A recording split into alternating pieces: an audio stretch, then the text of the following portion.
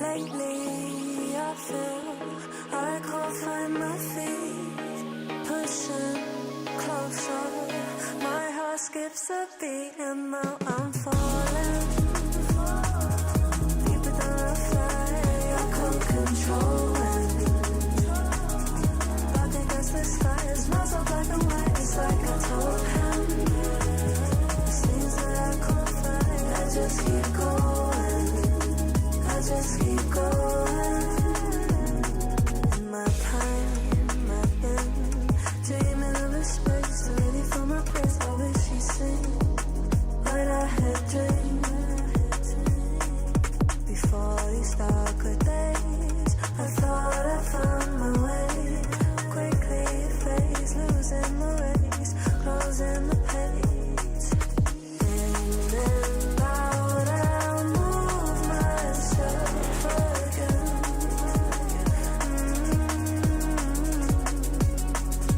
Time moves fast, I feel my heart beating.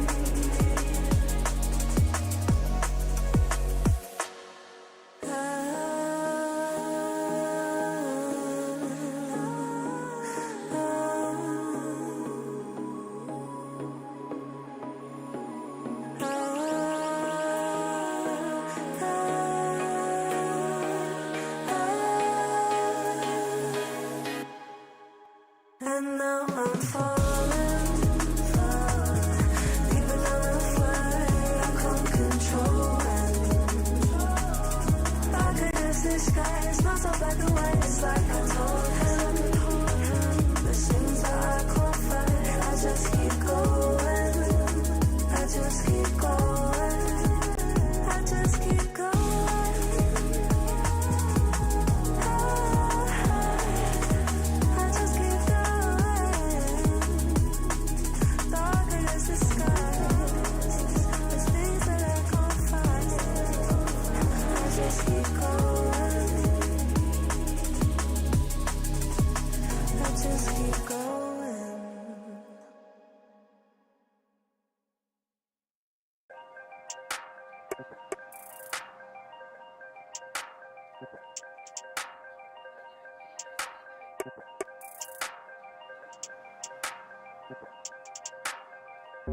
If all that it's saying is true, there's a water for your eyes, tell me can you see right through, right through, right through, down through the wires and the pipelines. We go disconnecting from the city and the skyline.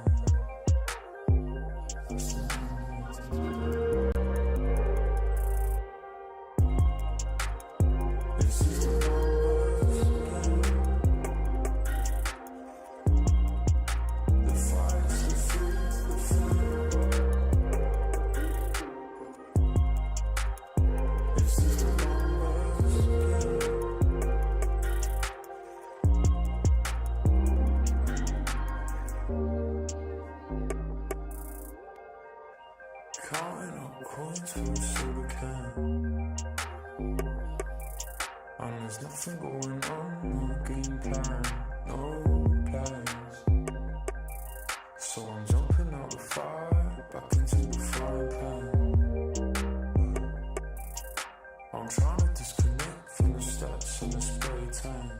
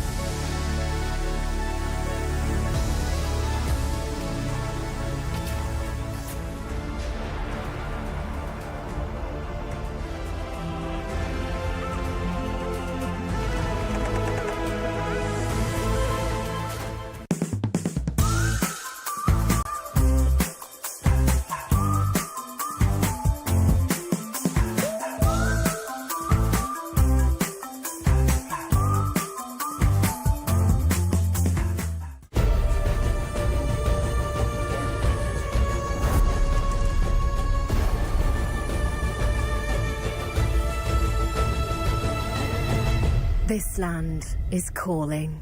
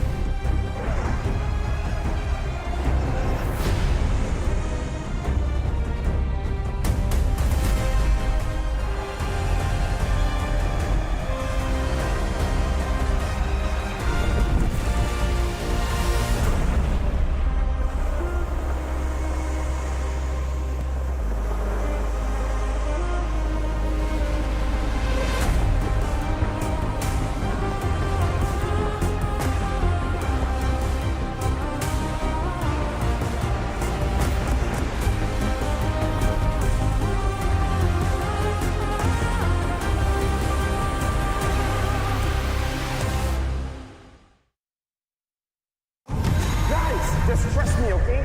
We just have to follow the MSC history footprint. Is MSC Main this year? As in Saudi Arabia? Yes. Why are we trekking through the jungle? MSC started off in the tropics before it started to take over the world. Yes. Oh, guys! This symbol, it matches the QB frequency. I think we're getting close. You guys hear that? The format is calling me. I can feel it in my gut. Not your guts. You just skipped breakfast. Guys, look. 8 different warriors, all from distant lands. One sacred path. Oh my, Japan is back. Oh, 8 teams drawn into 2 groups. GSL format with BO3 matches, but at the end, only 1 team advances. We have to find the next piece first, because then we get to write the story. Imagine it. Lapels, MSC 2025, Fury Pro Max Plus. Ain't that good? Yeah, I like the sound of that. It's okay. I got this. What's that? Great Scott! It's the group stage format! The MSC 2025 group stages is going to consist of 16 teams broken into 2 groups, each group balanced and regionally diverse. So all teams will be drawn into 2 seeds, and teams from the same region can't be drawn into the same group. Groups will then play a BO3 double elimination. Teams with a 2-0 record and teams that survive with a 2-1 record will then advance. 8 teams will then fight for the ultimate glory. Is this still a group stage or a group elim stage? Well, it's kind of both. It's the best of both worlds. Maybe we're intentionally lost. Oh, you mean like the time a strong team lost to a weaker team? They claimed it was a strategy to go down to the lower bracket for a more dramatic comeback? Yeah, that sounds right. Yes. Oh, look, that seems like a shortcut to the finale. Perfect! Now we can solidify the format before they even get here. Let's go. Brigida, let me teach you something. When you see something shining, you smash it. I found it! The sacred format ahead of everyone else. LaFell! From now on, you can call me LaFell, the great format discoverer. LaFell! I think you broke the format. Oh, we can still fix the format. Thank goodness I'm not with you this time. Don't touch anything else, LaFell, no! Let's look at the knockout stage. The MSC 2025 knockout stage, 2-0 teams will get to choose which 2-1 team they want to face. Will the 2-0 teams just pick a weaker team for a better matchup? Or they could just fight a tougher team just to flex? The real question is, which team gets to choose first? Most game wins or shorter game time? We're gonna have to wait until we get to Riyadh. Until then, let's have a look at the playoff bracket. Quarterfinals and semis will now be best of 5. Oh, and there's now a best of 5 third place clash before the grand finals. Final best of 7 to crown the ultimate champion. There you have it. the MSC 2025 format, wildcards to glory. Yes!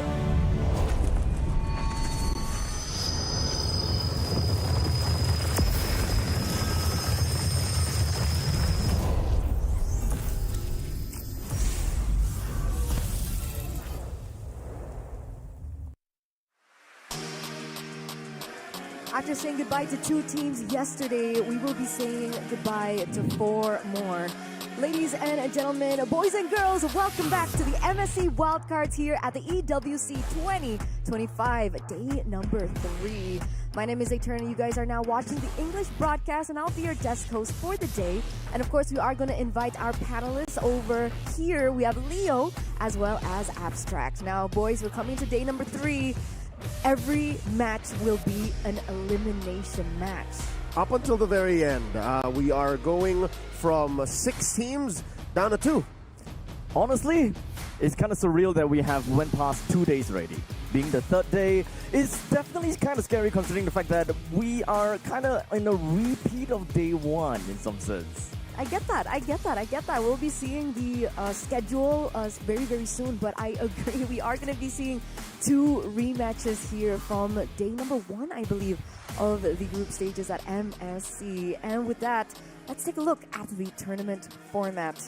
Because, again, I think maybe we need a little bit of a refresher of how things are going to go, because we're already really just neck deep into the MSC wildcards already. I think we're going to be seeing a few teams from different groups finally going head to head, and that's something that maybe we've been wondering for quite some time. How will these different groups in Group A and how will these different groups from Group B be faring against one another? That's exactly what I've been waiting for. It's true that prior to this whole shindig getting down and dirty, we were expecting that Group A would be the team where we saw top-notch MLBB action from. But hey, Group B was equally, if not more, entertaining, given that underdogs such as Zeta Division have shown us that, hey, Japan is back. Exactly. Minasan, you have to pay attention to us. That's where we are now. We are in the final part of the 8 teams, and then we are going into the single eliminations top 4 best of 3 happening later today,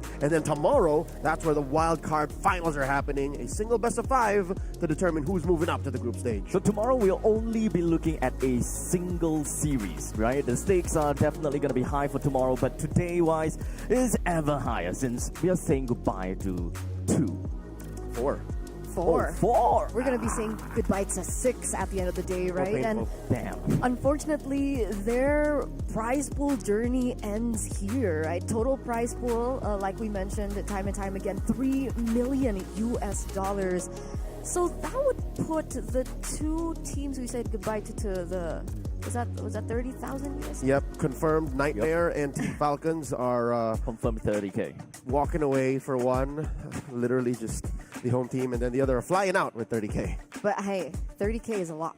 Oh yeah. What would you do with 30K? Also, we're starting with this, huh? I would put up another No, it's a life-changing money, right? That's the whole story of a 3 million. And imagine if you could climb up from just 30 all the way to a million. That could happen for one of these teams today. Especially for regions who are still developing, right? So speaking of life-changing, not just the prize pool is what we're looking at, but also the trophy. A very crazy and cool system coming in for EWC in particular year after year. And we're going to see it once again. How does the trophy system work here at EWC 2025?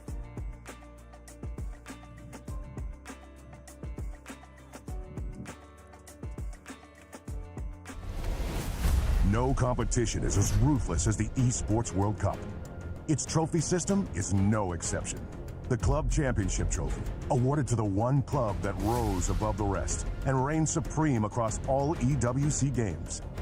The Game Trophy, when a competitor closes their eyes, it's all they see, and it's not complete until it's sealed with a champion's key. Every participant earns a key engraved with their name. That's their right to compete. This year, returning champions hold a key unlike any other. Only one can place their key into the Game Trophy and become an EWC champion. The frame of the champion's key is embedded into the totem, a stone marker of legacy displaying every champion of the year. The keys of the eliminated will be crushed. The champions select 3 broken keys as a personal token, a reminder of who they have humbled. Beneath the totem, a resin block holds the remaining keys, a graveyard of fallen contenders. Will your dreams be broken or your name carved in gold and stone? At EWC, nothing is granted, everything is earned. Now, how epic is that, right? It's a game within a game. You can consider it like that, right? When it comes down Yeah. to EWC, this is always what I'm looking for. The video, right? The video. The final line. Just the video. Who cares about MSC? Who cares about MWI? Yeah, The look video. at that at the back, man. No matter what happens, though, I think the act of crushing the keys and your totem being placed for all the world to see doesn't match the actual vibes of the journey of it. And to think that one of these teams here today will earn themselves that key. None of these teams have it yet. Oh yeah, that's true. So Yeah. this is all part of that journey to earn that key And hopefully, it's not just to put it in someone else's trophy. or to get crushed. Right? Well, they're gonna get crushed either way, but you know, having your key in someone else's trophy, That's that some hurts honor in different. that in some sense. That's also. something else. That's true. That's true. You That's were true. chosen. You were the chosen one. That's true Out of the too. 3, right? That's true. But who will be the chosen club this year, right? Last year it was Team Falcons winning it all the way across all game titles. But who will it be this year? So other than the trophy, we also have the club system. So let's get into that. This is the Esports World Cup Club Championship, the ultimate cross-game competition that will crown the best esports club in the world. Let's break down how it works. Clubs will be able to compete at the Esports World Cup and as many titles as they can qualify for. The clubs will then earn points based on their placement in each title. To qualify for the club championship, a club will need a top 8 placement in at least 2 competitions. But to win the championship, a club must place first in at least 1 competition. At the end of the Esports World Cup, the 24 clubs with the highest number of points will earn a share of the $27 million, with the winner taking home a staggering $7 million. And of course, the title of the best esports club in the world. Who will rise above and write their place in history? Watch it all here at the Esports World Cup.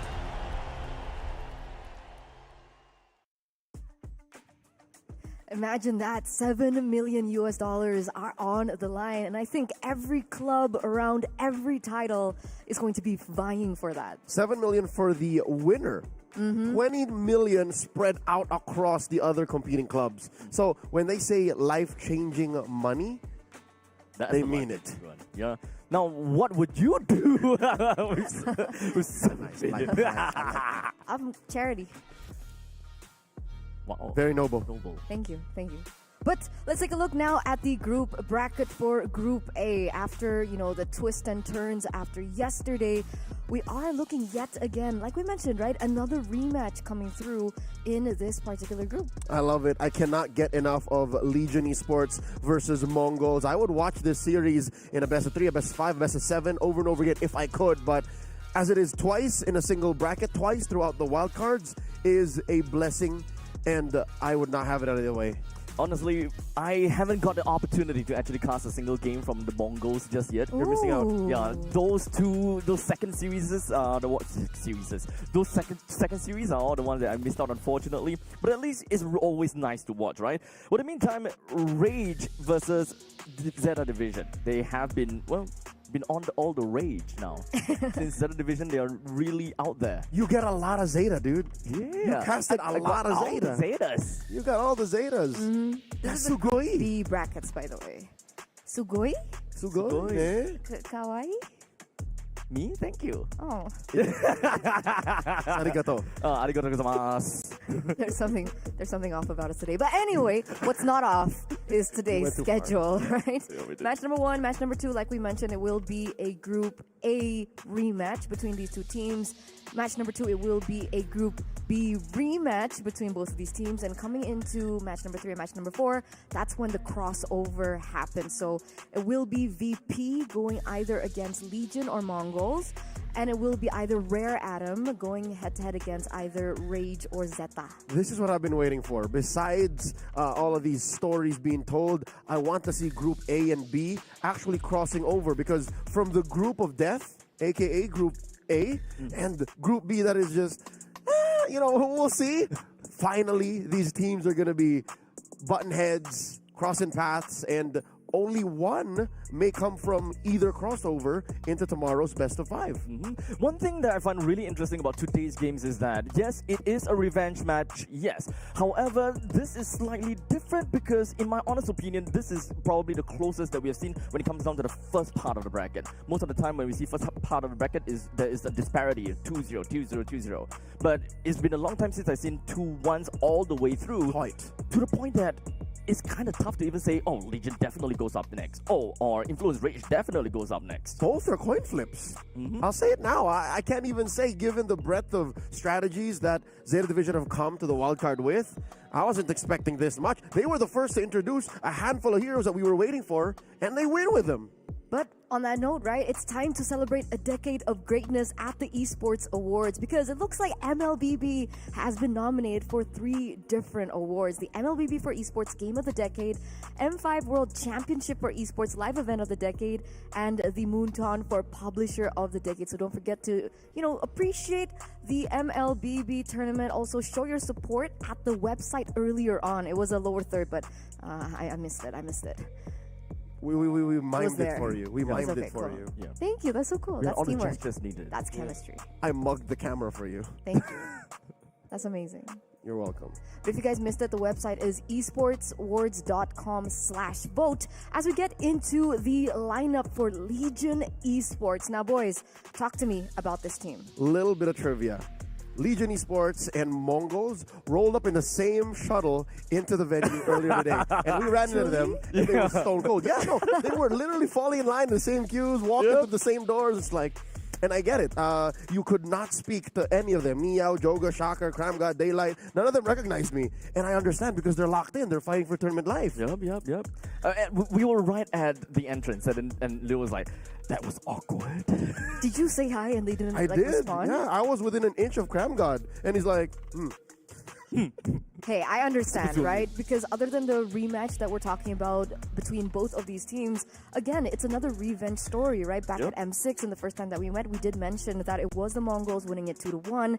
And then in day number 1 of the MSC wildcards, Legion was able to fight back, winning it 2-1. So essentially, it's 1-1 now. And the big question is now, who is the better team?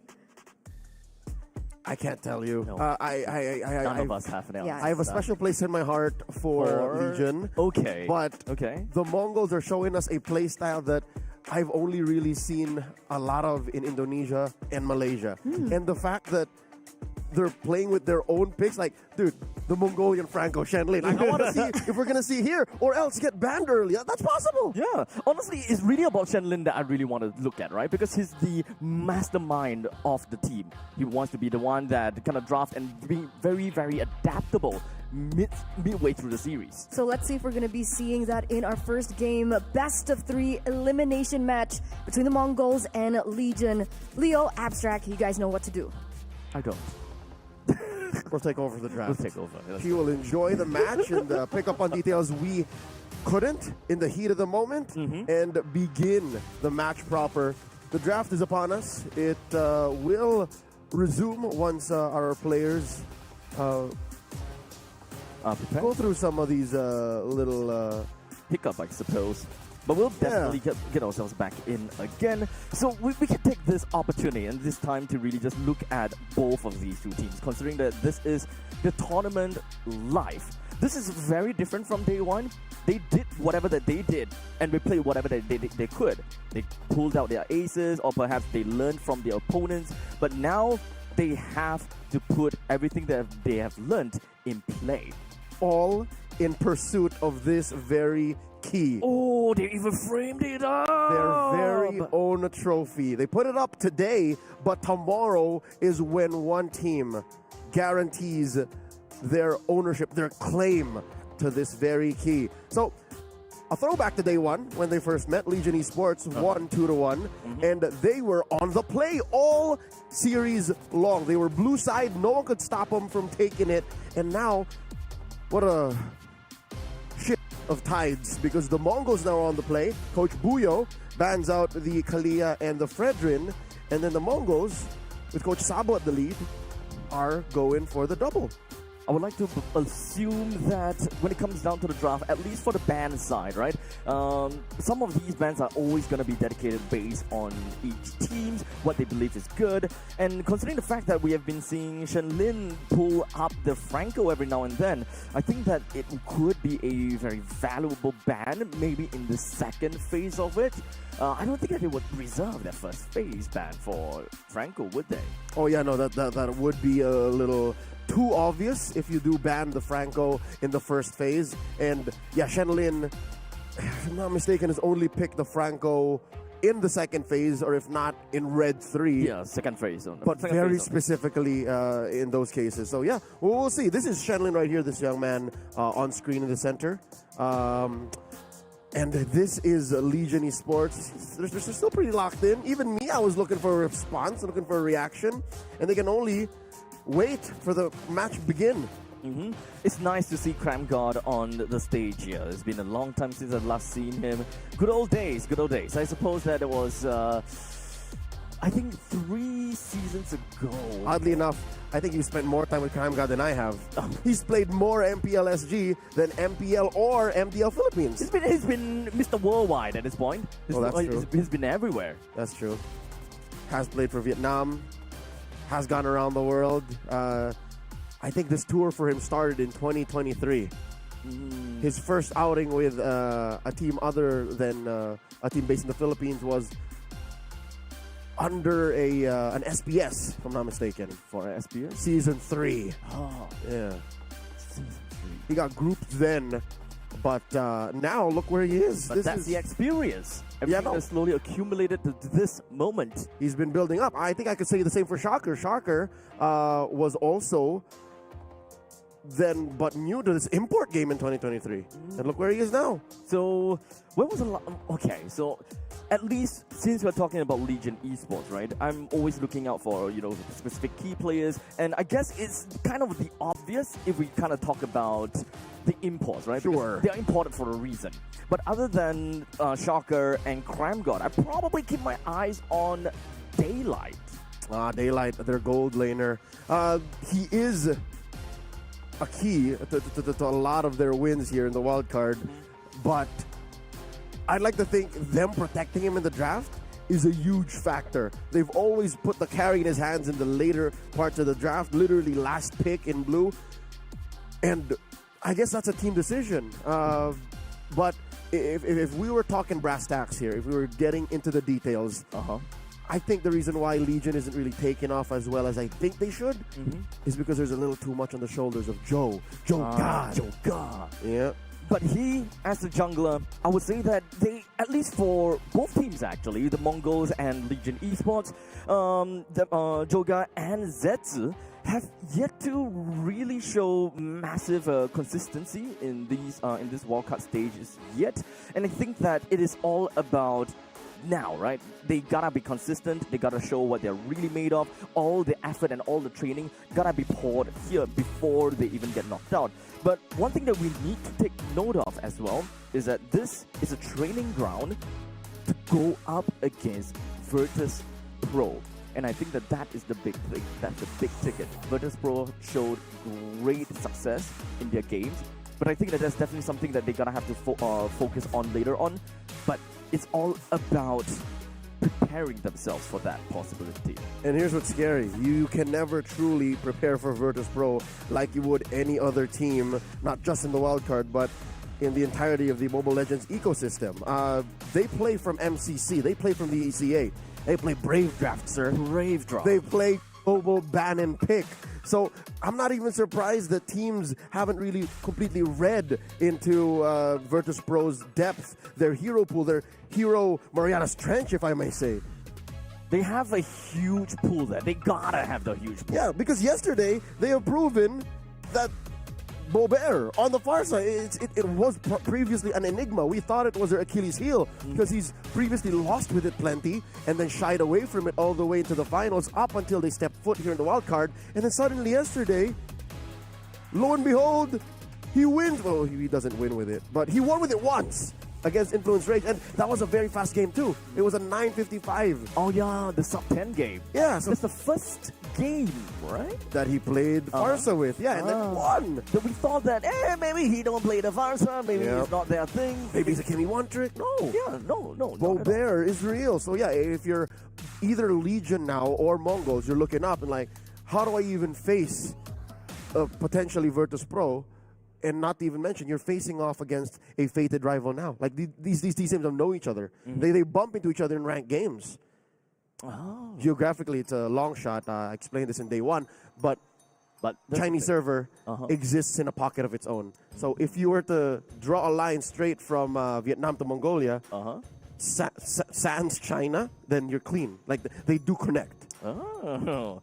I'm not a geography student. It's something that I can't even picture in my head right now. Math is difficult. I can't English at this point. Now, something that we're gonna have to also take a look at is the timeline and how each of these players kind of proceeded, right?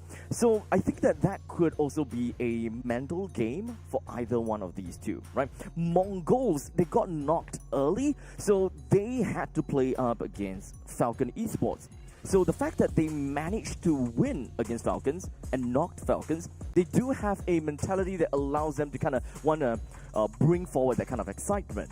While in the meantime, for the side of Legion, it's the complete opposite. They got knocked yesterday, so technically the mental game is lower than the Mongols. Yep, it's these teams coming from opposite ends, but ending up in the same spot to once again face off against each other. And for reals this time, folks, here we go. Game number 1 is on the way. And if I'm not mistaken, Legion should actually be blue, given that they are 3 bans in. And they indeed do ban the Franco early. Okay, so Shenlin, respect through the roof. Okay, so we're missing off 1 ban from the side of Mongols. I don't know if they missed a ban or if that's real. Okay, so we'll find out. It's blue. Confirmed, ladies and gentlemen. I take it all back. Take it all back. Mongols are in the blue. First pick in the Baksha. Okay, so this is fun.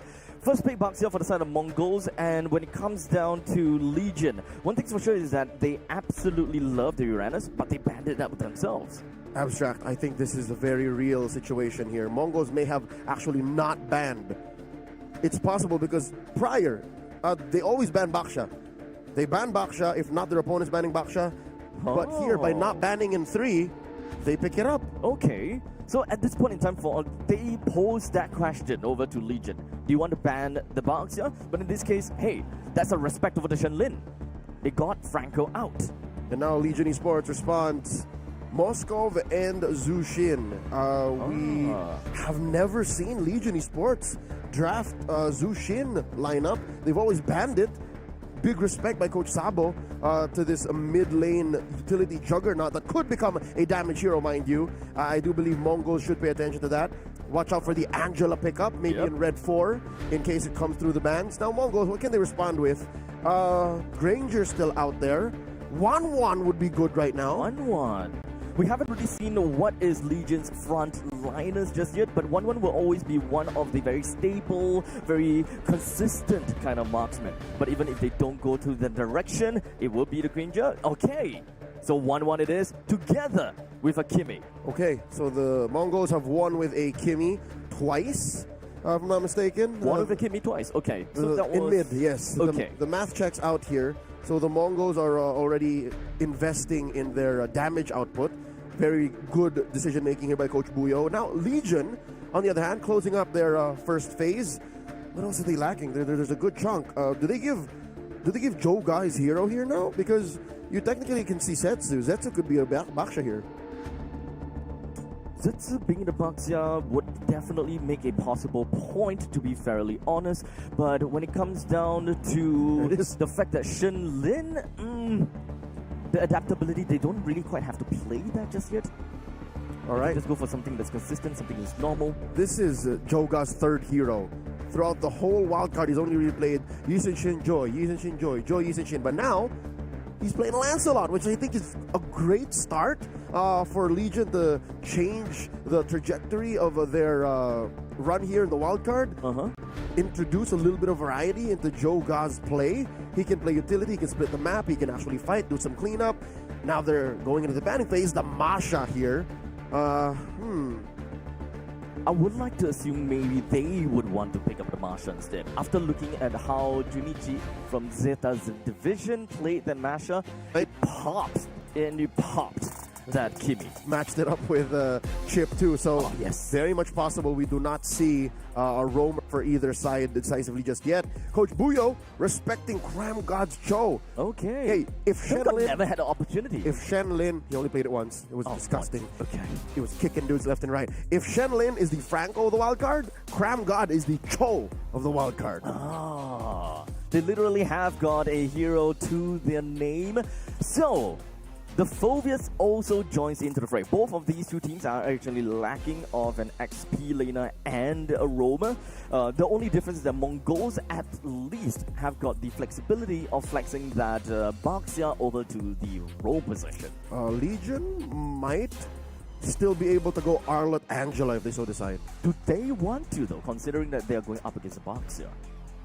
I think that one of the big things about the it's true. Love Wave, yeah, you know? it's true. The Love Wave, the Heart Guard, but we've seen yesterday that sometimes even if you do build, you know, a smorgasbord of anti-heal, anti-shields, sometimes just it's still too much to do. Yeah, an unhinged Zushin plus an Angela just takes over. It comes down to the Mongols. Will they respect the possibility of an Angela lineup? No. It looks like they're convinced it's not happening. Okay. Coach Sabo would never do such a thing. Oh. That's a gatot gacha. Now the thing is, when it comes down to Legion, they are second to second band, so they have the final say on their final pick after looking at the full 5 matchup of Mongols. Eugene, here's what's scary. Okay. Mongols can also play an Angela if they so decide. It's possible. Look at this. Angela Baxia. It might even be better for them. They pick the Esmeralda. That essentially denies the possibility of Angela in some sense.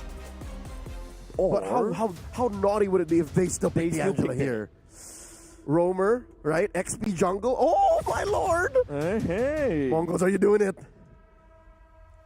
They're thinking about it. They're considering. That's the question. Are they gonna go for it?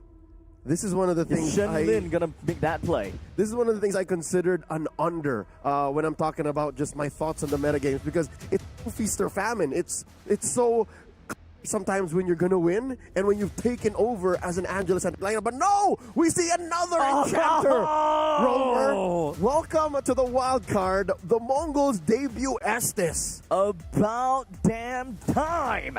We have been asking for the Estes for the longest time. Ever since this big patch dropped on us, we were the first week. We were just like, you know what, Estes, you know what, healing all of these annoyance. A good number of tier 2 and tier 3 tournaments in the MLBB esports ecosystem have been won off of the back of an Estes. This enchanter support now links onto heroes, heals them, and gives them hybrid defense. I think the biggest thing is about the hybrid defense now. It's so gross. Early on, mid-game, you can just steamroll through lineups that aren't ready for it. And I think Legion aren't ready for it. I'll tell you now, the damage profile that they have thrive in a lineup wherein you can, if your opponent isn't ready for it and cannot take long-term fighting, then they lose. But Mongols love long-term fighting. They close up with the Lapu Lapu. I'm not sure if that's enough. I don't think it's enough. It's come to the point that they pick up an Esmeralda because it is one of the pretty good answers to a Lapu Lapu as well, since every passive dash gives that shield. And Azushin, and again, the potential Angela that they were watching out for. Again, I love how Coach Buyo have controlled the draft from blue side. And this is even given their missed blue 3 ban. Might have been on purpose. Might have been with intent to say, Might as well ban we'll, the Layla. we'll open up the... that's true. Yeah. But it's not the first time in the history of MLBB esports. Small mistakes. I can remember at least a couple of times wherein a team intentionally did not ban to allow for the picks to open up. More OP picks going on. Yeah, just so that they can walk away with the first big box show. Ladies and gentlemen, game number 1 in this best of 3 in this fated rivalry. It's Mongolia versus Vietnam, the Mongols versus Legion Esports. I'm definitely going to be worried for Legion Esports at this point because this is all about the early game, right?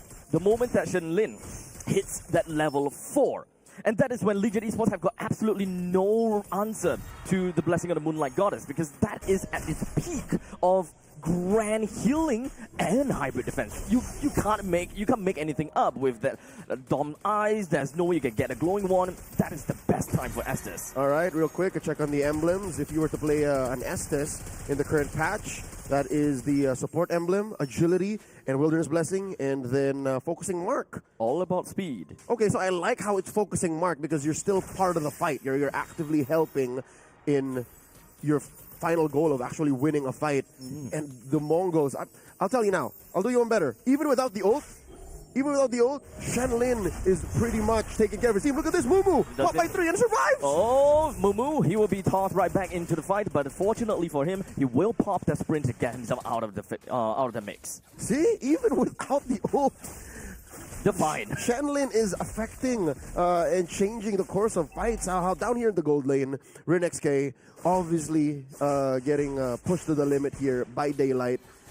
You mentioned Daylight was one of the key players for Legion Esports. I love how even in the laning phase, he can dominate. He can own a lane to make sure that the rest of the map can breathe for Legion. It's kind of like a message to the rest of the members of Legion Esports, like just leave me alone, leave us alone. Let it be a skill matchup between me and of course RinXK, right? As much as possible, leave us alone. Do what you have to when it comes down to the objective. And speaking of objective, we do have this field destruction that actually did manage to land on Meiki.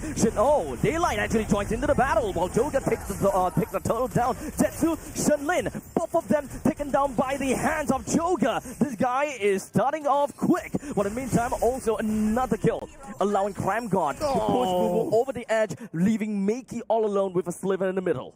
All right, so maybe that is one moment wherein they hope that Shen Lin had the ult, and I guess it was just a numbers advantage for Legion Esports. Daylight threaded the needle, found the SOD underneath 2 minutes, 15 seconds, and then pow, joined the fight, and then rotated back all the way down. That did open up a little bit of farming time for RinXK, but Que sera, Legion Esports are now up by 1,000 and change. I think that's worth it. Yep, completely worth, right? 3 kills for Legion Esports now, and it also pushes back Zetsu's kind of possibility of trying to be very aggressive down the river line. And I think that is exactly what Legion Esports want to do, right? They want to take control of the early stages of the game, as that is the Mongols' main game. With a Zhu Xin that is not fortified by an Angela, that's what you want to do. You want to own the map, you want to own the game, and you're kind of on a timer, especially with Joga building the War Axe. I would reckon this is the classic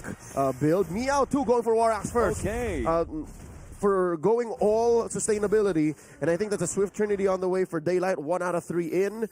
Yeah, Legion Esports have a snowball out of control. They're 2,000 gold ahead, Eugene. At this point in time, I think that they are gonna get even more as time goes by, right? As long as the Mongols try to be aggressive or try to take something, I don't think that it will be that easy for them to reclaim all of the river lines right now. Even though Joga gets slowed down the tap a little bit, and surprisingly, Shaka just took that whole hit from Zetsu. All right, popping the Crimson Beacon here, displacing Zetsu for a bit.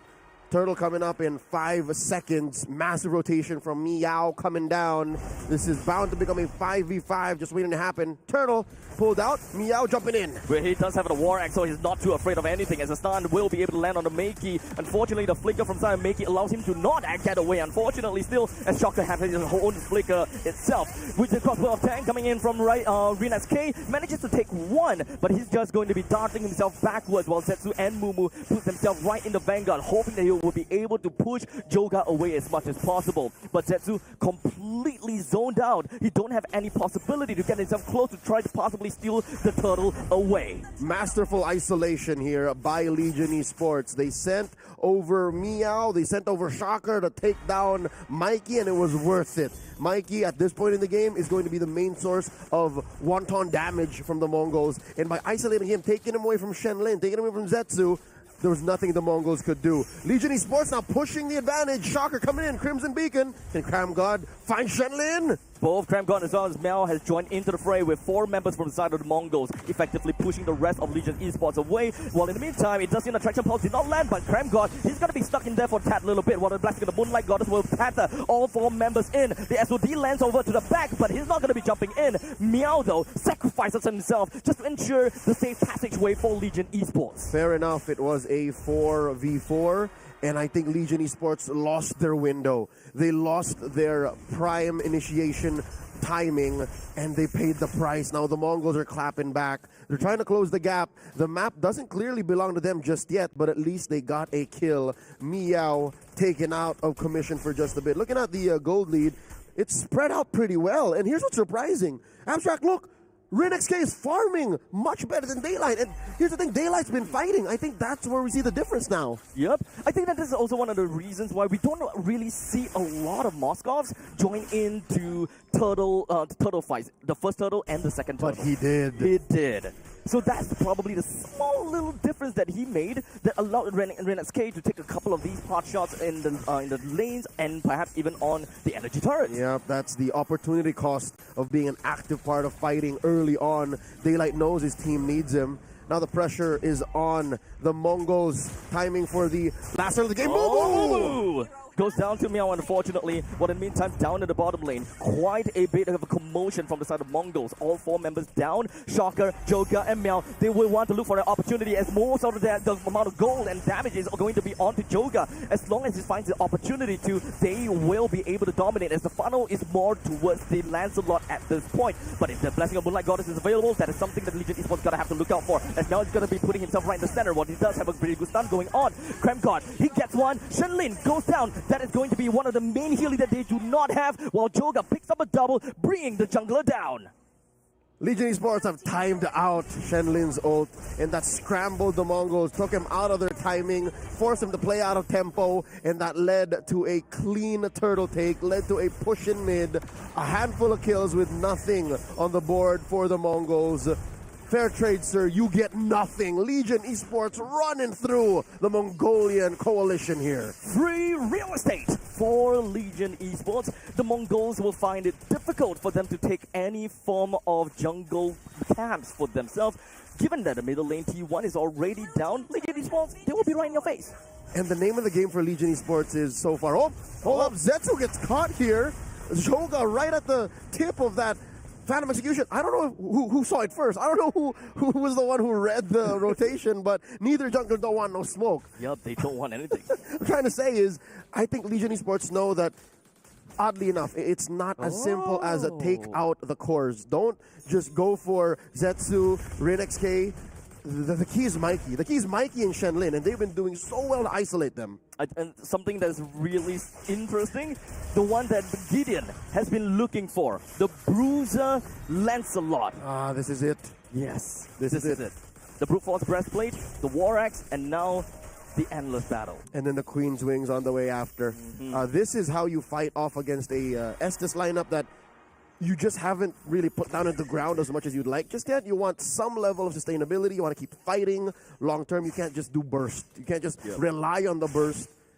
You want to make sure your fighting goes the long way, the distance. Who has the anti-shielding and healing right now? Is it Shocker? I would like to believe the Glowing Wand is available on Shocker. Is that enough? I think they need more. They would definitely need more. Unless they want Shocker to play an aggressive role with that Crimson Beacon right on top of the Mongols. This way, it affects everyone. There's only so much you can do as a single Zushin. You can't put it on multiple dudes, especially if they're coming from different angles. Mumu spots it. Lord getting taken. Now Legion Esports blitzing it. Nothing on the board for the Mongols to do. Nothing to contest. RinXK gets caught. RinXK One man down, while Legion Esports has managed to take the Lord for themselves. The Mongols now have to play a little bit of a defensive role, but look at the crazy amount of damage coming from Joga, but only he got caught right underneath as Makey immobilized him right underneath the turret's nose. Shenlin still stays alive, but the amount of damage from Daylight, the piercing, is just a little bit too much for them to handle, while now Meow comes into the proxy. Pushes the rest of the Mongols away, while Mumu, he wants part of the action, set to re-enter the fight, catches down onto Daylight, and the rest of the Mongols will now pack themselves together to bring Shocker down next, forcing Meow to run away, and they will be able to deal with this Lord effectively. Oh my lord, they're not done! Mumu gets a triple! A wipeout for the Mongols! And here's the kicker, Abstract, here's the kicker. Not a single hero went over to the Mongols. It was a clean trade. So clean. To the fact that they dealt with heroes, they dealt with lanes, they dealt with Lord. Nothing was lost from the Mongols. That's what you call a negative gain, Lord. You didn't even see it push a lane. Tier 2 in mid still standing for the Mongols. I think Legion Esports overshot. They overcommitted, overextended. And I'm not going to say it's over. They still have a small gold lead. But I think we've hit a fever pitch, critical mass, a power spike for the Mongols. I gotta say, Joga played to his advantage. The fact that he had the goal lead, he had to play as though he does have the goal lead, which he does. But unfortunately, I think that it was one big play from Makey. Just a single immobilized kept Joga down. And this is why I was looking for that other anti-healing. Because again, when you get split up like that and Shocker isn't exactly in commission to fight, you need someone else to deal it. Now Mumu 2v1! It does seem like don't have any form of reliable healing against Joga. This guy, finally, okay. So he understood if he wants to be the frontliner, if he wants to be the one to go in first, the advanced party. And Joga picks that up real quick. Okay, so it's also on Meow. So I'm guessing this is enough. 3 anti-healing items spread across different parts of your formation, your battle line. Legion Esports know what's up. They don't want that last team fight to happen again. They don't want no wipeout. And the Mongols now looking at their build. Definitely a power spike here for Shenlin. Again, weirdly enough, power spike. Daylight getting cornered, hold up! He will use SOD to hopefully get himself away, but with a quick little flicker, he will almost hit because he's still burning! As Sajrin SK takes that kill for Mentetta, while Shenlin flickers on forward to try to catch them and slow them as much as possible. With Cramgod being the crux of the issue, he will run on the opposite direction, pulling all 4 other members with him, allowing Legion Esports to get themselves safe underneath the T1 turret. I don't know how Daylight got in that position. Was it just the Mongols properly flanking him? Now Joga's caught out! He's lost and he's down.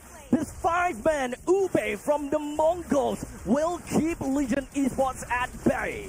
They trampled through him like history in memoriam. The Mongols, the horse warriors, they're running through Legion and they score a Lord. This is the turnaround that we want to see. The Mongols have been behind for quite a bit, to the point that we had 5,000 gold deficit. But by hook or by crook, the Mongols will find the opportunity to turn things around, and with the Lord taken down, they will have a lot advantage, pushing down the T1 turret and moving on forward even more. That's right, they're way ahead of you. They already have turned things around. They own the map. They have 2 tier 2s. All this while, Legion Esports are on their way to losing all of their outer turrets. Say goodbye to this one in the bottom. Mid should be up next. Renexk just picked up a Malefic gun here, so he should be able to pop off and take to the skies much easier now. Compared to then, Legion Esports have to overextend even more. They have to send me out of the back lines. They have to, I don't know, forward. Oh, wait, Joga! Joga! He's a bruiser. He's slightly tanky, but he's still gotta really watch out for the amount of damage that the rest of members from the Mongols could bring out. But in the meantime, the top lane T3 will go down with the Lord and Mumu in tow. Legion Esports now have to deal with this Lord that's marching in, escorted by 5 other members of the Mongols. I think it's mission accomplished already for the Mongols. They take out top lane inhibitor. Up next is going to be in mid. Oh, Joga! Stunned down to the ground as that's crashed right in with the Boxer Shield Unity. All 4 other members from the side of Legion Esports, they don't have a lot of HP to work with Daylight as well. Shocker wanting to stagger themselves in and out. While Meow, he will at least have that ice crown, and he's going to be fine for now. He goes himself right back into the fountain, while Daylight hoping that he will be able to do enough damage and heal enough from his half claws. But Makey goes on forward when he comes out to the flicker, and he will be aggressive, getting himself a double at the sacrifice of his own life. Makey overshot. Shenlin couldn't get to him, but there's still one more marksman. Rinix K underneath Shocker's lights. Shocker flipping forward. But it's okay. There's still the Blessing of Moonlight Goddess, and Rin SK is still back and he's still in the fight with 2 inhibitor turrets down. Legion Esports, they are very behind now. Tranquilo. Legion Esports, all game long, about 14 and a half minutes in, they were the ones who were always overextending, overshooting their assaults, their attacks. Now it's the Mongols' turn. They got punished hard. They definitely could have lost much more than all the heroes that they did just now, but I think Mikey felt it in him. He flickered forward. He said, we can end this, guys. We can end it. Never mind, back out. We went too far. So exactly what can Legion Esports do at this point, right? They have lost 2 inhibitors. They need to continue to move on forward, considering the fact that this is tournament live, man. Catch the Mongols when the formation isn't perfect. Pick off. At this point, anybody without Shenlin nearby is fair game. Okay. That's it. If someone is caught out stragglers like this, like Mumu, if they can find Mumu, okay, and maybe they can. But again, the Mongols game though. The Mongols are playing such a tight formation. It's so much easier said than done. It's too difficult. They, if anything, they need to force something out. They need to force someone to be out of position, I suppose. But Joga is consistently trying to be the front lines of Legion Esports. He wants to be the one to start the fight, and so to give some entertainment. And of course, Vision game as Rin SK soar to the skies. He does have quite a bit of damage to bring out, but nothing to get kills. But in the meantime, Joga did manage to take down the Lord, so that's great as he's marching up to the top lane. Shocker having a bit of a problem, and with Rin SK as it goes right into his face. Daylight is going to be the next one onto the chopping block inside of this brush. He goes 1v3. He really want to do something about this, but he's unable to. He was just buying time, and this may have been a clear plan by Legion Esports, but was it a good plan? I'd reckon no, because they lost so much on the way towards this stolen Lord. 4 members out, just Joga left to defend. And the Mongols didn't even lose a single person. What is that damage? And Joga goes down to an unstoppable spree of Rin SK. The Mongols takes game 1. A successful debut of the Estes in the wildcard. And Lin, once again introducing a familiar flavor to the MLBB esports landscape. They take game 1, drawing first blood, now at match point to eliminate Legion Esports. Let's remember, when it comes down to day 1, it's pretty much the same story, with Legion Esports coming in with game 2 and game 3 comeback. That's right. In game 1 of the very first day, the very first match, they also introduced the Mongolian Franco, Shenlin, right? Shenlin's Franco. Now it's Shenlin's Estes. Here's the question: does Legion Esports ban the Estes? Because that's the almost instant response, right? Like, it's a little too much, man. They had 0 anti-heal, kit-wise. Items, yes, but kit-wise, not a Baksha, not a. I can only think of Baksha at this point. I mean, he's the only one, right? Yeah, but it's necessary. You gotta have to either, I don't know, even banning the Baksha or just opening up the Baksha is kind of that kind of direction. Do they really want to be in first pick, first ban, first pick under the Baksha just to deny the possibility of an Estes on the opposite? It's a masterful feint. I'll tell you now, Coach Brio leaving Blue 3 open. And then just, we want Baksha first. Yeah. Whatever happens, you Angela, we Estes, one way or the other, we take away the anti-venom to our game 1 winning formula. And this was a very quick match. I'll tell you now, under 18 minutes, was it? Under 16? No. Yeah, I think you might be right. Somewhere around the 18 minutes mark. As long as it's under 18, then we are calculating below the average of, there it is, 17, right? 17. Legion Esports, the Mongols, the first time that they played, I'm looking at an average of about 17, 18. 13 minutes, 16 and a half, 20 minutes. That's where we're sitting at. So this being under 17 is quite decisive. I see. Okay, so they're slowly getting an idea. They got themselves in early and they can close game. They have more than an idea. They got a devilish plan. Oh. Rachel, you see that? He's like, do you like the Estes? You just doxed my name. What? You just doxed my name. I called you Eternal. What are you saying? Are you gaslighting me? That's a stage name, isn't it? On broadcast? People know. Okay, that was a roller coaster ride for me, right? That journey Earlier on, it was Legion holding their ground, but at some point, it felt like the Mongols finally got to their power spike, and the Legion team was unable to close it as soon. They had a timer. Legion had a timer. They had. I think that Joga was really trying to force something out, considering the fact that he had that lead, and He had knew 4 levels. he had like 2.2 thousand gold Over Zetsu. lead over Zetsu. 4,000 at some point. 4,000. 4,000 gold lead. So I don't think it's wrong of Joga to do exactly what he did. No, Joga was playing with the hand that he was dealt. Yep, but it just seemed as though we at least have Zetsu that is always on time when it comes down to the Shield Unity. It's just always crashing right on Joga, right on the end of the punctures. Which is again questionable. Like who that specific moment in the purple side jungle, top lane, blue side, like. Hold up! He jumped onto the tip of the Phantom X. Who planned that? That's an anime moment right there. There's a lot of anime moments in this wildcard, huh? Yeah. Why wouldn't there? Zeta. I think Mumu's play earlier in that first game was also kind of crazy. Zeta. Zeta again.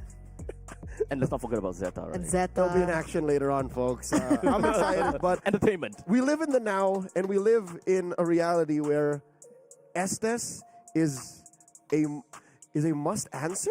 Then I say, like, this isn't cheese. This is real. We've been alluding to Estes for the better part of a week now, and here it finally shows up, and it looks like Legion didn't have the answer past the 12-minute mark. Yeah, as soon as the main cores were able to get to the power spikes, I think it was a little bit too difficult for Legion to find their opening because they were really banking on the Mongols making a mistake, which is what I saw to be one of the main reasons why the Mongols couldn't find their footing in the early game too, right? We saw a lot of moments where the team fights were a little bit scrappy. It didn't go according to the structure that the Mongols wanted to work with, especially with the kind of Ube strategy that they were working with the Estes. So more so than trying to depend on mistakes coming in from the Mongols, I think Legion needs to find a different play style and mission of their own. It's not really just all about playing according to their win conditions, right? I think that Joga did whatever that he could, whatever he was dealt with. If anything, I think he's playing better than he ever was. I think that this game is at least consistent. Lancelot's a power pick.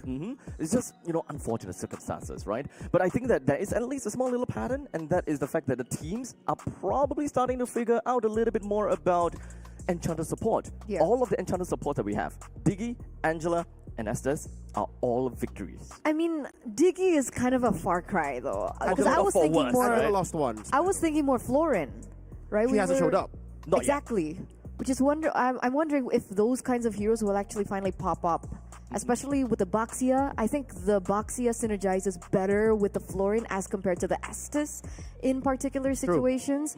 That's why Mr. KB, he was very vocal about it in the back rooms. He was like, I don't like Mongol's draft. I wanted it to be Florin instead of Estes. But Shenlin knows what he's doing. We've been hearing that Shenlin is their main drafter as well. He's the leader of the Mongols.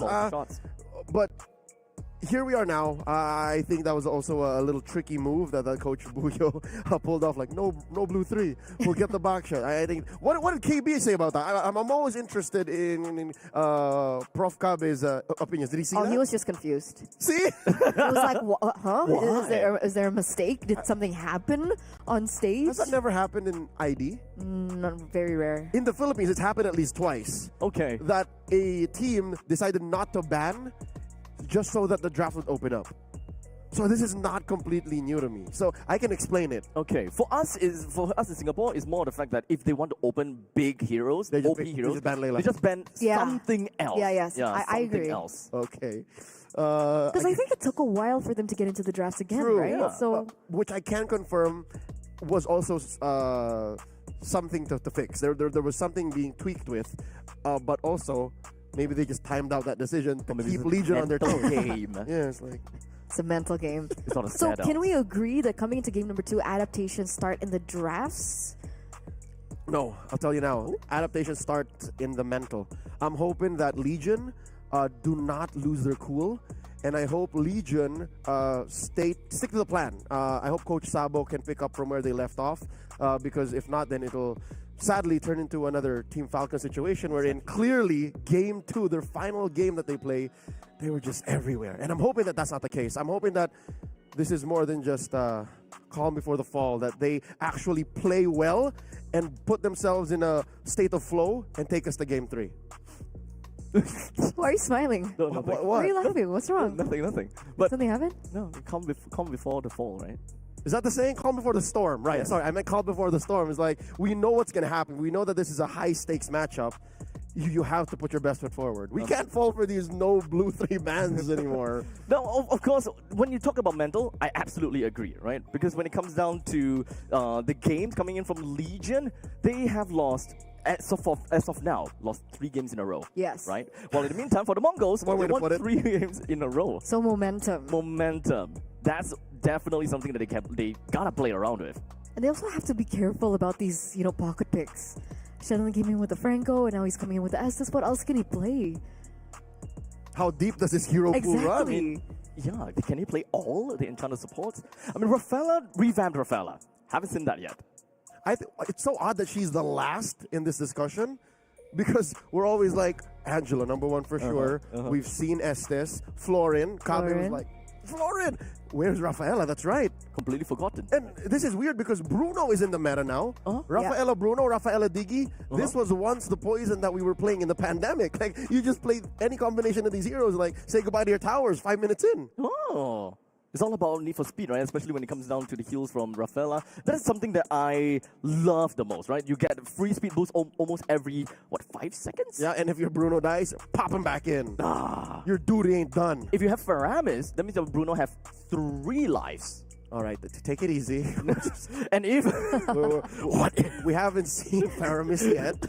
But yeah, no, imagine that. Just think of the depth of what's possible in the current metagame. I mean, I don't think it will happen, so I'm imagining it. That's abstract for you.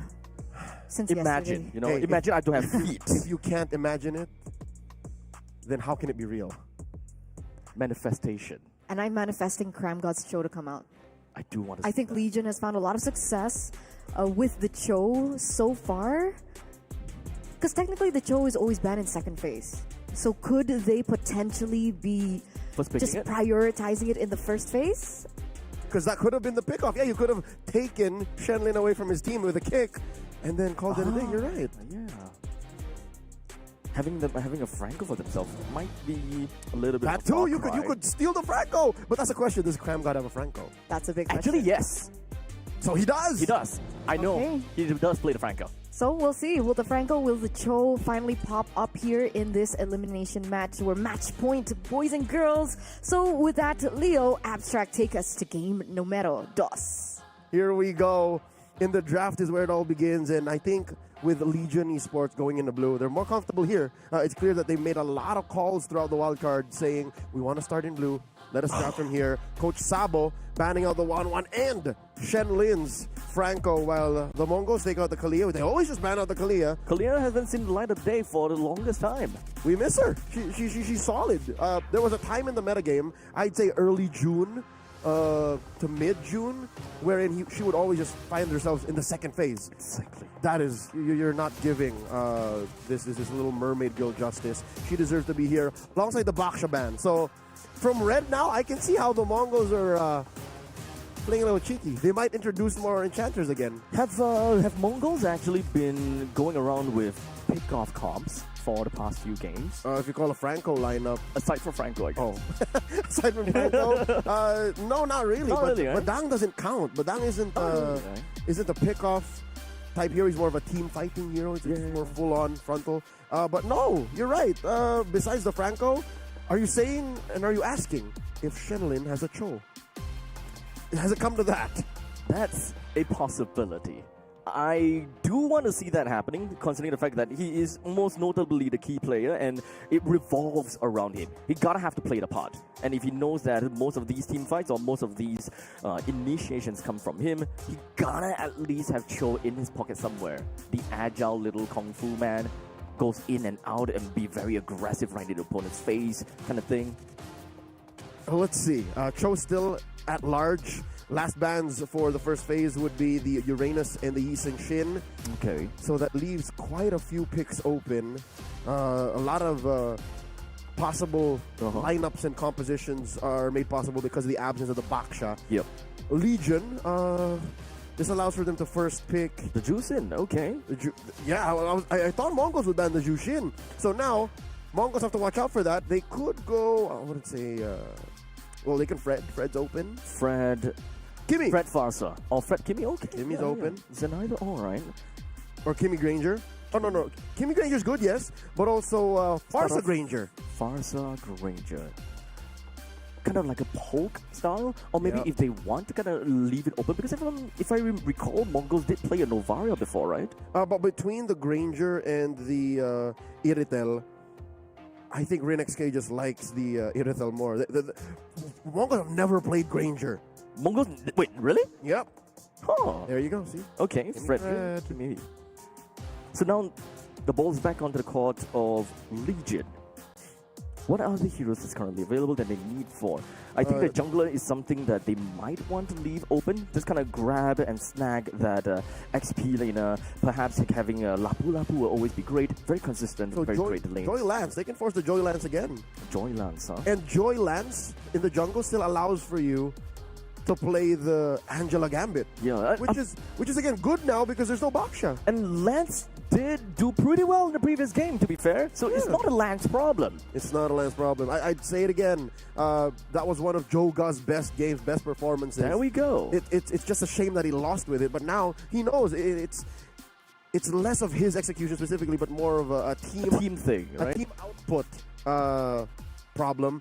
And they put Miao on the Lapu Lapu again. Okay. This is a good idea. Yes. I think they're iterating and they're trying to just close up because it's safe to say they were winning half of game one. Exactly. I think they're gonna have to just identify that and just solve one problem after the next. Drafting is one thing. The fact that they won in the early game, but what was really the one that's stopping them in the mid stages? And that is where you can adjust your draft accordingly for the second phase, right? They're now lacking of only the roamer and the gold laner. I think the most important thing gotta have to be the roamer, and Mongols gotta have to look out for any of those potential big thing. Angela, Enchanter support, Estes kind of thing. Do they have enough of a big bastion in the front for Legions to play the Estes again? Because no more box here. Yeah, Legion could, but the Mongols no more because they have the Matilda now, which is great. Again, extra mobility for the Fredrin, extra mobility for the Kimmy, and of course the Mongols, Coach Buyo, are still on the case, taking away Cram God's Cho. LG though, Genie Sports, they know that RinXK doesn't like Granger, they ban out the Bruno. So with no Bruno, the Cho is also out for Cram God. Unfortunately, that Franco is also out of commission. We don't, at least for Legion Esports, they don't have a lineup that specifically tell us, okay, we're gonna go for Team Fight, oh, we're gonna go for Split Push, or whatever it is. It's still very fairly open, but I can't help but get the nagging feeling that right as they ban out that Bruno, that means that they kind of want an Angela for themselves. Yeah, no, because given every other marksman left, you can still Irithel, you could still Ranger, yeah, you can still Ranger. That trade is still possible. You can still carry. Those are all still valid Angela targets. You can hard guard any of them and still run through opponents. They do ban the Phoveus. They have the 2 picks in a row for the second phase as well. So it will be a surprise for Mongols. They have that one blind pick they're going to have for R4. I like to think that the Phoveus ban is just another feint. It's like, oh, we ban the Phoveus, we might Arlet roam. Oh, look. Sleight of hand, I don't know. Both these coaches, Coach Buyo and Coach Sabo, I think deception is a huge part of their kit when it comes to drafting. Mongols, they got red 4 here. One more pick before Legion Esports finishes up their draft. Again, missing gold lane and XP. Yes. And that is the same for both of them. That is exactly the same for both of them. No. Mongols? Legion has no roam.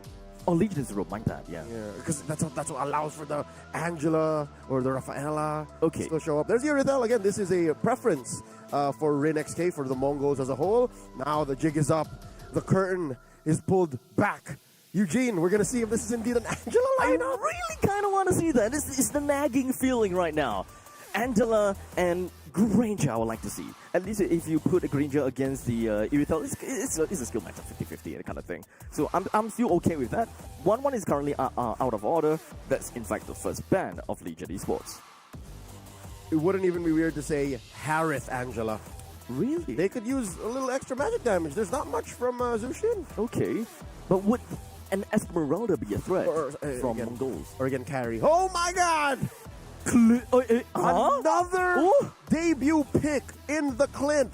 It's past high noon. It's an hour past high noon. It's here. high noon somewhere else in the world. Riyadh, Saudi Arabia. But no, following in the footsteps of Virtus Pro, we see here the Minotaur, previously picked by Pluto, now in the hands of Cramgod alongside the Clint, now being played by Daylight. I like that it's burst. I like that this is a burst marksman that could definitely slow down the Mongols and end the game quick. But the Mongols, they got one more pick. They need their XP laner. So this is interesting, right? The way that Legion Esports play this, very likely we are going to be looking at once again another one of those Bruiser Lancelot. Yep. Then you have a hybrid tank, hybrid enchanter from the side of Minotaur. So they kind of want to fill up every single holes, right? And ensure that they have one thing for everything. Yeah, they're not going for cheese. They're not going for feast and famine. Although it is valid to do so in this current metagame. Instead, they're going for a more holistic approach to team fighting. And the answer by the Mongols to close up the draft, the Esmeralda, taking shields away from the Lapu, taking shields away from the Zushin, and I think that alone makes it worth only it. these two, yeah. Not to mention, Mumu played an awesome Esmeralda game 1. He's literally just pressing load game. Yeah, he's quite a threat. Just keep going. Triple kill at one point as well. Yeah, don't forget. The issue though is there's no Estes. There's only a Matilda. At least I would suppose they're at least having the Matilda for themselves. They're more mobile. A lot more mobile. Less happy. Right? Less fully sustainable. Yeah. And even when it comes down to Esmeralda, if he wants to be super committal with the Falling Star Moon, whether it lands, it didn't hit, it immediately call Pull back. out. Yes. All right. Game number 2, match point for the Mongols. 1 game win away for moving up to the crossover match here in the wildcards. Legion Esports holding on for dear life. Can we make it to game 3? It's up to them. The Mongols will start things off at the orange buff. For the meantime, Legion Esports onto the purple. They are going to be ending on the opposite side of the map, with Legion Esports focusing on the EXP, while the Mongols onto the gold. What kind of pathing that they naturally will have? As the other thing that I'm really curious and interested about is going to be the mid-wave clear. Having the Minotaur as well as the Juicin naturally should have very good clears. It's a good clear, sustainable clear, but it takes a wee bit longer. Because look, Mikey cleared much faster. Yeah. And I guess that's Cram just didn't go in for it. I guess that's just a range issue, you know? Like, Mikey deals more reliable damage from afar, all the while Shocker needs to put himself at a disadvantage. If y'all are questioning and wondering what kind of emblems you put on Clint, this is an Assassin emblem Clint with Swift and Master Assassin. So he wants to duel. Daylight knows that what they did in game 1 is going to happen here. For about 5 or 6 minutes, it's just you and me, Rin XK. He does have the range, at least in the light of the passive, right? But in the meantime, quick taunt on the Shocker forces the flicker. Even before the turtle spawns about 20 seconds from now. Mumu and Mia, let's talk about this duel here. Pre-ult, and then even before big team fights and ganks. Yeah, no, Mumu's going to bully Meow here. Meow would realistically be able to be a good fighter the moment that he gets himself the War Axe. And I believe that the direction for Legion Esports is also double bruiser from Meow plus Joker. So as long as he gets that, he's just going in the lanes, clear that fast. And you can notice, of course, Cramgod joins in the fray as well. Fast rotation here by the Mongols, not wasting much time. First to the turtle. They're spacing out Shocker. Cramgod as well. Joe got nowhere to be seen. Turtle's HP is already down to 1/3, and doesn't seem like things are going to be good for Legion Esports. Zetsu takes the turtle very simple and very easily. Legion Esports didn't even try to contest for that. Clean take by the Mongols. This does put them up by about 100, 200 gold. And now Zetsu steals away a small camp, so it's adding up. Now Meow put down a third of his health, 4th to regen. Mumu's bullying him. This is the same story up until, yes, you mentioned, up until the War Axe. The moment that the War Axe comes in, you'll be happy. But I also do want to know, Mumu's itemization route, right? Because naturally, you probably want to go for the book first. But having the Dom eyes for this game might actually be a lot more important, considering the fact that you're going up against a Minotaur too. That, and one might argue a rogue Dreadnought armor. Just like a little Dreadnought armor. Because you're fighting off against a lot of physical. Here comes Joga. Speaking of which, it is going to be the physical damage. It's just going to be flying around to the side of Mumu. Mumu decides to go a little bit more to the western side, only to meet up with Cram God, allowing the Cram God to actually be the one to get the first blood. He put up a wall between Shenlin and Mumu. He was literally a bouncer. He blocked the entry to the retreat. No, big boy. He's a big boy. He's kind of a scary boy as well. A huge boy. Man, oh man. Not a way that I thought that Legion Esports will get the first blood. But hey, a win is a win, and a kill is a kill. Legion Esports kind of seems as though they're playing very passively, despite having a Clint in the roster, along with that... Lancelot. Yeah, it's not time. They're fast where it matters. Minoan Fury up top! Minoan Fury is just going to be putting on to Zetsu, and he's taking a lot and too much pot shots coming in from the turret. Daylight taking the last hit. Shocker joins into the fray, gets himself the second kill of the... or rather, the third kill of the game for Legion Esports. I'm shocked they didn't like the way you called him passive. We'll show you passive. It was the Mongols. It was actually the proactive party there. But instead, it was the Mongols who got punished. Legion Esports now 3 kills on the board. Nothing for the Mongols. This puts the Vietnamese squad up by 1,000. They're first to the scene. Second turtle spawning upper quarter. Active movements coming in from Esmeralda, clearing the proxy down to the bottom lane. But in the meantime, the turtle to be taken down by Joga. So 1 for 1 each for now. Meow is currently going to be in the middle of the big fight. He's taking a little bit too much damage from the side of Makey, but Renet's K gets himself that 1 kill. Mumu continues on forward, getting himself daylight, and Shocker takes a quick sprint, but it doesn't seem like he will be able to run away from the grasp of Mumu. There's a fighting lineup from the Mongols. They actually welcomed Meow, and once they saw that Shocker and Daylight did not have a front line, went straight for it. Cram God was just way too far to help him. I think with Cram God in the vicinity, they would have been able to help, but even just a motivation roar, right? That could have changed the tides of battle for Legion, but here we are now. The Mongols finally fighting back, closing the gap. Yep, looking good actually. We're looking at about 200 gold differences only. When it comes down to gold laners against one another, is right down the wire. They're completely not going for anyone, but Lancelot, he's happy. Yep, and then the clapback from the Mongols, a good chunk of their gold lead is coming from Mumu. So expect that Mumu will be making the most of this, because it's the only thing they can do right now, given that Mikey and Rinexk are still building up their farm. I wonder what Mumu's building. Shenlin gets caught out here. This is a very crowded Y-brush. Oh! 3-man traction pulse! It forces Shocker to go straight in and out of it. When it comes down to Crimson Beacon, Cram God takes the Vanguard, be in the front line! While Zetsu slams them out of nowhere. A big home run with a 2-man's Appraisal's Wrath. The Mongols run through them once again, even with Cram God in that Y-brush. I could have been mistaken. Nothing a motivation roar could do. Mumu, nothing home. He's tried to go ahead and hit that blind Falling Star Moon, but Meow still gets away with it. The Mongols picking up the pace now. This is a tough game for Legion Esports, right? The fact that there are so many of these AoE that clipped multiple targets, that is massive value. 3-man traction pulses, we don't see that a lot. And especially since they managed to force Shocker into the flicker in the fight before that, Shocker didn't even have any ways to really just realistically get out. Nope. At point blank range too. Mikey was very close to it. It's just, I think the Mongols, they decided to comms. We're going for the fight now. Turtle going over to the Mongols here because the rest of Legion Esports gets pushed out. Definite power spike here for the team at match point. This is looking dire for Legion. Joga currently at level 10 as opposed to Zetsu at level 9. But yet, because of the fact that there is just no way that they can get control, Zetsu got a very free turtle out of all of that. It's a matter of role difference. This is an assassin. You're looking at a core in Joga, while Zetsu's just happy to help. Zetsu's here to finish fights off, taunt members of Legion, and to take objectives. That's all he wants to do. Shocker, at about 7.5 minutes, picks up the glowing wand. What else does he have in his kit? I'm pretty sure he should have more. No way that's his first item, right? Yeah. Please don't tell me it's the Sky Piercer.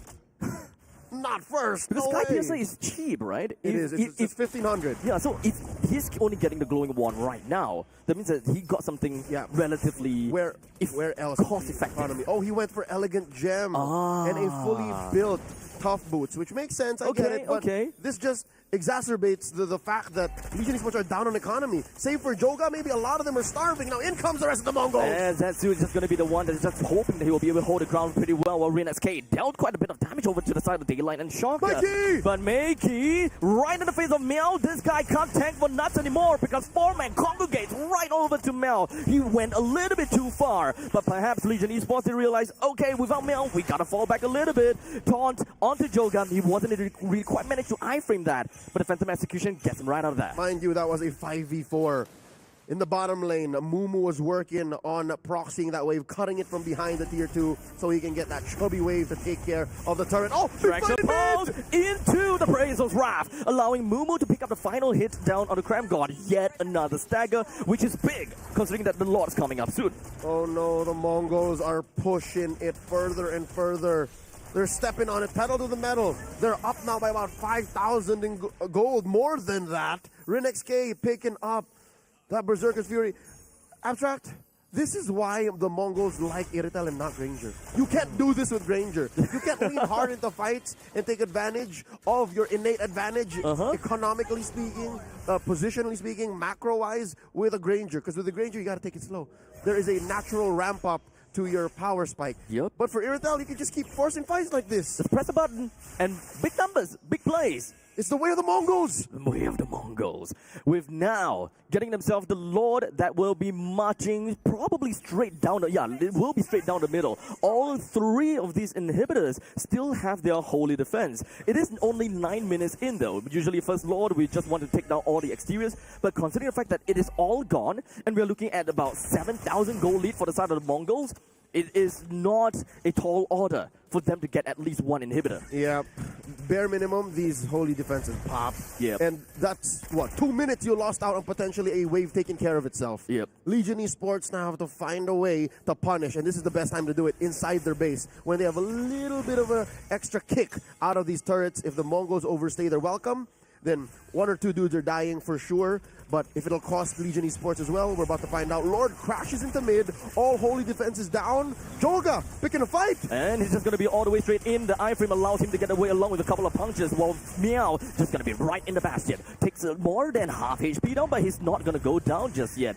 A good amount of traction pulse from the side of Cram God, but the only thing that Mongols want is just a couple of pokes here and there. Deal enough damage to the turrets. Good chunk of the Mongols are also put at a third of their health. But again, unfortunately and almost unfairly, the Matilda, Shenlin heals them all up back, topping up their health, and they're still here forcing the issue, assaulting this bottom lane. The siege continues, just about a 10th left in this bottom lane inhibitor, and I get why the Mongols are putting pressure here, Abstract. Is because they want to push it in. Oh no, Red XK! But the guiding wind pulls Rin SK away. Joga looking for the opportunity, and he will able to cut him with the Thorn Rose. With Cram God taking the last hit, but unfortunately Traction Pulse pulls Cram God a little bit backwards. As such, he's going to be the tank for Shocker. He's fine though, as the rest of the members from the Legion Esports, all 4 of them, will push the rest of Mongols in various directions. That is how Legion Esports claps back. Again, underneath their inhibitor, when there's a little bit of extra firepower, a little more kick to make up for the 6,000, 7,000 gold lead, now down to just 5. I'll tell you now, it looks like the Mongols got blinded by ambition. Like they wanted to push that bottom lane so bad that they forgot, oh no, Red XK! But to be honest though, at least for the Mongols, they guarantee a turret down at the bottom as long as they escort the Lord with that charge. So it's still something, right? But in the meantime, down the bottom, they caught Daylight! Not the best way for Legion Esports, unfortunately. Great traction pulse. Night, Daylight. I'm not so sure if the Mongols counted his flicker to be out, or they were really just waiting for someone to expose themselves so that they can once again push this inhibitor down bottom. Say goodbye. Mid lane up on the docket as well. Joga still just trying his darndest. Oh man. Bottom lane T3 down.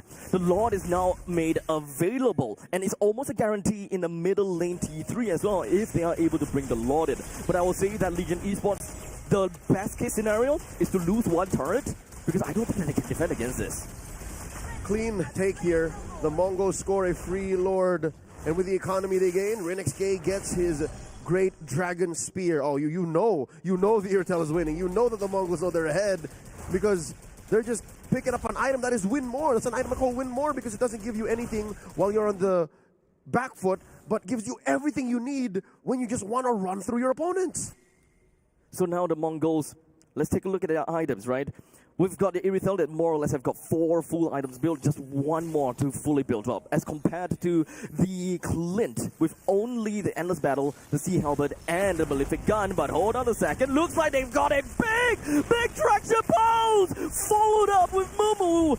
They managed to catch 2, but killed 1. That's a big one for Shaka, as now the launcher's going to be marching down to the bottom lane, while Meow is hoping they will be able to do something over to the side of Makias on RNSK, but Joker finds himself taken down. The Lord is just going to be pummeling down over the Crystal. The Mongols focus on one thing with a 2-0 upset to Legion Esports.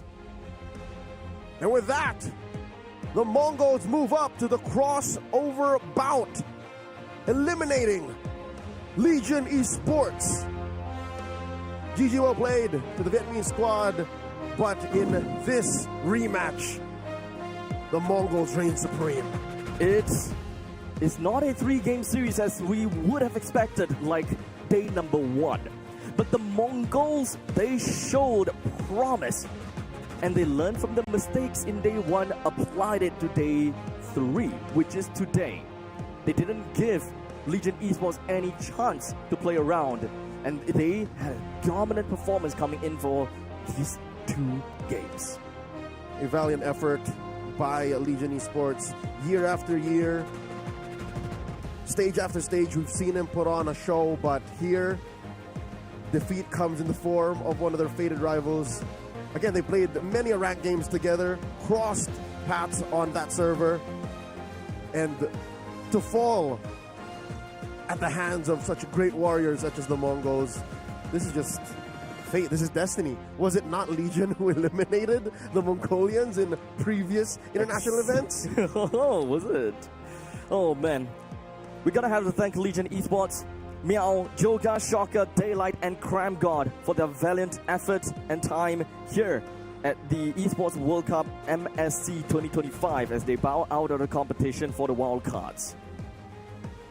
Let's take a look at that match once more. Run through the very swift and I'll say decisive and fated match because Mongols did not hold anything back. The Mongols played a depth of strategies. Sure, they played the Esmeralda again. Sure, they played the Kimi again. But they showed great responses to what could have been the Hail Mary play from Legion Esports. Legion played a good chunk of the same draft from game 1. Yep. And it looked like somehow it was going to work, but I think fundamentally they were lacking range. Sure, you have Daylight on the Clint, right? That is a good amount of burst, a flick of the wrist, if you will, that could take out 1 or 2 heroes from Mongols. But the Mongols had the Kimi. You mentioned over and over again, the single turning point is usually a well-placed traction pulse. As long as it lands onto one person, you don't even care about if it lands on the 2, it lands on 3. As long as it's 1, that's pick off. And a single member out of Legion when you're down bad like that, it's phenomenal change. That's it. You're done. And that's exactly what happened here. Again, GG well played to Legion Esports, and congratulations to the Mongols moving up to the crossover bouts. Eterna, we said goodbye to 1. Almost every single game that you are in, we have you say bye to someone, huh? Yeah, it's not pleasant. It's not pleasant. But literally every match she calls today. Yes, and yesterday. And yesterday. Yeah.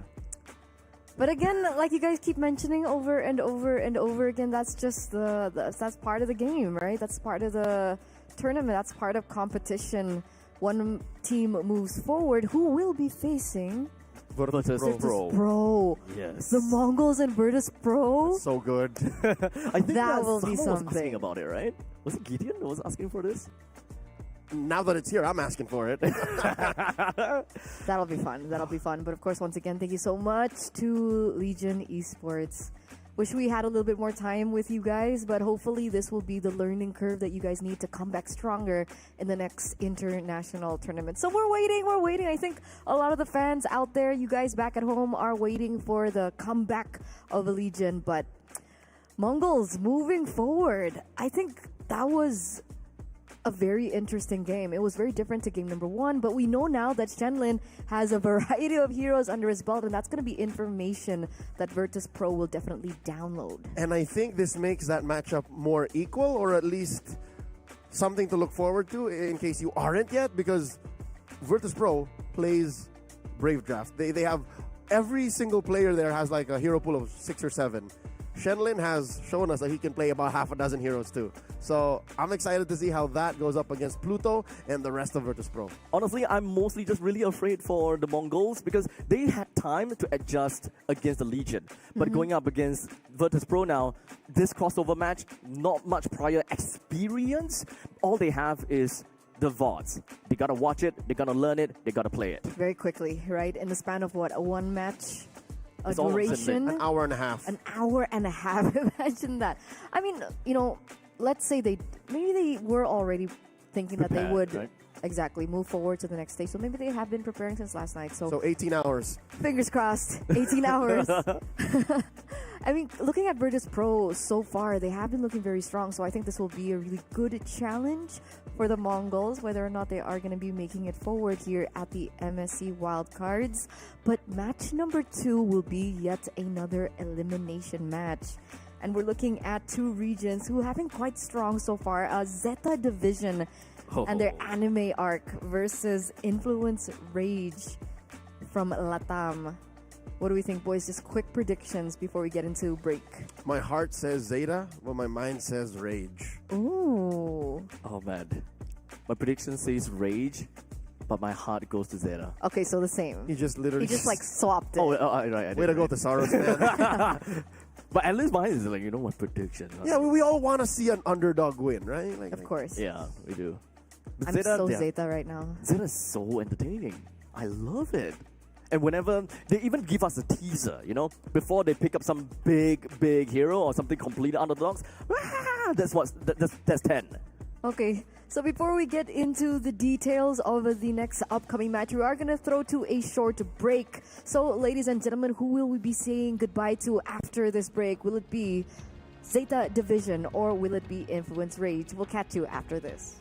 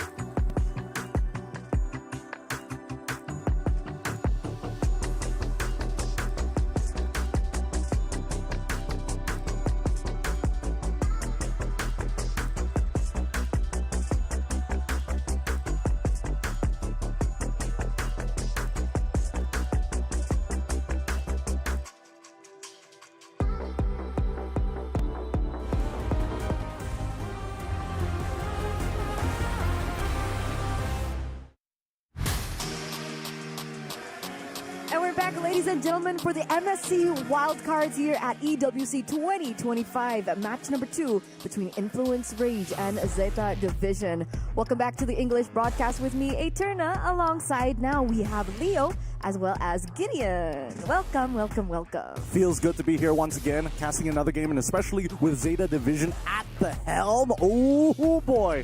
Luckily, this is an elimination match, Leo. I'm hoping we go all the way to Game Sun. Yes. Yes. That's Nippon right there. I love it because especially after yesterday's performance of the reverse sweep coming in from Zeta, the question is how much we were comparing day 1 to day 2, how much they were going to grow. Therefore, day 2 to day 3, have they fixed those mistakes? Because again, we're not saying that Zeta Division is a world-class team, but they are picking up at an exponential rate.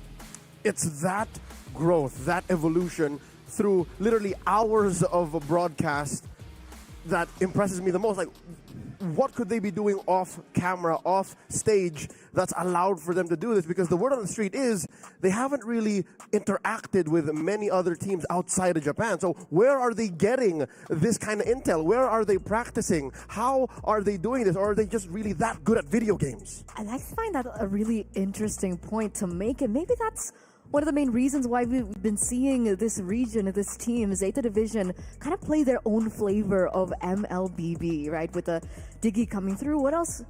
Chip Masha coming through. Well, that's a little bit more, normal, we would say. But, the Diggy coming with the Bruno. And we haven't seen a team really allocate resources that much onto the gold lane so far. I think right now the audience is a little split on Zeta Division. Was it Zeta Division playing out of their absolute mind? I think they have strong fundamentals. Or with the Laotians yesterday not exactly playing up to snuff considering the draft, right? I think the two polarizing opposites in opinion for this team really boils down to whether or not they can take on a team who is, again, not only experienced, but have already, shown that they can play some pretty standard, pretty global MLBB. Yeah, the fact that they respect the metagame and cater their exotic tastes to show us that they are more than just enjoying the game. They enjoy winning. I think this throws back to the last time we saw Japan and the MLBB esports ecosystem, 10 Seconds Frost gaming. They were then playing Popaling Kupa before it was cool. They were playing Tigreal before it was cool. So now we see Zeta Division bringing in the likes of a Chip Masha, bringing in the other day, what was it, Alilia? It's in their identity. It really is. I mean, with the lineup of Judici, Ten, Yusuke, Kani, and as well as Muminet, at least we did get to see that Kani can shine in these matches. He can be, a big difference maker. We know that Jun and Ten are generally just, hey, we are strong, we are consistent, and it really depends on the hero that he has access to. I want to see how Muimine makes up for the pressure that is put on him in the draft and in-game. Because it's true, over the past couple of days, we've seen him understand that my role is important, so I got to do better. Better just isn't going to just isn't going to crack it here on the world stage. You got to give your best. I agree. But of course, there are some things that if we want to nitpick again, for them to kind of repair in their gameplay, right? I mean, you've been highlighting these few players, but for me, Muiminet, sometimes he gets caught a little too far away from the rest of the team. So hopefully that has been repaired today. Meanwhile, on the other side, yet another team that has seen Zeta Division in the first day of the group stages. It's Influence Rage from Latam. Talk to us. Chino, Jotun, Chan, Paquito, and as well as Fury, I think that as many arguments that can be made about the gold lane, I think that Fury is going to have a good time. Mumina, unfortunately, has not been able to win out his lane hard enough, and I think we've seen more come out of Fury in team fights, in the laning phase, that's really going to start, setting himself apart as the game goes on. I think the scariest part is whether or not we are going to see Jotun go back into the tank, or is he going to get access to the assassins, right? Because we saw his assassins, it's not like he can't play it, but he's not getting the big profits compared to when he gets a tank, and then he feels stable, like an absolute pillar for the team. I mean, speaking of pillars, right, I think that side lane dominance will also be apparent if the chemistry of the brothers are on par. That's right, you're talking about Hotun and Paquito. Hotun, again, we talked about his hero pool. He seems to default to these utility junglers, but mind you, he has a Ling, a Joy, and a Yusin Shin too, so that they're very much capable of that. But Paquito, though, I think something that Zeta Division should pay attention to is his Kalia. He loves his Kalia, and he has a pocket Franco. The pocket Franco, we'll see whether or not it's going to come out today, right? Whether he's going to join some of the greats in that Iron Hook competition. But I think that as we've seen the draft, that first phase, especially when we're talking about blue side here, has been looking not too bad. Yes, it's a little topsy-turvy in terms of, win rates so far because there's not a lot of data to kind of back that up. But for the time being, I'm feeling like blue side is honestly not as bad as it used to be compared to the previous, seasons and even our own regular seasons here in Southeast Asia. Yeah, there's so much possible from the blue side. Blue side is where the triple marksman drafts come from. Blue side is where Uranus jungle comes from. Also watch out for Chan's Zushin. Ooh, Mr. Latino Savage. Is that his new title? I mean, he's the only one. Latino Savage. He's the only one. I mean, if we're talking about data and statistics, we were just briefed that apparently, he has the highest average kills, he has the highest average assists, and he also has the highest average KDA so far amongst everyone who has participated in the wild card. So that really speaks volumes about the quality that Chan has. So yes, I do agree. I think the Jushin should be monitored very, very closely. This was the Jushin with the Angela, was it not? Yep. The one that ran through Virtus Pro Game 2. They did lose that series, but hey, that's highlights. That's an eternity of esports royalty that you have. It's like, hey, I was the guy.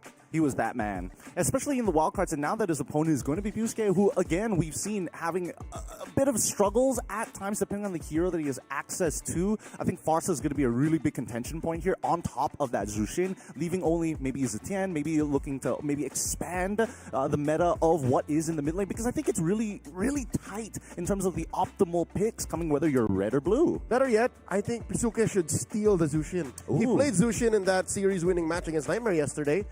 So just to cross out all potential for the Latino Savage to take off, just steal it.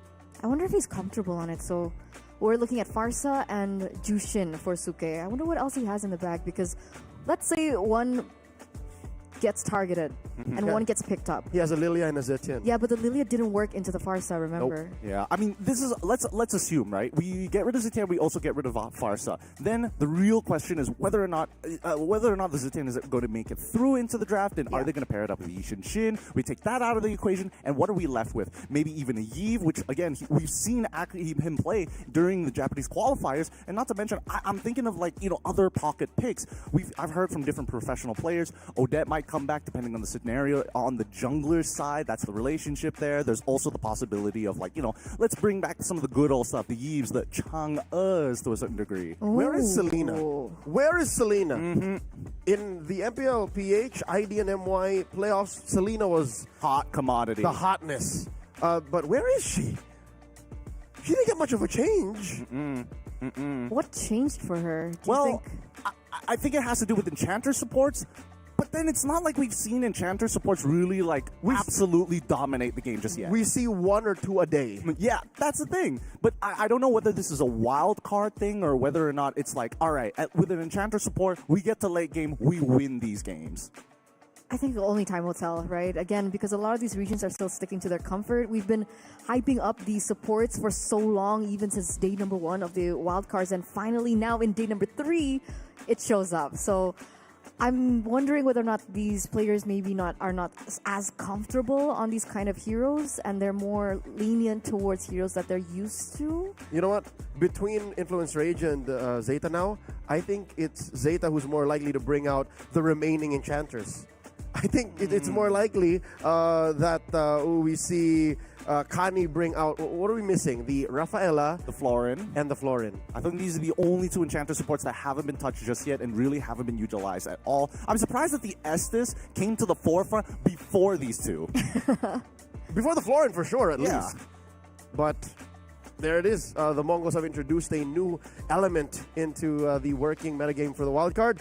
But yeah, no, I'm looking forward to Kani doing it, because looking at Paquito, knowing the playstyle of Influence Rage, they would rather fight. They would rather just pick off. I see him debuting Kaja first before any of these characters. Does make sense. It does make sense. It does need a little bit more of a setup in terms of the composition, for sure. But we've spoken a little bit about the mid lane. We've spoken a little bit about the roam options. But let's go to the jungle. 10 has performed really well. So good. conditionally on what hero he's on. The Hayabusa in particular. First game only though. Second game, the Hayabusa didn't do too well. So what do you guys think about 10? Should he just fall back onto, the Fredrins, or do you think he can show off a little bit more of his assassin prowess on the stage? Well, here's the thing, right? Based on what we've seen, the three heroes that he's played, the Hayabusa, we've also seen him play the Yishinshin on top of the Fredrin. Fredrin being his most consistent hero overall, but it feels like a default for most junglers to fall back to when things aren't going well. Oh, I'm not as fast. The other person's got more mechanics than me. Okay, sure, why not? But then Lancelot comes into play, and I'm thinking whether or not, even for Influence Rage, whether they might even consider, hey, as much as we like to brawl, we need to set up scenarios where we have a winning situation by the neutral objective. Where are the split pushers these days? A lot of these teams fight as 5. We don't see teams really taking advantage or full advantage of the map. Between the both of them, it was Hotun who actually brought out the split pusher in the Ling and won with it too. So with that said, I think just for the sake of Zeta Division's chances, right? They should be more open to allowing for 10 to take the back seat. I actually enjoyed it when he was playing the Fredrin. Yeah, no, as weird as it is, right?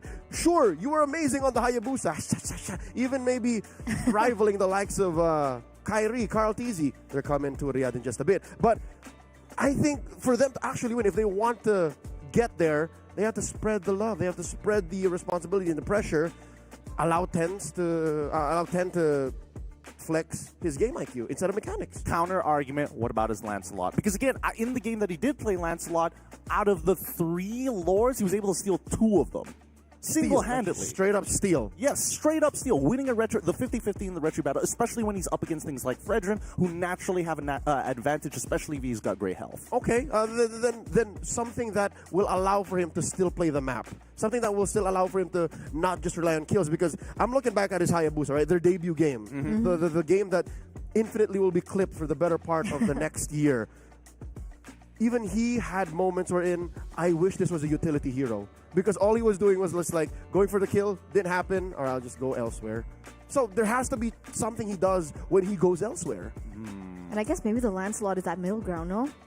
I suppose. I feel like it's going to boil down to Link, personally. Or Suyo. If they That's can play Suyo, if they can reintroduce Suyo or Roger, like, where is Roger? No, Abstract's been asking too. I don't think there were a couple of games, but not with Zeta Division. I don't think they had games where Roger was like a good fit just yet. Maybe some of the other games in wild cards. We'll get into that as the day goes by. But I feel like it's just a little too unsafe. It doesn't scale as hard as Yishinshin. It is a cleanup crew, and you need a dependent damage dealer in the mid as well as your EXP. He can be the other hero if you're trying to go for triple marksman. Right? Because right now it's just Yushin at the heart of it. Yushin Kimi. YSS, Kimi, someone else. Yeah, but now if some way, somehow, again, if there's any team I'm expecting to bring in weird stuff, it's Zeta. So maybe Zeta. That's true. We might see it pop up.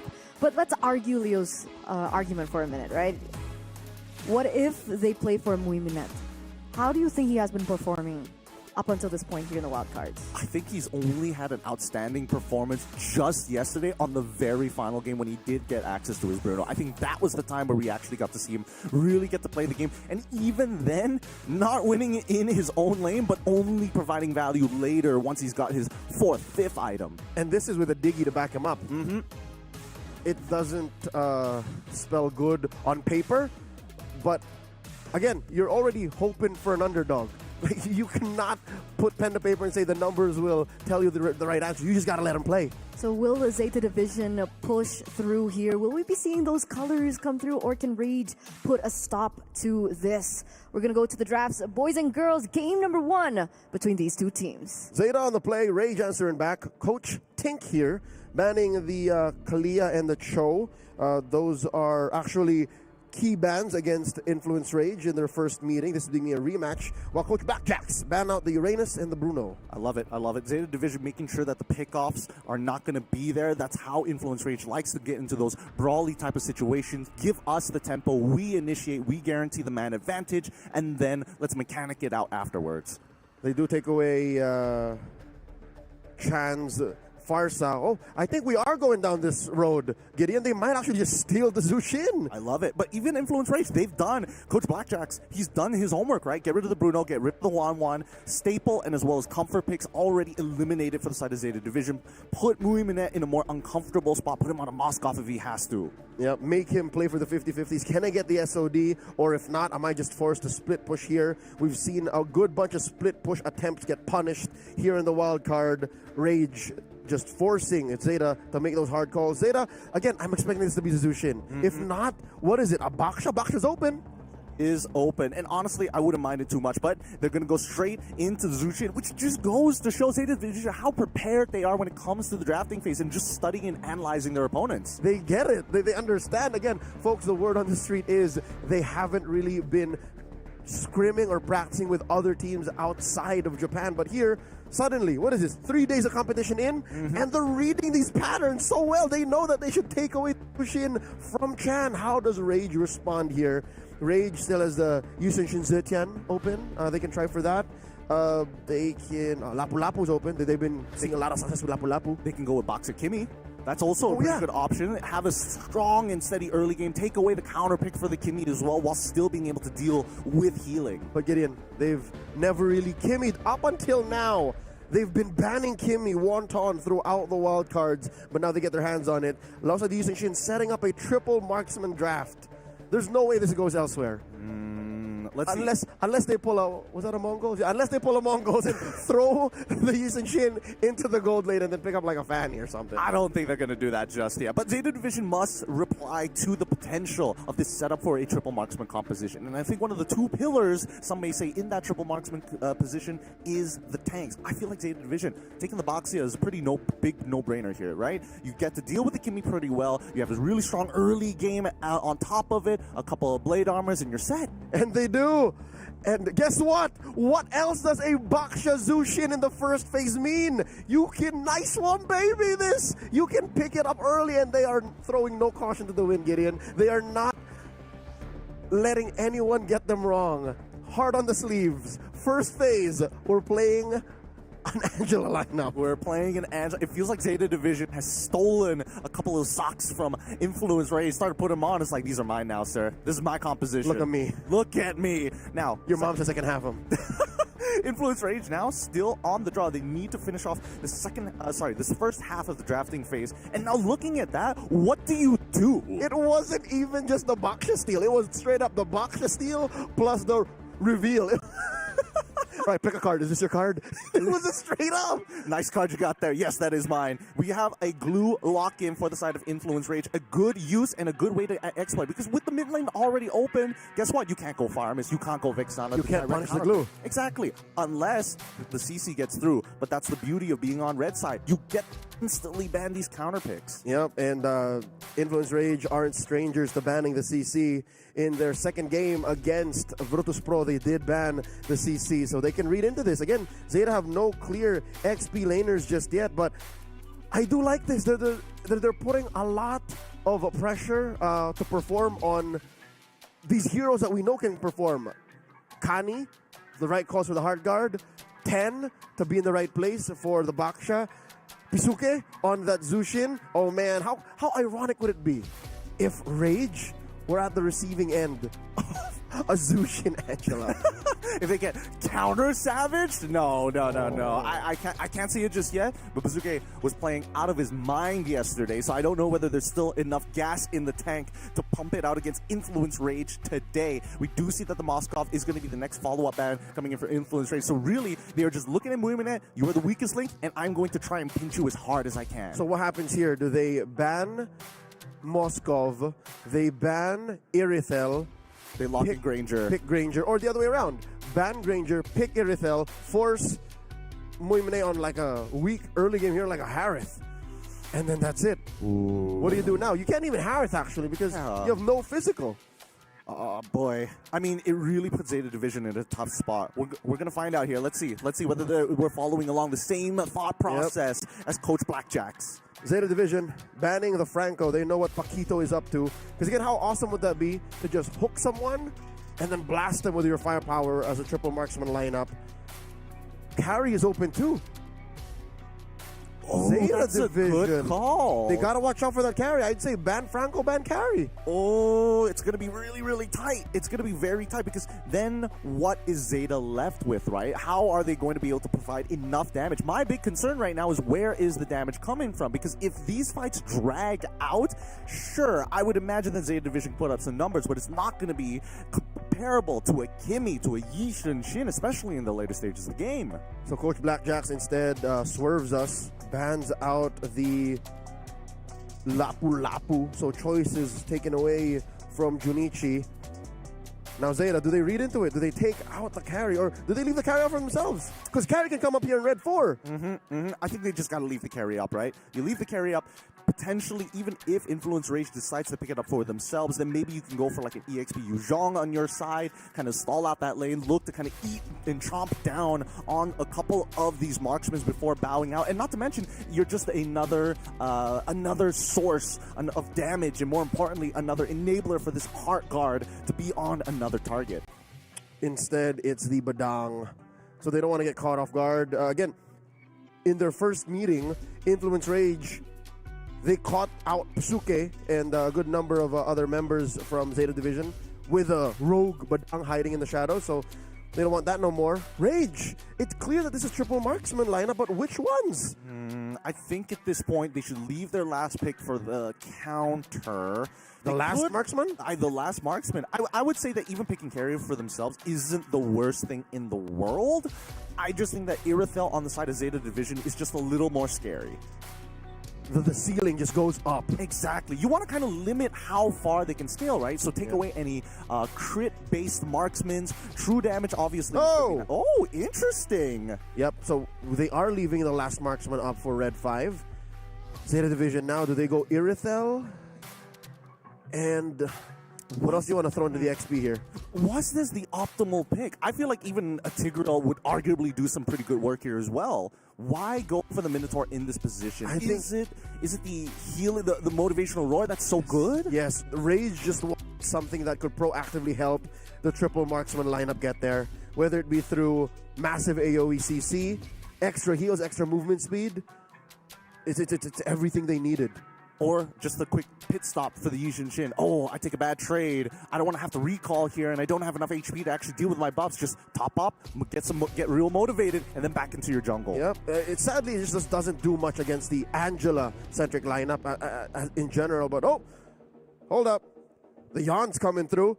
The Harith picked up here by Zenith, by Zeta. But this is what we were saying. This is unideal. The damage profile doesn't check boxes, but they get their hands on the CC at least. I don't know. I'm looking at the players with the faces. It's just, what? Was this what we wanted? Honey? It's a tough call. I'm not a fan of the Harith. The last time we saw Harith here in the wild card, he wiped the floor with that baby's face.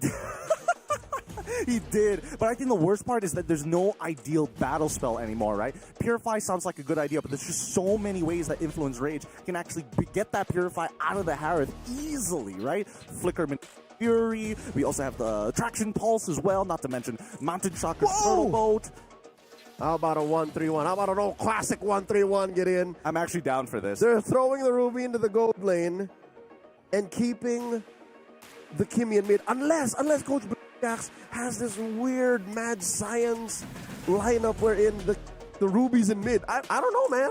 I mean, he's down to fight, man. If you can tell by the size of his biceps, this guy is working out and is looking to brawl as much as possible. They had a couple of seconds to readjust, and we didn't even see them readjust at all. Man, last I heard, he was benching 350. What? Easy. Oh my goodness. So for him to put a Ruby in mid or in gold in this current metagame is not far from an actual PR. Like, I'm pretty sure he's done this in scrims. Single-handedly. Either way, as we're about to get into this game, only one of these teams get to move on, and the other will drop. Zeta Division is going to try their best and Influence Rage. They've been in this position before. They are the ones coming in with the experience. All right, a 1-3-1 indeed. Confirmed, it's a gold lane Ruby. It's been a while, but there is a precedent. Ladies and gentlemen, welcome to game number 1. This is an elimination match. Let's see who gets the match point first. This mid lane matchup between the Angela Zushin and Kimi Minotaur. Is that the first time we've seen this, actually? I feel like we've seen this before, but We've seen it maybe, at least once. Yeah, here the wild card. with a slightly different iteration. But right now, Junichi needs to make sure that Chino is not going to be able to participate, right? He's got to make sure that he wins this lane really, really hard, because Chino is going to cause a lot of problems for Zeta Division, right? He can technically get a free 2-for-1. He sees the person get into the heart, sees the heart guard being used on the guy, quickly just hop onto him, pull him out of position, and save his entire team. But mind you, that's a very reactive plan.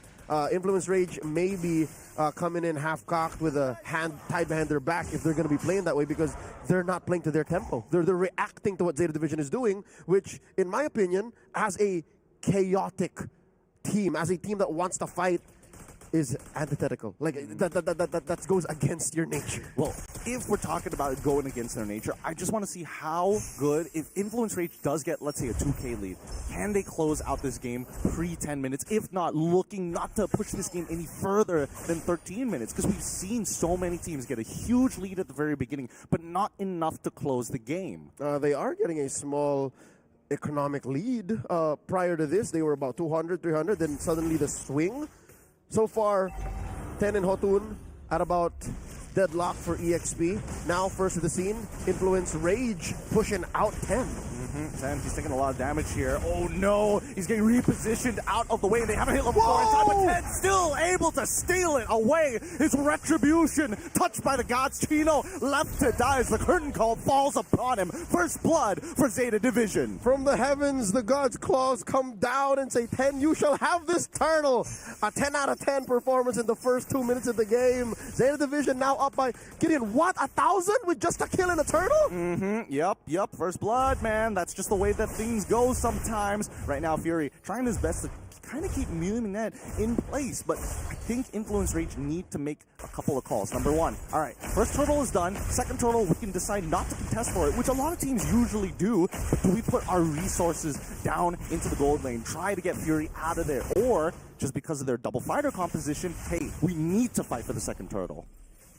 And that question might be what puts them in analysis paralysis. Like, they might have to make hard decisions when they're not ready. As it is, this stolen camp here by Hotun is one of the few wins Influence Rage can count for themselves, because down bottom, again, we counted this as a win, right? If the CC comes through, then Chino's not going to have a great time. The glue is going to get bullied by the CC. That's already happening. Top lane, we haven't really seen them bear down on Muimine, so Influence Rage really haven't put anything on the board just yet. 3 minutes in. Nope, Zeta Division just slow and steady. They want to scale, and more importantly, they want to make sure that they can deny resources from Influence Rage. If we're talking about just raw scaling, I mean, the Harith, more than ever, needs his 4th item before he becomes a true demon in the game itself. But Influence Rage, if they want to kind of crack open this shell, I think it has to come down to the mid lane, right? We haven't seen Chan get a lot of pressure and space from the rest of his team to actually make these plays, mainly because Baxia just always is in front of his face.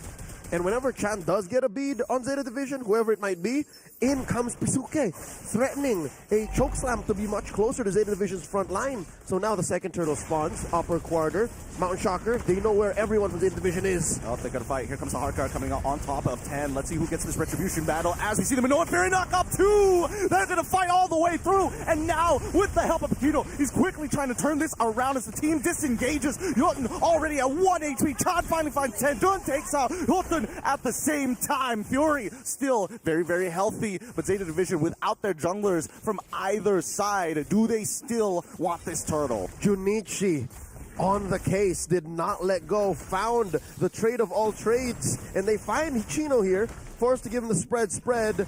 It happened, Gideon. Whoever got the heart guard got ridden on by Chino with the grab, but eventually the trade didn't count because Zeta Division still scored the turtle.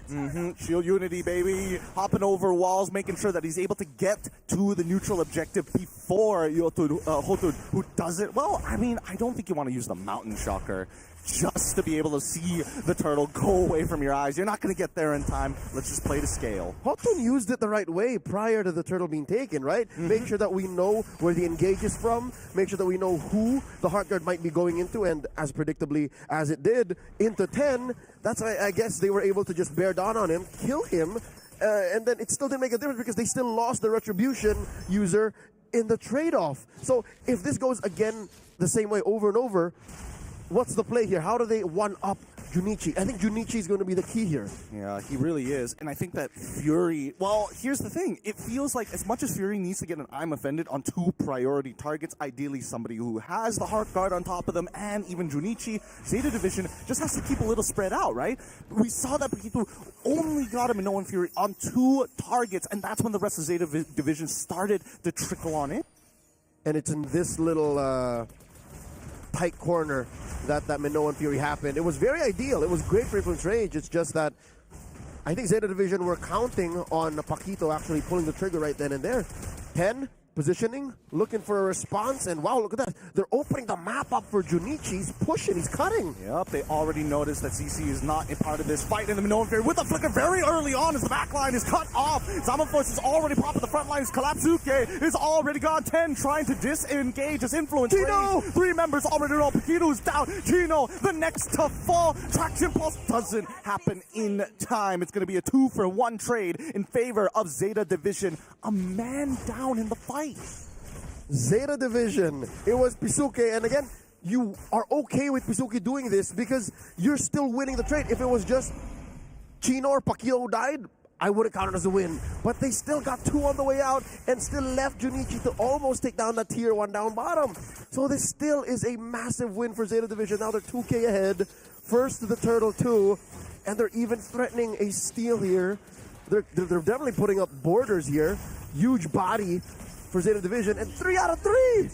3 out of the 3 turtles. I mean, this is pretty uncontestable, right? They didn't have any position on it. They don't have the correct ults. There's nothing much that influence rate. Oh, wait, they're still going to try forcing Pisuke to quickly use that lantern flare. Gets on out of there in time. While the top side is going to get shoved in. Junichi, down by bot tier 1, will make sure that that collapses. As 10 himself is going to try and disengage Muminette from the potential dive here. Chino, Paquito on the run. Pisuke able to find the pickup. Paquito is down and out. 10 will not stand down. Yes, there was a man advantage for Influence Rage. Yes, Mumine was holding on to that turret, taking care of the waves first, but they knew that with a Hearth Guard, they weren't touching 10, and now they're owning the map. Conversion through the roof. Zeta Division, they are bullying Influence Rage away from resources. This is a 4K gold lead now. Yep, it's so clean. Let's look at the items real quick here, because if we're looking at Fury, he's got 2 items already in his pocket. The War Axe, making sure that he's also got some anti-heal alongside it. We do see that the Sky Piercer as a pickup for Chan. Interesting option here when I would assume that's going to be Hodon, the one who cleans up these fights. You want him to get ahead. A little greedy. I think this is the Zushin in Chan speaking. Build the Sky Piercer. And that's how we got away with the Savage, right?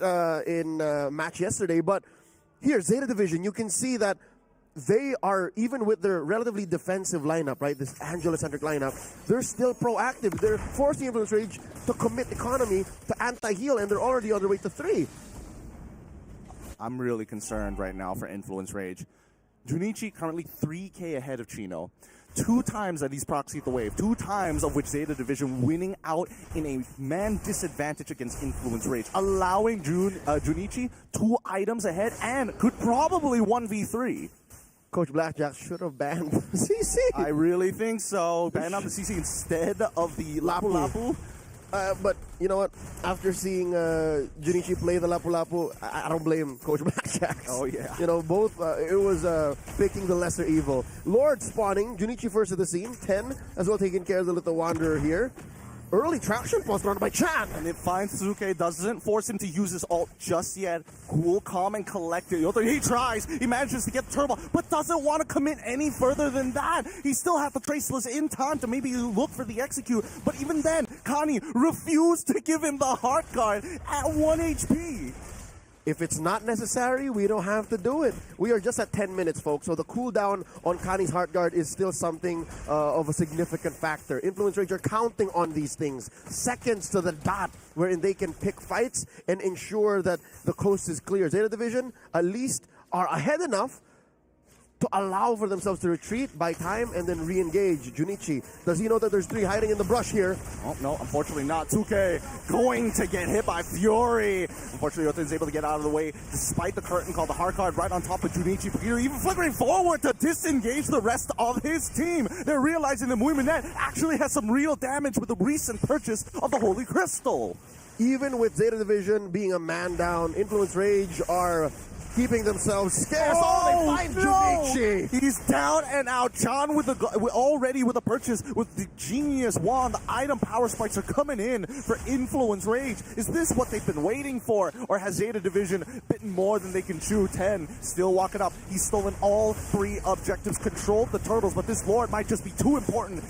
Tortoise Poisson's already out. Pepito already low. Fury finds it. Yotun takes up Muiminette despite the Salmon Force. Cannot outplay it. It's enough to push Influence Rage back, but Zeta Division may have wasted too much time. They were playing with fire and they got burned. Influence Rage scores a Lord. I can understand what Zeta Division was going for the first time that they lost a member, right? But the second time, and when there was such a clear gap between 10 and the chance of stealing, they should just backed out. They should have cut their losses. I mean, they were trying to thread the needle, you know, try and get as much as they possibly can. At this point, let's look at the items one more time, right? I'm seeing Radiant Armor is being purchased by 10. He is comfortable dealing with Chan, even with the Blade Armor as well. Chan doesn't want to keep on shooting him, especially since he's got no concentrated energy, no Feather of Heaven to keep him alive. Same can be said about your boy Junichi, also with Blade Armor. There's so many anti-heal right now on Influence Rage.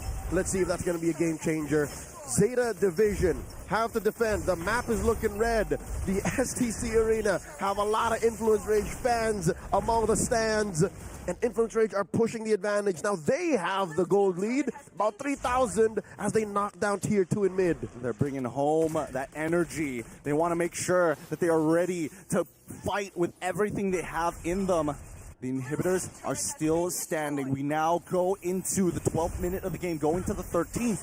102 seconds until the next Lord spawn. 5-5, a 3K gold lead for Influence Rage. Here's what's dangerous, Gideon. Influence Rage, more than anybody, knows how an Angela lineup has 2 power spikes. When they snowball you, and when the Zushin is ready to go. So Chan has to understand that even if we are up now, and we've relatively cordoned off Zeta Division into their base, as long as they're getting farm and as long as the game is going and they haven't lost just yet, it's not over. Psuke forced to use a Crimson Beacon, even threatened the Hearthguard trigger on Kani. Zeta Division have to make use of the next minute. I don't know how or where they're going to find farm, but Hotun has denied them even just that. You got to starve them out, right? Again, it feels Influence Rage. They've heard you, right? They understand these power spikes, and they also understand the potential win conditions from the side of Zeta Division. That's why there's such a big focus on Psuke this entire time, right? That's why Fury's eyes are locked on Psuke, and if he can get Junichi at the same time, it saves their backline from that curtain call. Mount Shocker here by Hotun confirms the positioning of Zeta Division. They're going to force the issue. June forced to use the Vengeance. Down half health. Zeta Division clap back. No, Fury, he's trying to get out. He's forced the flicker. Pepito is able to get away with the help of... Oh, Fury pulls into with the I'm offended, allowing Chan to run them down. 10 needs the peel. Yota doesn't care as he finds one. Chan gets the double. Chan gets the triple. The Latino Savage 2 kills away. Filling his namesake, leaves a 10, a survivor, a reminder to Zeta Division that you do not pick a fight against a Ruby and against a Kimi, against a Minotaur in such a tight space. Look at Fury, he's feeling that energy. He's feeling not only from the home crowd who's come all the way here to watch this game, but now the inhibitor's starting to fall. Looking to end this game, 10 next to fall, mid inhibitors down, and that's game 1 going over to Influence Rage. 1 game away from eliminating Zeta Division and ending the underdog run. 1 game away from moving on to the crossovers. Zeta Division 1-0. The odds are stacked against them, man. Influence Rage. one single turnaround. One single turnaround. I was wondering how much value are they going to get from that Minotaur? And you can see from the members, they're like, okay, we understand. We lost the mind games here. We used our abilities a little too early. Y'all got to disengage. You collapse. Fair play. Fair play. It's not going to happen again in game 2. Let's go again. One more time. That's always the energy that Zeta Division put out there, and I think that's what makes them such a positive beacon of energy for a lot of old fans and new fans of MLBB esports, is the fact that you're seeing a team that just lost decisively game 1 still smiling. That's refreshing. I haven't seen that in a long time. I mean, they are young guns, but I think they have some of the strongest mentals we've seen throughout the wildcards, right? It doesn't feel like they are playing worse because of, oh, we're behind 8,000 gold. It's not that big of a deal. We could still come back from this, whether in this game or the next. It's the fact that they perform despite the fact. And that's what allows them to be such darlings, such sweethearts on the grand stage that is the MSC wildcards. Another look here at the highlights. Again, these are moments wherein it was Zeta winning. I hope we see the turning point and what time that came in, because look, even in such a tight position like this, oh, there it is, no more. That was beyond it. Wow. There was such a fast game. I didn't expect it to happen there. Yep. That's the thing. When it comes down to these, tight choke points, that's when you can see Chan get maximum value from his abilities. Even Psuke, he's thinking, okay, technically choke points should work in our favor as well, considering the size of the lantern to begin with. But the fact that they were dismantled piece by piece, the fact that Muimine just goes. Question. Should the target of the Hearthguard be Muimine like half the time? Often it's given to the heroes that don't need it. Often it's given to the heroes with extra shields anyways. That's the thing. I don't know.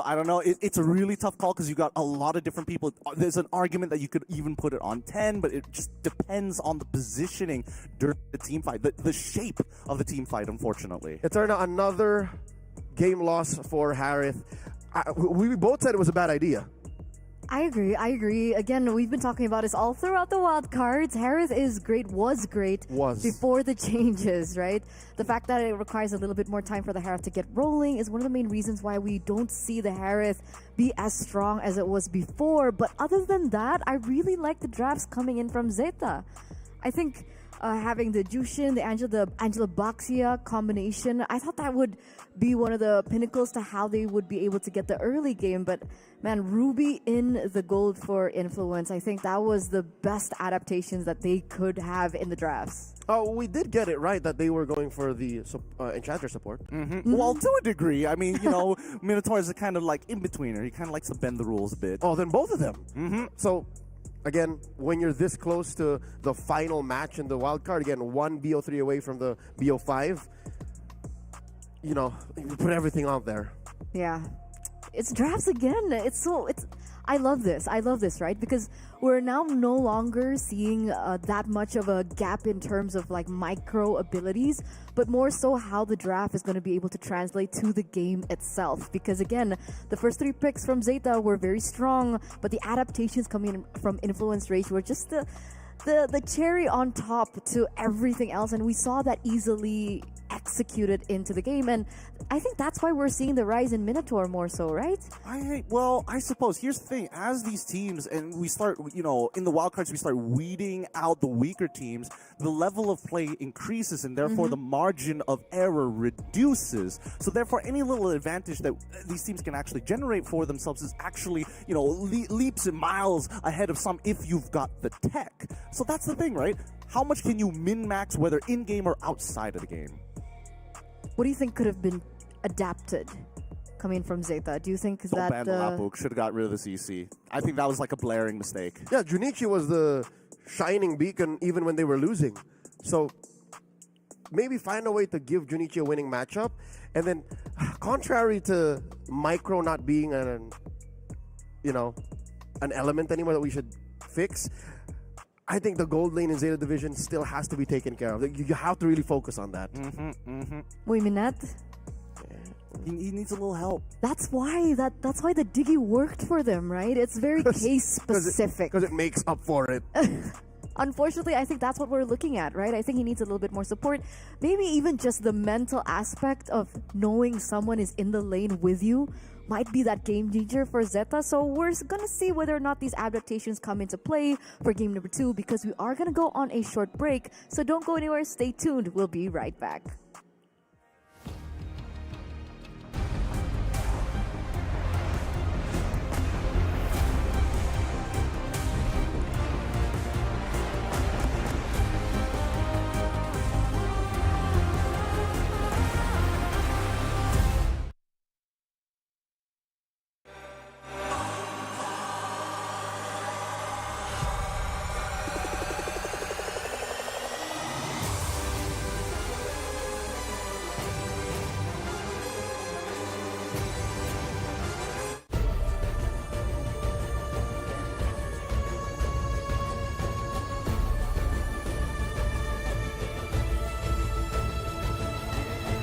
This land is calling.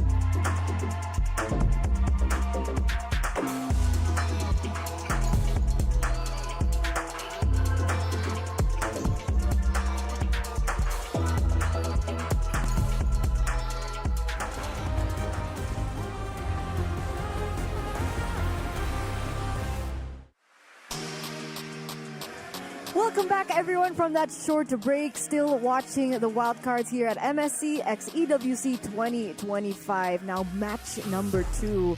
Already at match point here for Influence Rage. And the big question, can the Japanese region, the Japanese team in Zeta Division remain calm, collected, and stoic to maybe look for a reverse sweep as their elimination is imminent? We're back here on the English broadcast with me, Eterna, alongside Leo as well as Gideon. Boys, we talked a little bit about adaptations coming into game numero uno. Ni. Numero ni. Wow, she's just mixing all of the languages. No one's happy. Half the region understands somewhat of what you're saying. I'm trying. But yeah, let's go back to these adaptations. Drafts once again. Influence Rage, how do they close things off? Or did you think that the drafts coming in was already really good?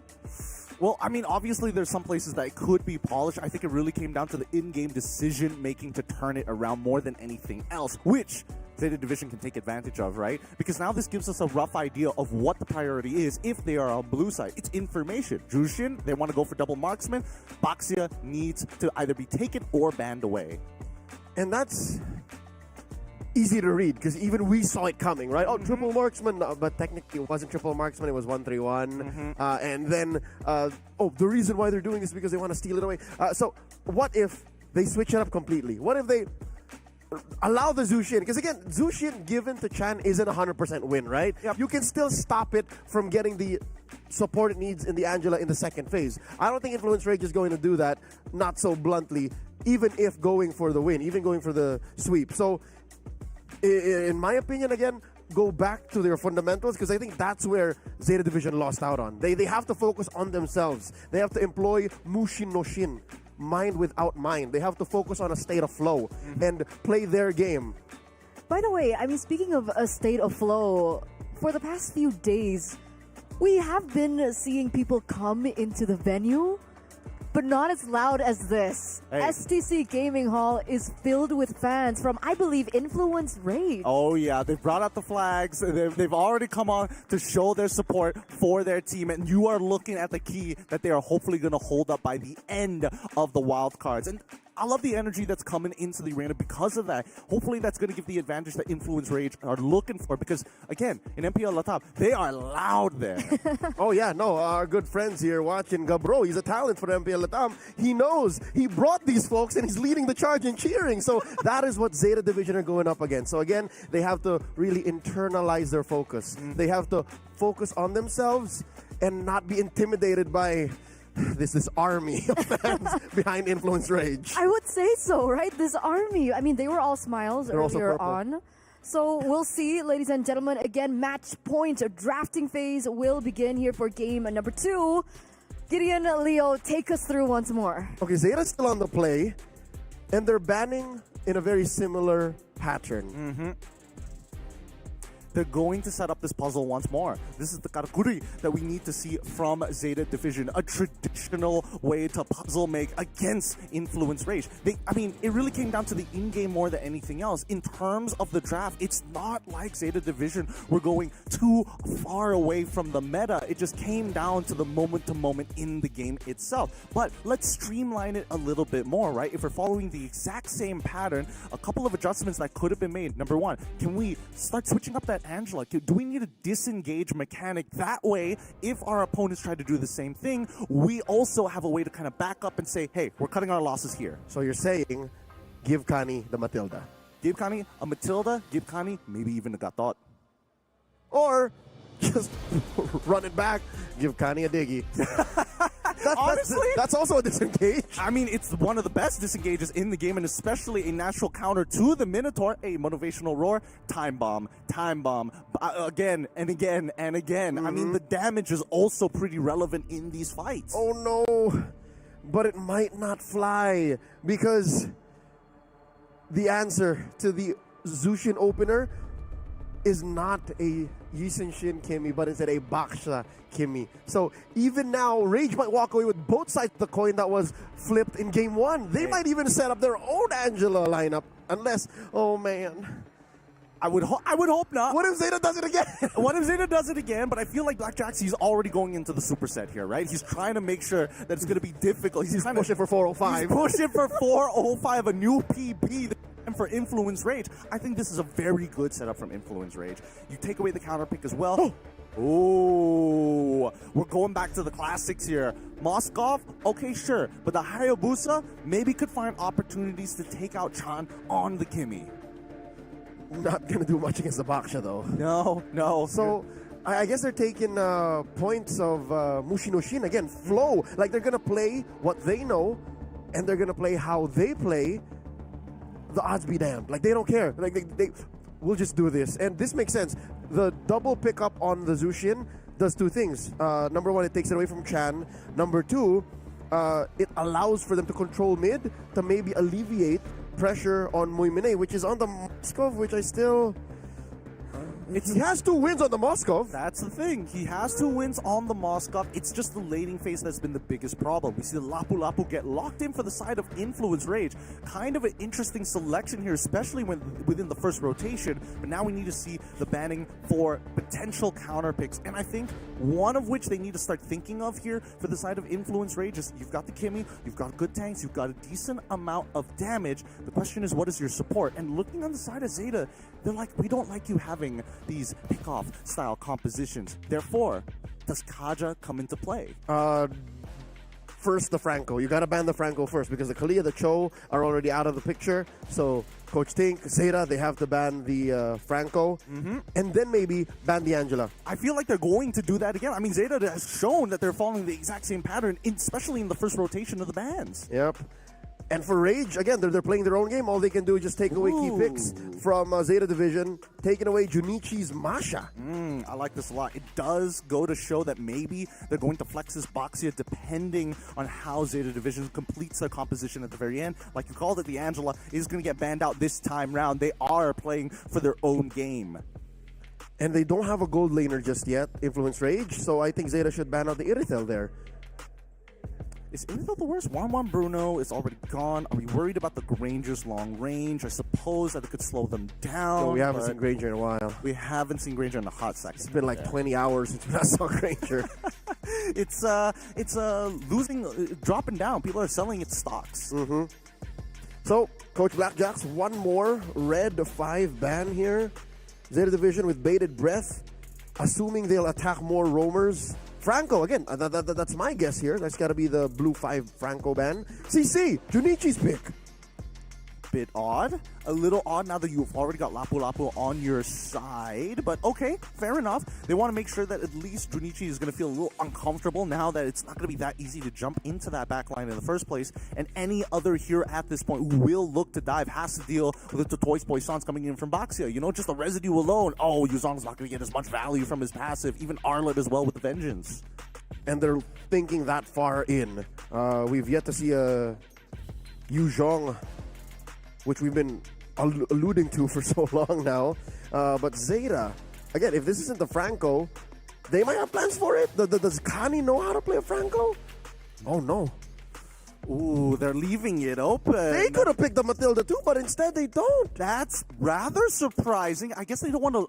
Do they not want to lose value from their battle spells, I suppose? No, it wouldn't make sense. Let's see what Influence Rage comes here, because this red 4th pick is going to be devastating for them, right? If it's going to be, let's say, the Franco, it has a really good combination with the Kimi at the very least. It's not going to get as much pressure, depending on whether or not he has that Iron Hook off a cooldown. They can just Irithel here. Irithel red 4, and then leave the roam up to 5. Paquito can just flex from there. Okay, I like that. At least it gives more flexibility for the Boxia. For the whole lineup. That's a good idea. 5 more seconds and Ruby gets put in. Where does it go in? We don't know. Also still does not reveal anything. So we'll say that much. Zeta Division, it's now down to them. This could be the final 2 picks they make in all of their run in MSC Wildcard if this goes sideways, because they are fighting for tournament life right now. Rage at match point. Still do not have an XP laner nor a roamer. What do they do at this point? There's no decent matchups for the EXP. It's pretty dead in the waters. Gatot is still out there. Gatot is okay. Kani's played that. It's true, but Influence Rage don't necessarily want to group up. They want to have a kill squad, and then everybody else is looking for off angles. Phovius is still available. It's available, but I don't think there's enough dashes. Not yet. 2 dashes, technically. Well, not yet. 3. Yeah. The Ruby might not be. Again, you're answering just for the Ruby. So we do get the Gatot and the glue. If I'm not mistaken, this is Junichi's first glue. Oh, I don't know how to feel about this draft, Leo. They've got the disengage mechanic that they were looking for, and I think it makes a lot of sense. One dives, another one's looking to peel, and then if you're off angle, you get pulled in by the I'm offended. Doesn't matter when you have the AOG working for you. Zeta might have without minded a little too much. I don't know if this is just a throw caution to the wind kind of lineup and just say, boys, just pick what's comfortable. We'll play our way there. Or this really is just what's left in the tank. They didn't want to put too much garnish on it. Influence Rage. We still don't know where this Ruby's going. We have seen Roam Ruby in the past, and using Shin. So it is a gold lane Ruby. It is a gold lane Ruby one more time, especially when you're up against that Moskov. At least this Ruby, it's like, all right, yeah, sure, we've got 2 scaling heroes on our side. I can heal back off of the wave, and if you make a single mistake, you're in a lot of trouble. Man, you got to get up to Fury to be able to play a fighter in this current metagame wherein triple marksman lineups are possible. He's the one who plays fighters. He's a fighter Fury. He is fighter Fury, and I think that at this point, it's quite the risk to actually pull it off. I mean, he did it in game number 1. We need to have some faith coming into game number 2 that he's going to find that one I'm offended that wins him the game. If y'all are thinking it's a fluke, he's going to go ahead and do it again, take pictures. Ladies and gentlemen, we are coming up into game number 2. Another Ruby gold lane here. for Influence Rage, unless they swerve us. It's very much possible. But the fact of the matter is, this is match point. Zeta Division are fighting for tournament life. They're holding on for all hope. The world is watching, and these Japanese underdogs want to prove themselves here and now. Confirmed, it is a gold lane Ruby indeed. All right, momentum on the side of Influence Rage as we kick off this game. We see orange buff starts here. Oh, sorry, no, it's actually a leash. I keep thinking the box here is the jungler, but it's not. It's Yishun Jin. It's going to be a fast leash for the side of Influence Rage to rush level 4 as soon as possible. Both buffs already secured. The invade with the help of Kimmy. Let's see.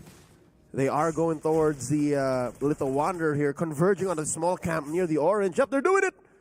And they want to do it as quickly as possible. They even got Fury involved here. They play on the strong side of their map. Fury is going to get pulled back, get chunked down, but it doesn't matter. It's Ruby. That spell vamp is just too valuable. Gold Crab falls into the hands of Hotun. Pristine use of the Retribution cooldown. Use it in a buff camp and then saved it for that steal. Looking at the emblem builds here, in case you didn't get a good look at it in game number 1, it is a fighter emblem on Fury with hybrid defense and Festival of Blood alongside Brave Smite. So yeah, no, he just wants to out-sustain, fight, and then dismantle the battle lines of Zeta Division. Yeah, warrior boots from the side of Fury. He understands what he's trying to do in this matchup. He wants this 1-1 to go as long as possible. Your autos don't mean nothing to me in the early stages of the game, even though Muminet decide to go for Master Assassin on top of it, right? Yep, he's just going to deny the duel here by cutting the wave clean. He's all the way close to tier 2. Down bottom now, the turtle spawns upper corner. This is a fight waiting to happen here. Yep, level 4 have not been achieved just yet. Yusuke does not have level 4, and right now Chana's getting maximum value as Fury's in. He can use his I'm offended, finds the back in the step. Yusuke is trying to get out. His first blood already achieved onto Kani. And Kani did pop the Revitalize there to try and survive, but he can only do so much at level 3. First blood drawn plus the turtle. Influence Rage now 1,000 gold up. Oh, Junichi! No. He's in trouble. He's going to get blasted down. Oh, even with the Toy Boy Stance. Wait, hold on. He gets back in to pull him underneath the turret, Chan. He's here. He can't take that much damage. The Lantern Flare comes out, and Junichi finds revenge, taking out Pakitu underneath the tier 2. That's the punish right there. Zeta Division finally on the board, but it was too little too late. All that attention that they had to give over to Paquito led into a turret take. So, at least for Zeta Division, at least it's the XP lane. At least Muimine can still breathe. And now, Bravest Fighter coming in from Chino, using it very early on. And all of this, so many interesting that they're willing to use these resources just for a Little Wanderer, right? It's these small incremental wins that's so important, specifically for junglers to get ahead of their competition. And if you can bury Ten's Hayabusa, then all the more you're going to deny him these highlight plays. So far, economically speaking, Influence Rage still has the lead, given that they did convert into a turret, and that's permanent damage to your side of the map just 3.5 minutes in. Influence Rage, they're really using this is brotherly bond. The Mountain Shocker confirms where people are. The rollout confirms where you're allowed to rotate. And then Zeta Division just has to respond. This is way too fast for Zeta Division to try and get farm on Muimine so far. Like, that is the only thing I see them doing. It's about tempo, it's about control. But I think that Zeta Division, if the situation does happen, they got to start pulling back to a choke point and then use Kani's AOG as a guaranteed disengage, right? It's better to lose just one person compared to losing 4 people in a fight. That is if Influence Rage will fall for it. They are so focused on just running through the map, taking everything away from Zeta Division, including the second turtle of the game. 100% so far. Fury, his first item, going to be that War Axe. I mean, Hotun right now, he's farming so much. Wait, hold on, Kani. Already on top of the correct target here. Paquito gets pulled on backwards with Yogi Shadow Kill. Junichi finds Paquito, and now Kani manages to get out just in time. Gino, unfortunately, could not go further, could not find the kill back.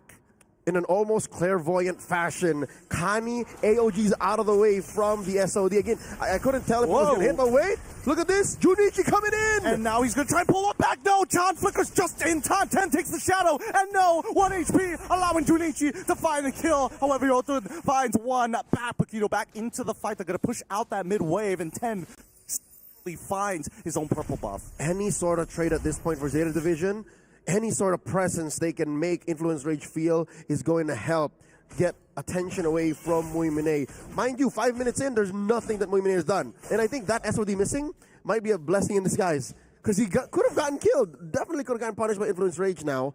Looking at the gold, he's just about, what, 100 gold down, 200 gold down from lane to lane. A majority of this farm really is in Hotun, over 10. Yeah, EXP laners, slight leads there. But Hotun with a 1.2k lead, that's going to be really devastating for Zeta Division, because when you're dealing with Yi Shin, who is ahead in farm, he gets his items so much faster, you just feel like there's nothing you can do until you scale up yourself. And TQRSs haven't come in just yet. Actually, it might have been rushed by a couple. We'll have to see the item list later down the line.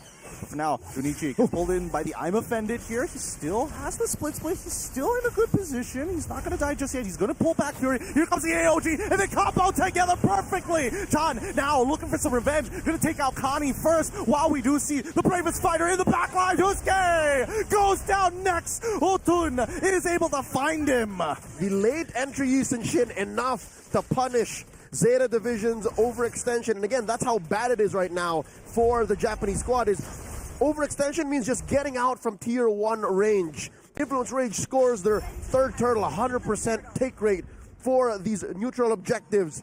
Sure, it is a 4-4. Sure, Zeta Division are now threatening kills, but it's all Influence Rage. Everything from Zeta Division has just been, but what, a Hail Mary play? A hope of a pickoff? Influence Rage, they're calling the shots. They are calling the shots, and you can see how far they hit. Even Chino is deciding, hey, I don't even need the War Axe this time. Give me the Hunter Strike first, and then I'm going to build into my tank items. Just the components, right? He's got the pants. He's also got the... Oh, wait, hold on. Oh, Yusuke Solo doesn't die just yet. Oh, John flickers for it, and he's going to get another one. Paquito is going to seal that away. Oh, a good taunt there. Nicely played by Fury to deny 10 the animation of the shadow kill. Chino tries, uses his flicker, resources spent. And all this while, now 7.5 minutes in, we've been keeping tabs on Muimine. Oh, 10! He's chunked, but that's going to be mid-tier, one of the most important structure on the map. Dangerous. The only response for Zeta Division is still to stay the course, get farm on Muimine, stay down there in bottom lane. Influence Rage, this hungry beast, they seem to just only be paying attention to mid, top, and wherever the major objective is. Muimine, my child, you can still farm up. He's the investment here. He's Zeta Division's everything right now. It's the only way they can actually win this game at the very end. But notice, so many blade armors are being purchased. Sure, if we all group up together and you pierce through 4 of us, you're going to be taking more damage than you can even imagine. Influence Rage are prepared for the coming of the one. Oh! And they get the one, Muimine! What a play! And now the backline getting attacked as Junichi tries to cut them off. The Oki Shadow Kill is good enough for Fury, but underneath the tier 2, they can't get any more than this. Gold laner trade here. Zeta Division, as painful as it is to lose Muimine even before he was ready to go, at least they got Fury. At least they got Fury. But really, what Zeta Division need to do, if they can do this, if they can kill Hotun, then we can start talking. But as it is, they're saying that a 5,000 gold lead. Junichi and Kani, what are they trying to do here? Chino's not having any of it. Oh, he quickly uses the bravest fight to get out of there. 30 seconds on his flicker, and Junichi knows he's out of position. He's in some trouble here. Rage Blade already on top of him, and now the Traction Pulse fight too. The SOD does connect. He wants John. He gets him. Muimine tries to outplay, but Hotun is just too far ahead. 3-for-1 in favor of Influence Rage. Surrounded and smothered by the 4 remaining members of Influence Rage. Again, the key was to find Hotun. But Muimine still said, you know what? It's something. It's something. Went for Chan and lost himself along the way. 3-for-1, the trade on paper, plus the Lord Influence Rage scores the first big one. They're going to be pushing in, getting rid of all of these outer turrets. Zeta Division, looking at the farm. Yeah, there's a lot of money on Muimine. Actually, the most money out of all of Zeta Division on Muimine, but what are they doing with that? That's the question. I mean, the problem is, even though he's got the most money, he doesn't have the Trinity built just yet. He's just a little off from getting the DHS. And once he gets it, at least he'll be able to deal with people like Paquito. And then you have to start thinking, how many stacks does he need to actually provide some real value in these team fights? Because a lot of it just comes down to, hey, I'm just out healing you. I'm just out damaging you. We're not going to give you the time to find that consistency. And not to mention the firepower difference across the board. You're still looking at Chan. Chan is just as legit a threat as any, as Hotun. When you're staring down Influence Rage, when they make a push, which they are doing right now, bottom lane tier 2 gone, mid lane up next once this chubby wave comes through. Purple is going to get stolen away, but wait, the concealed play. Who are they looking for? All right, false rotation, 10! Oh, he's going to use the Oki Shadow Kill to try and clear up that wave. A good idea, but Influence Rage respond perfectly. The Holy Defense going to collapse as well as the second waves are looking top and bottom. Zeta Division have to make a choice in Influence Rage. Say, come down bot side. No, they clear up these waves. Don't worry. We just got to chill for a second. We're 10 minutes going into the 11th minute. Hotun, he's just been crop farming the entirety of the map. It's working out perfectly for Influence Rage. His pants are real tight. He's got bills on bills in them trousers. Influence Rage pops the Mountain Shocker. They know where everyone is. Traction Pulse on the Junichi. It's good. He might need to go and reset off of this. Quad Shadow comes in. AOG deep in the background, but it gets cancelled out. Tusuke forced to use the Lantern Flare. Influence Rage are playing this perfectly. They don't get the inhibitor, but they've got the resources. 7,000 ahead. More than that. 8,000 gold between Zeta Division and Influence Rage. 10. He is farming up, yes, but look at him on the damage rankings. He's literally on the lower half. He's not died, yes, but he's also not getting any farm.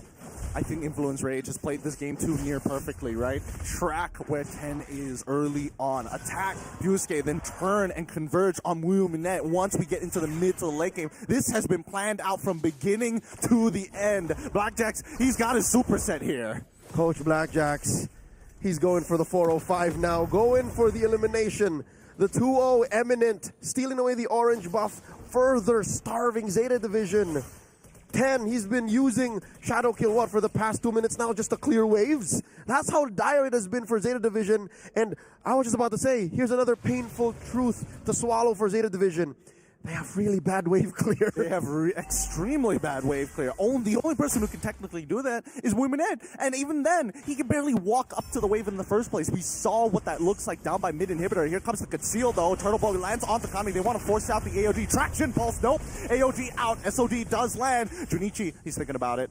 Does he take it? No. They back away. They take their time. Slow and steady. They gotta count their blessings. Thank their stars that Influence Rage has their conceal on cooldown. If it was off of cooldown, best believe they would have engaged. Zeta Division, able to use their kit, their ults, their resources, they're revitalized just to survive. And this is no dance. This is a stomp. Bravest fighter already from Chino. As they're going to try Junichi, and he can't seem to get anybody. Cha takes him out. And now, with the Oki Shadow Kill all out, Zitens, he's going to try and steal it.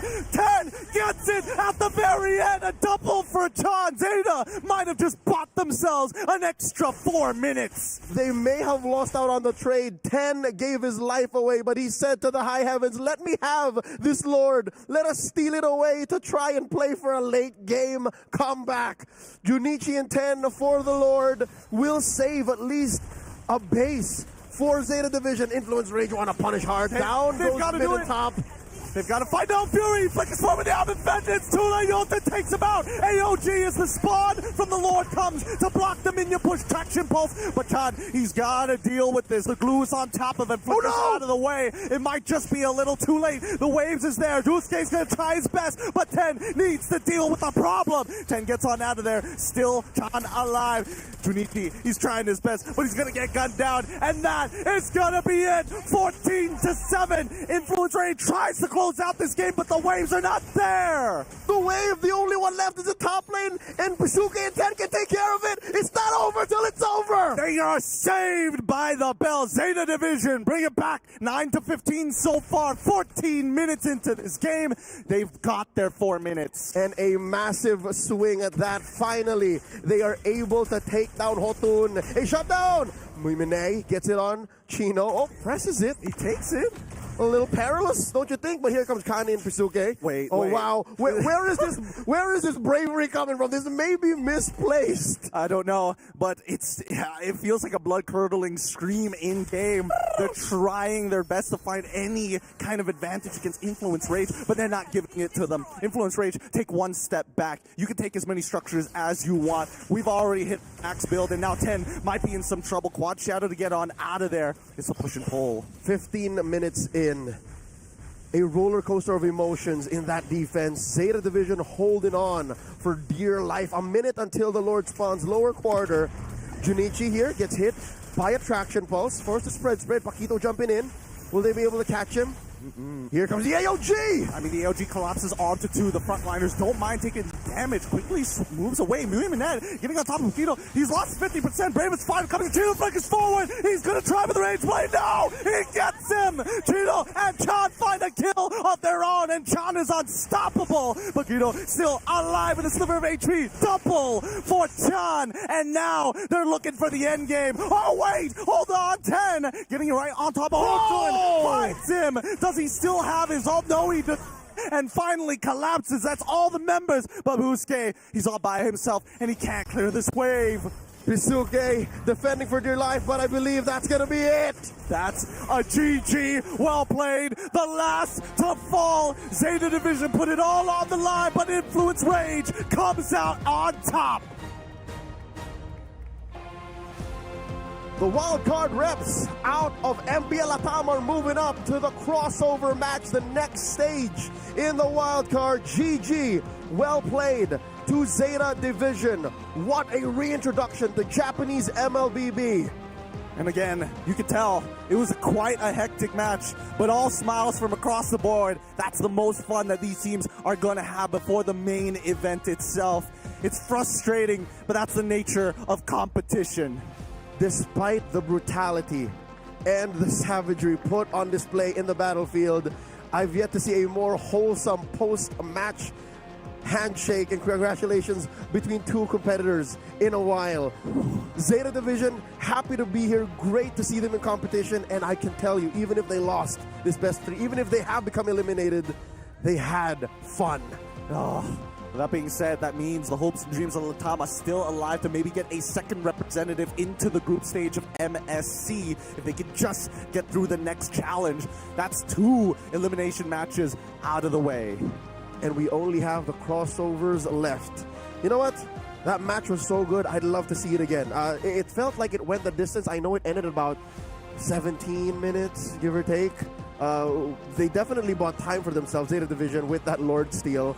But there were so many beats, there were so many chapters to this long journey that Zeta Division went on, going up against Influence Rage. Again, they're still the underdogs here. They still were the underdogs. Influence Rage were the favored ones to win this match in the first place, but you could see the heart coming out from Zeta Division. Despite the odds being stacked against them, they made intelligent decisions in the game to try and staunch this bleeding. And here as early as, 6 minutes? 7 minutes, the writing was on the wall. It was clear that if they were not going to kill Hotun, if they were going to take care of Chan, it was over. But even then, even in the face of imminent defeat, Ten said, you know what, as long as I got my retribution off of cooldown and I have my trusty Hayabusa, miracles can occur. It's so ridiculous how many neutral objectives he has stolen. A crazy amount in these past couple of games. Just goes to show there is more room to grow for the Japanese region as a whole for the MLBB esports space. But at the same time, how can you not be excited for what is to come the next time they hit an international? There is promise and potential in the reintroduced Japanese MLBB. I'm excited to see them in M7. I'm excited to see them in M7. Oh, but we got to sing the praises of our current winners. Chan, oh my goodness. This man, he's deadly. He's dangerous. There's a reason why he got a savage yesterday. I love Chan. There's a special place in my heart for the Latino Savage, but I'm also impressed with Fury. He is the only fighter gold lane so far that we know of in wildcards. There's still more time. Who knows? Hey, but to be the first. But to be the first is always great. Hey, Eterna, who do you like from that matchup? Who are your eyes on? Hotun. Just say it like Just Hotun. She answered my question. Like that's how a Am I conversation wrong? works. You're not wrong. That's how a Was that conversation wrong? works, right? I ask, you answer, and then Did I do something wrong, guys? Don't worry. I'm just glad the cameras were on us. We're gaslighting her, but don't worry about it. Either way, I mean, considering how the match actually went and turned out, I feel like I don't know about you, but like thoughts on first Zeta Division and then afterwards for Influence Rage. I felt a roller coaster, honestly, in that particular game because I thought that maybe Zeta Division, with the draft that they were given, that would be the groundbreaking moment where maybe they might be able to force a game number 3. But Influence Rage, just every single member on that team, you know, there's an argument to be made about everyone, right? Hotun, Chan, you guys mentioned it earlier on. Fury as well. Even Chino had his moments. It feels like in this particular game, that's when we really saw just like the gap of performance and execution. That's a personal opinion from me. Other than 10, I think 10 tried his best to prolong the game. We saw that crazy anime moment once again from him. But it's just Influence Rage and, you know, the fan buff is just too much, I think, in this game. Fans played a big role here to keep They were Influence really Rage. loud. They were. You can hear it from the back as well. I can. That's fun. I loved it. I loved it. I felt Solatam. They're Sola nearby. Tom right now. They're literally right here, like within a few feet away from us. They're still there. I'm kidding. They're probably going to be cheering on to their team. They're waiting in the back. They're like, come on, let's They'll be back get out later. of here. That's why I think, looking at the performance from Influence Rage today, their match against Rare Atom, I believe, that's going to be explosive. That's right. That's their crossover best of 3. Whoever wins that moves on to the best of 5. But up next is going to be Virtus Pro versus the Mongols. It's going to be a good time here. Again, I'm surprised after, you know, dropping a couple of games from the side of the Mongols that maybe that my predictions were going to be wrong. But the fact that they have to face up against Virtus Pro, who I think is cut above the rest, we'll see. We've got to roll the dice. I'm so VP right now. You're so VP. You're so ECA. I'm so VP. I'm so ECA, guys. Because legit, I was actually kind of second guessing myself because as we were doing our predictions for who gets that final slot into the group stages of MSC, I was looking at your prediction. I was like, I'm so VP, but why is everyone not on VP? Because there were a lot of questions prior to VP True. performing. Again, there were weird patterns in the way they were playing, even in their own qualifier, even in MCC. So now that they've proven us all wrong, and even with the injection of a new jungler, my boy, the Nightmare, I think I would also like to say I'm very VP, even all the way into the final five. Like I believe that as much as I love the Mongols, I think they're going all the way. I think they're going to play in the best of 5 and maybe even win. Oh, do you agree with this? I got to stand my ground. I made an early prediction. I got to stand my ground. What was if I your back prediction? out now, I was going to say Mongols, that we're going to make it out of the wild cards. But VP, they've definitely surprised me. And considering the weird factors that we talked about, the fact that they're playing with a slightly different draft system, and not to mention not having their initial jungler and after playing with Andori, the Nightmare, your boy, I thought maybe that was enough to maybe, you know, shake it up a little bit. Help me with one thing. Ask what Abstract thinks after this break because he is going to come on before we get into game number 3. Unfortunately, yet another elimination match, and we will be seeing who will go forward. And with that, we're going to throw to a break. You guys are watching the MSC Wildcards. We'll see you soon.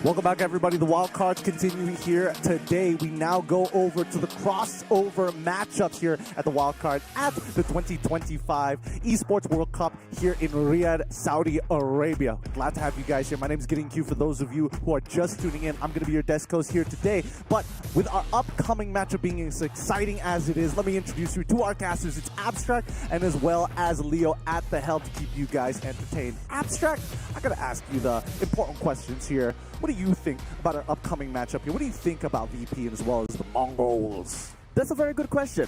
I will hit you with another question. No, sorry. Wait, what was the question again? Between these two teams? Yeah, how do you feel about matchup? Honestly, when it comes down to influence rate, I'm glad. I'm happy to see that they have been coming up with very different ways of playing, and of course, having Fury readjust damage from Fury to Chan with their Ruby Gold. I think that this adds on a new dynamic to what influence rate has. So it's another question to Virtus Pro, if whether they have dealt with this before. Yes, they have got global ban that they have played with the Brave Draft and all, but are they ready for this kind of change during game? That's assuming they face off each other in the next stage, because right now we're about to witness Virtus Pro versus the Mongols. Yeah, I mean, keep in mind, everybody, that it's time to celebrate a decade of greatness of the at the Esports Awards. We're nominated for 3 awards, by the way. 3 of them. MLBB for, MLBB for, let me just double check my here.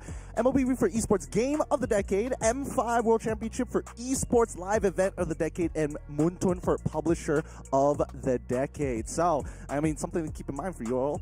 Go onto their website. Go vote for us. Please. All right, guys, we need to talk about this upcoming game, right? Because this is where it's going to start to get a little exciting for most people, because now we're coming into the latter half of the tournament. Second stage. This is where it's going to become really, really difficult. The margin of error is very small. It's tight. It's very tight. It's tight. And in these tight spaces is exactly where you're going to see teams flex. And I'm so glad to see Mongols earlier flex because when we opened up broadcast, they played the Estes. I'm a big fan. How does Virtus Pro respond? Does Pluto have something to clap back with? Can Andoryu share more about the Estes, given that he does come from the land of Ube, from the Philippines? He's the import for Virtus Pro, alongside Badgot, Bober, and Super Gorka. Yep. I'm really looking forward to how Andoryu is going to play this, right? I mean, he has the moniker as the nightmare, right? Season 14, Q lead, and all back-to-back MVP for the wildcard games thus far. So honestly, I'm just looking and zoning on him, right? The rest of the teams the rest of the players from Virtus Pro, they are not too particularly afraid about changes when Andoryu joined into the fray, because he actually does have a very similar hero pool to the previous jungler. It's very deep. Him and Zar Egoist. And I like how he's not selfish about sharing information. We'll talk about that later. They're facing off against the Mongols, who were in action earlier. Again, another revelation. Shenlin, the leader, the Mongolian Franco, apparently has a back pocket Estes. So not only the fact that he can play Franco, they are more than prepared to play the Ube game. I want to really look at Shenlin throughout this entirety. Just zoom in onto Shenlin. What are the ways that's going to change things about? Hey, speaking about zooming into Shenlin, it looks like the draft is about to begin. We're keeping it quick here at the wildcards. We want to see who's going to be moving on to that next stage. So as the draft is going to come on by, I will leave you with this question. Are we going to see a battle of the supports? It's Abstract and Leo for the draft and the game. Take it away, boys. Thank you, Gideon. Going into the draft, we're about to see whether Virtus Pro goes into the play or they'll be on the draw here, picking 2 after the bans, because they've had a good amount of success either way. If anything, they're more comfortable in blue. They've won 3 of their 5 games out of blue, and only lost 1 in red. So I would guess Coach Fly Solo would feel comfortable doing that. Yep. So honestly, at this point in time, all about the drafting, at least for me, right? I want to identify the patterns. I want to see what they have gotten so far. Day 1, lots of Uranus games, but day 2 is not gonna be that way, right? They weren't given an opportunity. In fact, I think all the teams in day 2 didn't have any opportunity to play a Uranus at all. Uranus is so scarce right now. I can't remember the last time I seen him all day long. Again, prior it was 20 hours and counting, alongside Granger. Him and Granger, but more because Uranus gets banned. Yes. Granger just totally like, it's not fell off. He was forgotten, man. He's literally Woody in that Toy Story meme. It's like, I don't want to play with you anymore. Oh, man. But why, though? That is the question. Is it just because of the fact that Irithel does so much more than what a Granger wants? Or Her payoff is easier to... It's more palpable. easier to execute as well, perhaps? I wouldn't say easier to execute. It's still much safer to play from range as the Granger, but Right. I'd say her damage output is more... You feel the payoff sooner and more... It's a more concrete damage output. Okay. It's much faster if you're able to get there. So now, can confirm, it is a Virtus Pro on the play here. Mongols answering back. You see the Matilda. Oh, they were watching prior. Because again, Shenlin also shown us that he also has a Matilda. So what's it gonna be like with the very first band onto the Boxer as well as the Matilda? One thing that we always want to see so far is like top pick heroes, top band heroes as such. Juicin have been making quite a bit of appearance from the previous few series. She just skyrocketed in priority. Yeah, I think ever since that we saw that Angela plus the Juicin combination, people are starting to really regard this Juicin to the highest of extent. Especially for, I suppose, Mongols. I think that they will want to kind of look at Juicin more. Yep, in the previous games they played against Legion Esports, they gave the Zushin. So maybe, just maybe, in case they don't want to force it onto Bober, they ban they let the Zushin through, prioritize the Kimi, because Bober plays Kimi a lot. We'll see where this goes. In that regard, the 1-1 gets banned here by Virtus Pro. The Uranus, still nowhere to be found. Coach Buyo don't want it here. Nowhere near this match. No light of the day for our boy Uranus. No annoyance all across the board. You know, if he keeps getting banned, I'm going to say I'm start missing him. Don't say that. I usually don't like him I don't like him in the metagame, right? Like him being such a high prio, I'm going to start missing him. There's the Franco, Shenlin's specialty Franco. Yep. Maybe they will want to perhaps take a look a bit more into and tackle more onto Andoryu, right? Because these two heroes are heroes that Andoryu can and would play. So moving on forward, jungle heroes, Yi Sun Shin. Yep. Not seen the ban just yet. Mongols might look at that for the last one. Given that Yuzun Shin is often paired with a Zetian these days, yeah, I can see how that could be. But mind you, Kalia is still at large. Oh, right, you're right. We usually see Kalia banned out this early. Lapu-Lapu also left out in the open. We're waiting to see if this is going to be another Andoryu ban, but no, it's instead the other half of that combo. Okay. No Zetian. So wait. So they don't mind giving the Yi Sun Shin to VP, but on the other side, they would want to pick up that Kalia for themselves. Yep. They're setting up such a powerful trade here. No matter what happens, Mongols walks away with 2 solid picks. Oh. Now, there it is, the aforementioned Kimi in the hands of Bober. Mongols, they can go Kalia something. There's no boxes, so the healing is pure. The healing is all there. Yep. So if they want to look at more of their pick-off kind of category. Zushin something? I would like more of a Farsa. Oh, yeah? Yeah. A little bit more damage in the early stages, less utility kind of thing. So it's one or the other, really, now. You pick the Zushin or the Farsa. The fact that both are available means they're not going to rush it. Oh, they yeah, can you don't pick have to. Yeah. Pick two something else. The Kimi has already been picked from VP, so yes, that is absolutely fair. Unless they want to prioritize a bit more onto the XP role, right? Allowing Mumu to pick up the Lapu-Lapu. That's also one thing that they can go for. Never mind. Oh. This is such a stark difference to how Mongols were prioritizing in game pick. number 1. Rather, in their series earlier today against Legion Esports. They pick up the Farsa and the Gatot. Okay. I don't mind that. At least if they don't give VP the opportunity for playing the Gato to kind of cancel all the Farsa, but there are still a lot of other answers that VP can look into to deal with the Farsa. They can have high grounds, or maybe not high ground anymore, unless they want the Kimi to go gold, so at least leave that a bit still more ambiguous to the second stage, right? Kimi gold ain't happening, man. I give a 5% chance of this going into the Fair enough. gold, because we've never seen it. There's no precedent of Kimi going gold, even in the larger regions, right? They always put it in mid. So now, Virtus Pro closes up their first phase with a Yi Sun Shin in the jungle, clearly. And then an Arlo, which I don't know. Is this a bad cut Arlot, or will it be a Pluto Arlot? that would depend on where the Garukacha goes to, right? Since Garukacha can XP, can roam as well. Still got a lot of ambiguous kind of playstyles for both of these two teams. But one thing's for sure, though, it will be a triple marksman. Mongols got Phoveus here. They left Phoveus out. Oh. So if you do that, you force the Arlot into roam. Yes. And you're calling the shots for Virtus Pro from red. And you're not too bad having a Garukacha in roam. In fact, we actually see that a lot more often than the Garukacha XP.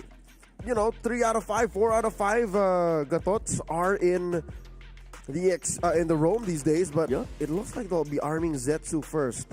This is Zetsu's Hayabusa, now into the second phase banning. Just get her, unless they're willing to let Virtus Pro ban the Phoveus themselves. I think that might be the direction. Because if that happens, then you confirm, Virtus wants to put Arlot in the XP. If that's going to be the case, then okay, that's one answer, or rather one thing that they have an answer to. But VP, naturally, when I look at having an Arlot and having a Kimi, it just generally just yells to me that they want to play for teamfight. As much as possible, just go for a death ball. As such, having a roamer that allows them to zone people out, such as the Farsa, is ultimately going to be real important. However, the amount of roamers that allows them to do that is kind of small aside from a Minotaur. Yep, which has seen a resurgence. Yes. Minotaur has slowly turned into a in-demand hero. Legion Esports played it earlier today, lost with it. And then earlier today, it was played by Influence Rage, if I'm not mistaken. For today's games? Yep. Paquito played it and scored an elimination over Zeta Division. Again, these matches happen so fast. We've had 2 sweeps so far today. I can't even remember the fact that they had two sweeps, right? It feels as though we are just on the second series and all, but this is the third series already. Every single series, we are sending someone home. So let's not forget about that, right? This is Lifeline for one of them. So Virtus Pro brands out the Iritel because they're not so sure yet exactly what they're sending into the gold lane, what Mongols will allow on the clapback. So now we are looking at one more ban. There's a Moskov, so they don't want to play coast to coast. Mind you, the Angela is still at large, so we don't know what Virtus Pro is thinking here. I still have an idea that if they really want to play for Death Ball, since they want the guy kind of go for tit for tat, since Mongols also have that Garukacha and the Farsa, a part of me just thinks that if they really want to play for choke points, just kind of go all the way through. It's not going to be a great idea, especially since there is the AOG into the Zaman Force, because if anything, if they want to all in, that's the Harif and the Minotaur. I'm not a fan of that, but we have seen a lot of Harif the past few days. And none of them won. I'll say maybe carry. You know, we've seen Super de Gorka play the carry once against Influence Rage, won with it. So it depends on how many more tanks show up for the Mongols, then maybe they can rock the carry. And here, finally, we see Granger. Hey, missed you, buddy. Finally, as Granger into today's games. First Granger of today, right? Yes. Now VP, there is still one more pick over to the side of Mongols. They're gonna have to set everything in stone. They have to ensure that this final 2 pick will answer every question that they have against the side of Mongols. We know as much that it's going to be a triple marksman, right? Unless it's not confirmed, since unless Super de Gorka doesn't sit well with Fury being the only side lane fighter. Exactly.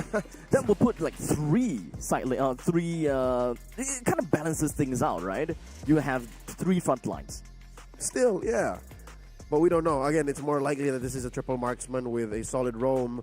And the roam is going to be the Arlot. We did try to allude to this earlier because, again, the Phoveus wasn't picked up by Mongols nor banned by Virtus Pro, and they get the Clint. This is the second Clint of all the wild cards so far. Yeah, I mean, I don't mind the Clint, considering that if they want an early pop-off hero, it would either be a Bruno or a Clint. I would say the Clint at least do have quite a good burst damage in the early stages. So instead of putting a Ruby for early game presence, a Clint in the early game presence is not too bad too. Yeah, the Mongols have made a career out of beating Clint so far. Today specifically, they beat Legion Esports' Clint. That was Daylight that was playing it earlier. Still got swept, still lost. So now they close up their draft with a CC. Oh. So this is a Rome Gatot. Rome Gatot Kacha, yeah. What's the idea about a CC drafted into a Phobias? Is it really that worth it? Yeah, no, there's no real way for you to trigger that Infernal Pursuit. She doesn't dash. Okay. She jumps. It's kind of count. I mean, it's not too bad per se if everything is just manually triggered by the Phobias. You would still be attacking en masse and life stealing more. So, looking at that, again, I think there's a potential for Mongols to win the EXP lane in that situation. Okay. So, lane priority wise, and in terms of the drafting, who do you have? Overall. Again, whenever Virtus Pro drafts something, they're rarely wrong. Like, that's just how fundamentally sound they are.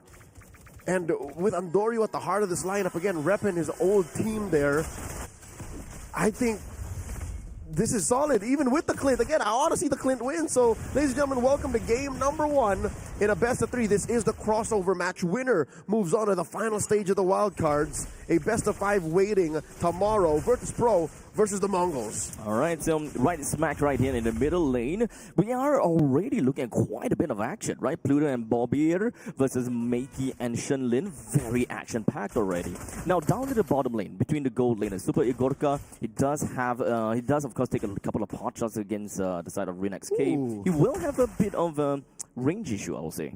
Yes, he does, but looking at his emblem set, he just wants to go late. He's rocking a Rupture plus a Weapons Master. So he just wants to build up items. It seems like it's insurance policy to be, right? Yeah, it's matching scaling against the Granger. Zetsu picks a fight against Pluto here. With a quick flicker.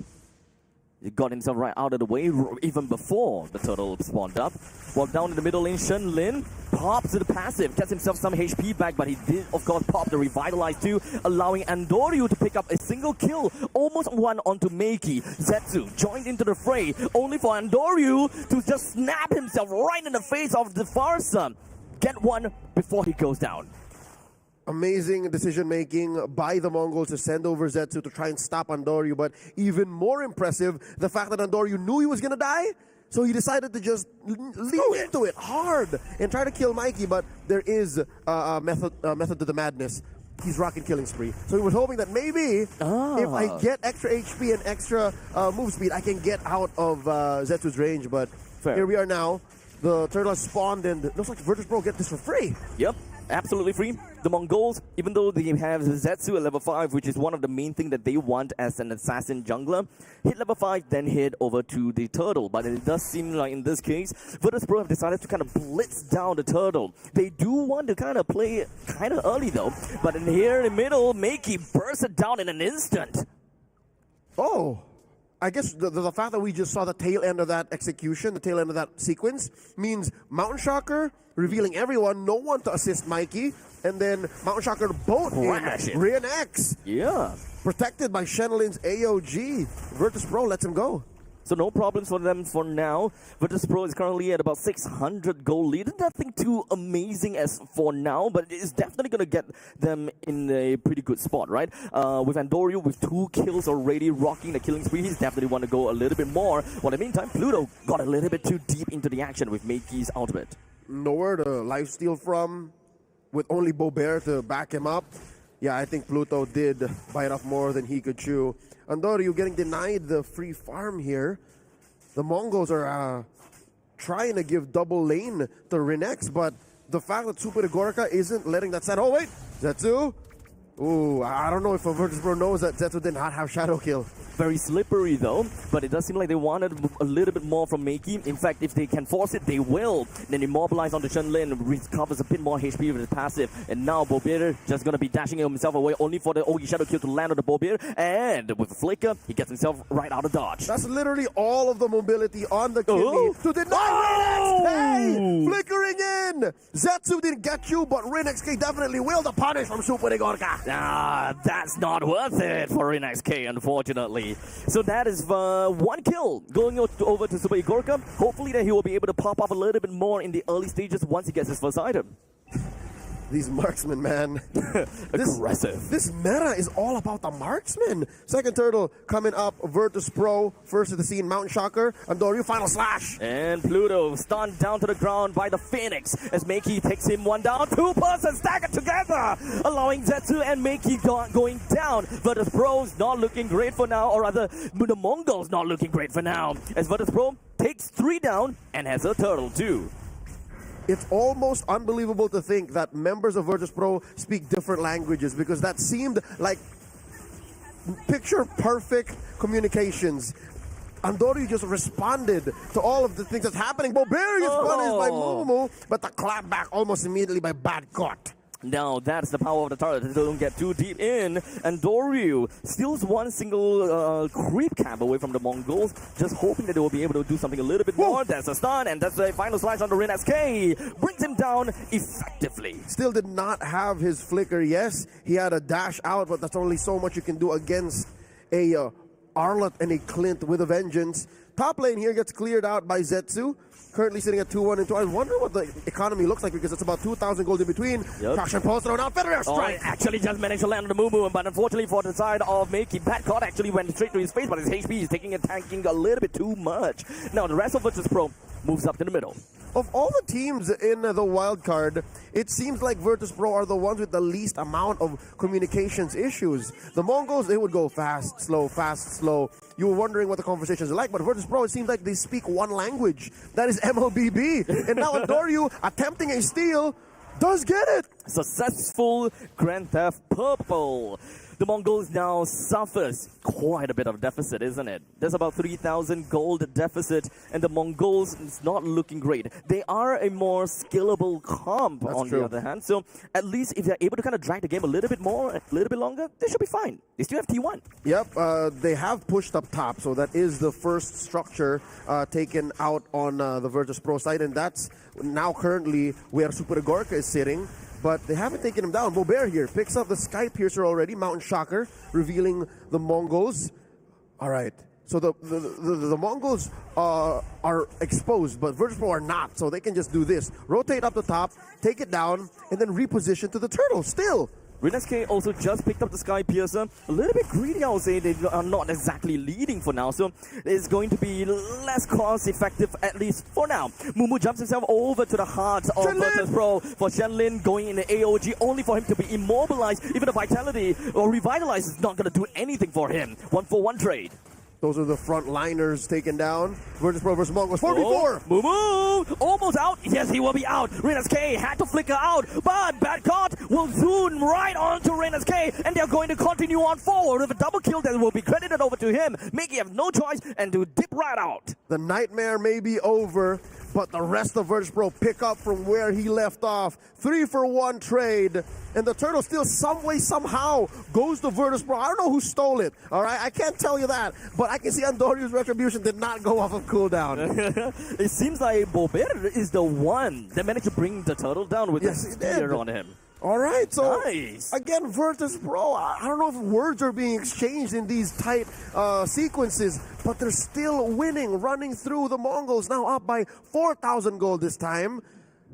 They're looking to convert. Again, it's great that you're getting turtles, it's great that you're getting kills, winning trades this way, but if it doesn't convert, if it doesn't equate to permanent damage to the base, the map of the Mongols, they can still scale. Yeah, so my question is more the fact that Virtus Pro, they have early skilling marksmen, but hold on a second. It seems like we do have Mongols actually did manage to push Virtus Pro away from middle lane. That's great. But my question, of course, triple marksmen. Sounds like they can skill late, but two of which are more early game marksmen. Early mid. Yeah, early mid. So how would that look like later on, if who has the better skilling altogether? It'll look bad, Abstract. It'll look bad. That's why Virtus Pro are now pushing the advantage. Again, they're sending dudes in mid.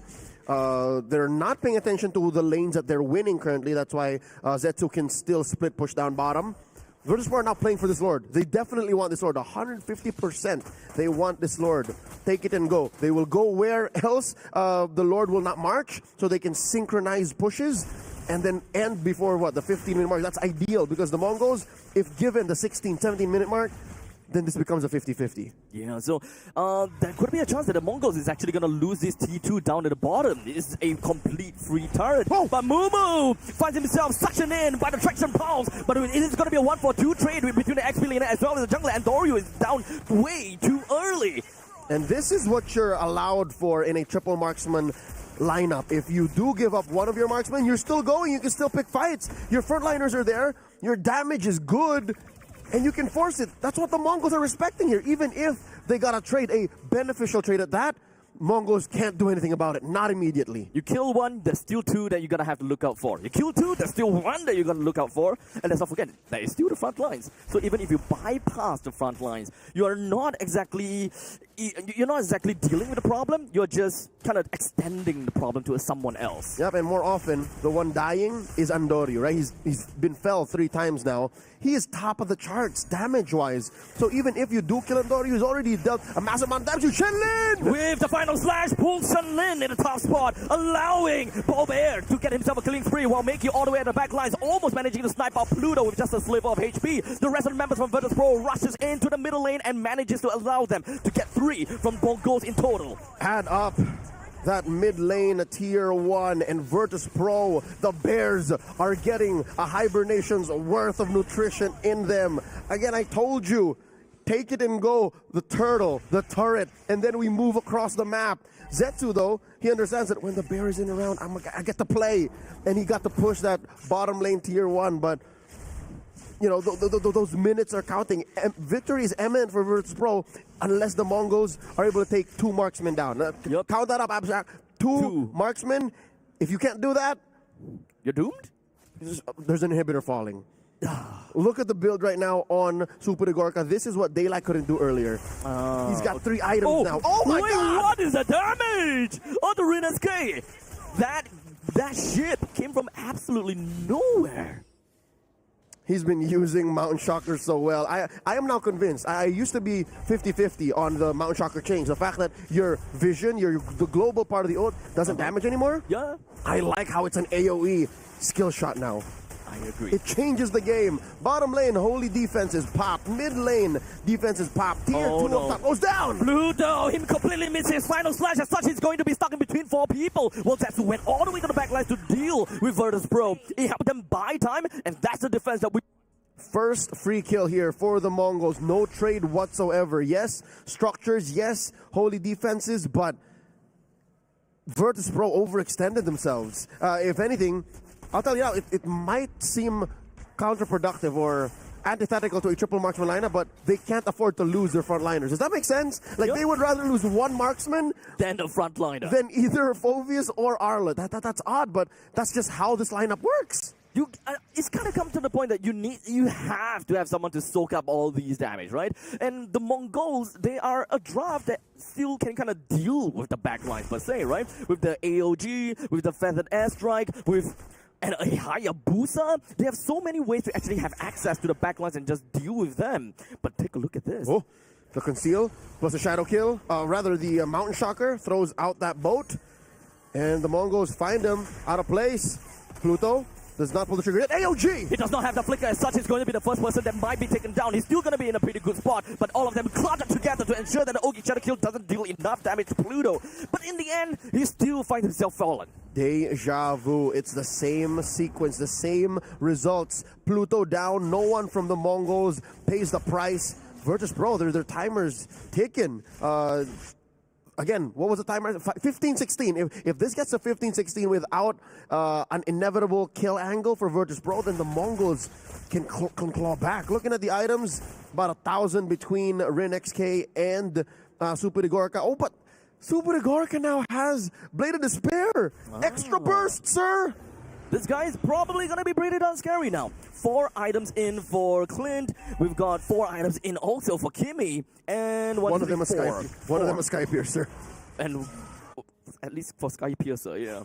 But at least, I guess, Rin SK, he does have Sky Piercer as well. We want some stacks going on. Shenlin finds himself taken down. The boat does not land. The Mongols still give quite a lot of respect to Virtus Pro's lineup. I mean, I would too. especially if I was down 7,000 gold. The Mongols now looking at a The contest. final flash lands well on the Moo. And now with 2% down from the Mongols, there is absolutely no way that they are stealing this away. Clean take for Virtus Pro, the pride of the ECA in the wild card. Taking the second Lord. It'll be marching down bottom. And you see here now Andoryu cleaning up, making sure that this leads to something. 50 stacks currently on Bobert's Skypiercer, so you're 3 off, you're 3 kills off. Shenlin! Oh, not again! Shenlin got caught by the boat once again, and he got melted down in an instant. No chance to breathe, no hesitation at all. The Mongols, they managed to find themselves in the top spot, and Zetsu was hoping that he will be able to do some assassination. Moo went in to tank a little bit more, but they're gonna have to watch out for the next few lanes coming on about with the Lord marching down bottom. Virtus Pro expediting the penetration process here. They took down the bottom lane, tier 3. This will allow extra pressure in the top and mid.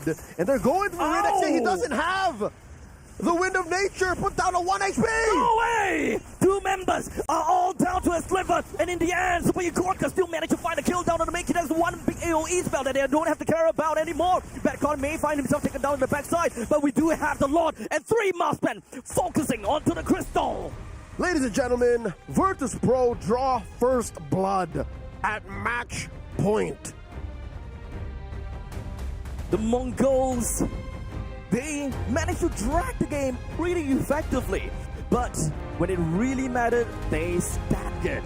Too many deaths, or rather, too many singular deaths, which resulted at that final push. They needed to get past a certain threshold. Hearts all over from Virtus Pro. I mean, if I was 1 game away from locking in the best of 5, I would also send some love to everyone watching. But if you think about it this way, the Mongols, they wanted to survive. They needed to extend the game, right? Yeah, absolutely. And the way they were doing that from the 13 to 15 minute mark was hunting down Pluto. Yes. How miserable does that sound from a macro picture? We just need to kill the roamer over and over again. Roamers are meant to die.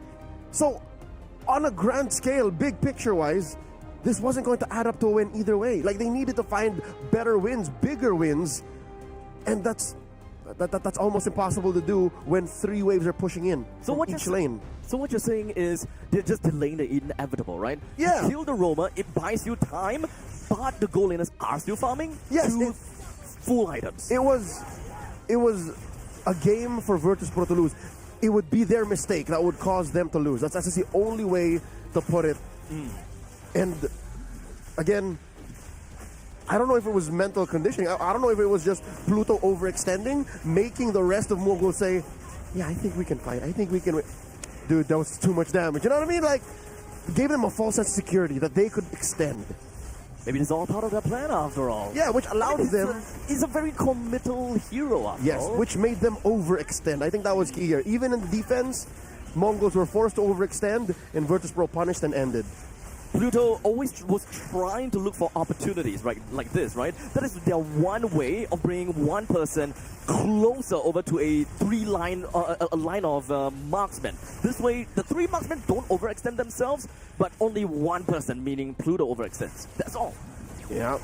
Ladies and gentlemen, another look. Again, this is the 14-minute mark, 14 and a half. This is where I think they get the penetrate. Yes, game ends shortly hereafter. I don't think they make it to 16. It's just pull and pull, right? 15 minutes and 21 seconds seems like the final timing by the end. And I just gotta have to say that this is a pretty impressive game from Virtus Pro all the way through. They showed exactly what they needed to do. They played their early games and they ensured that they know, okay, we have a timer. The only one that we are missing all the time is just roamers. Pluto is just being put in a very tough spot time and time again, but they still have got their win condition.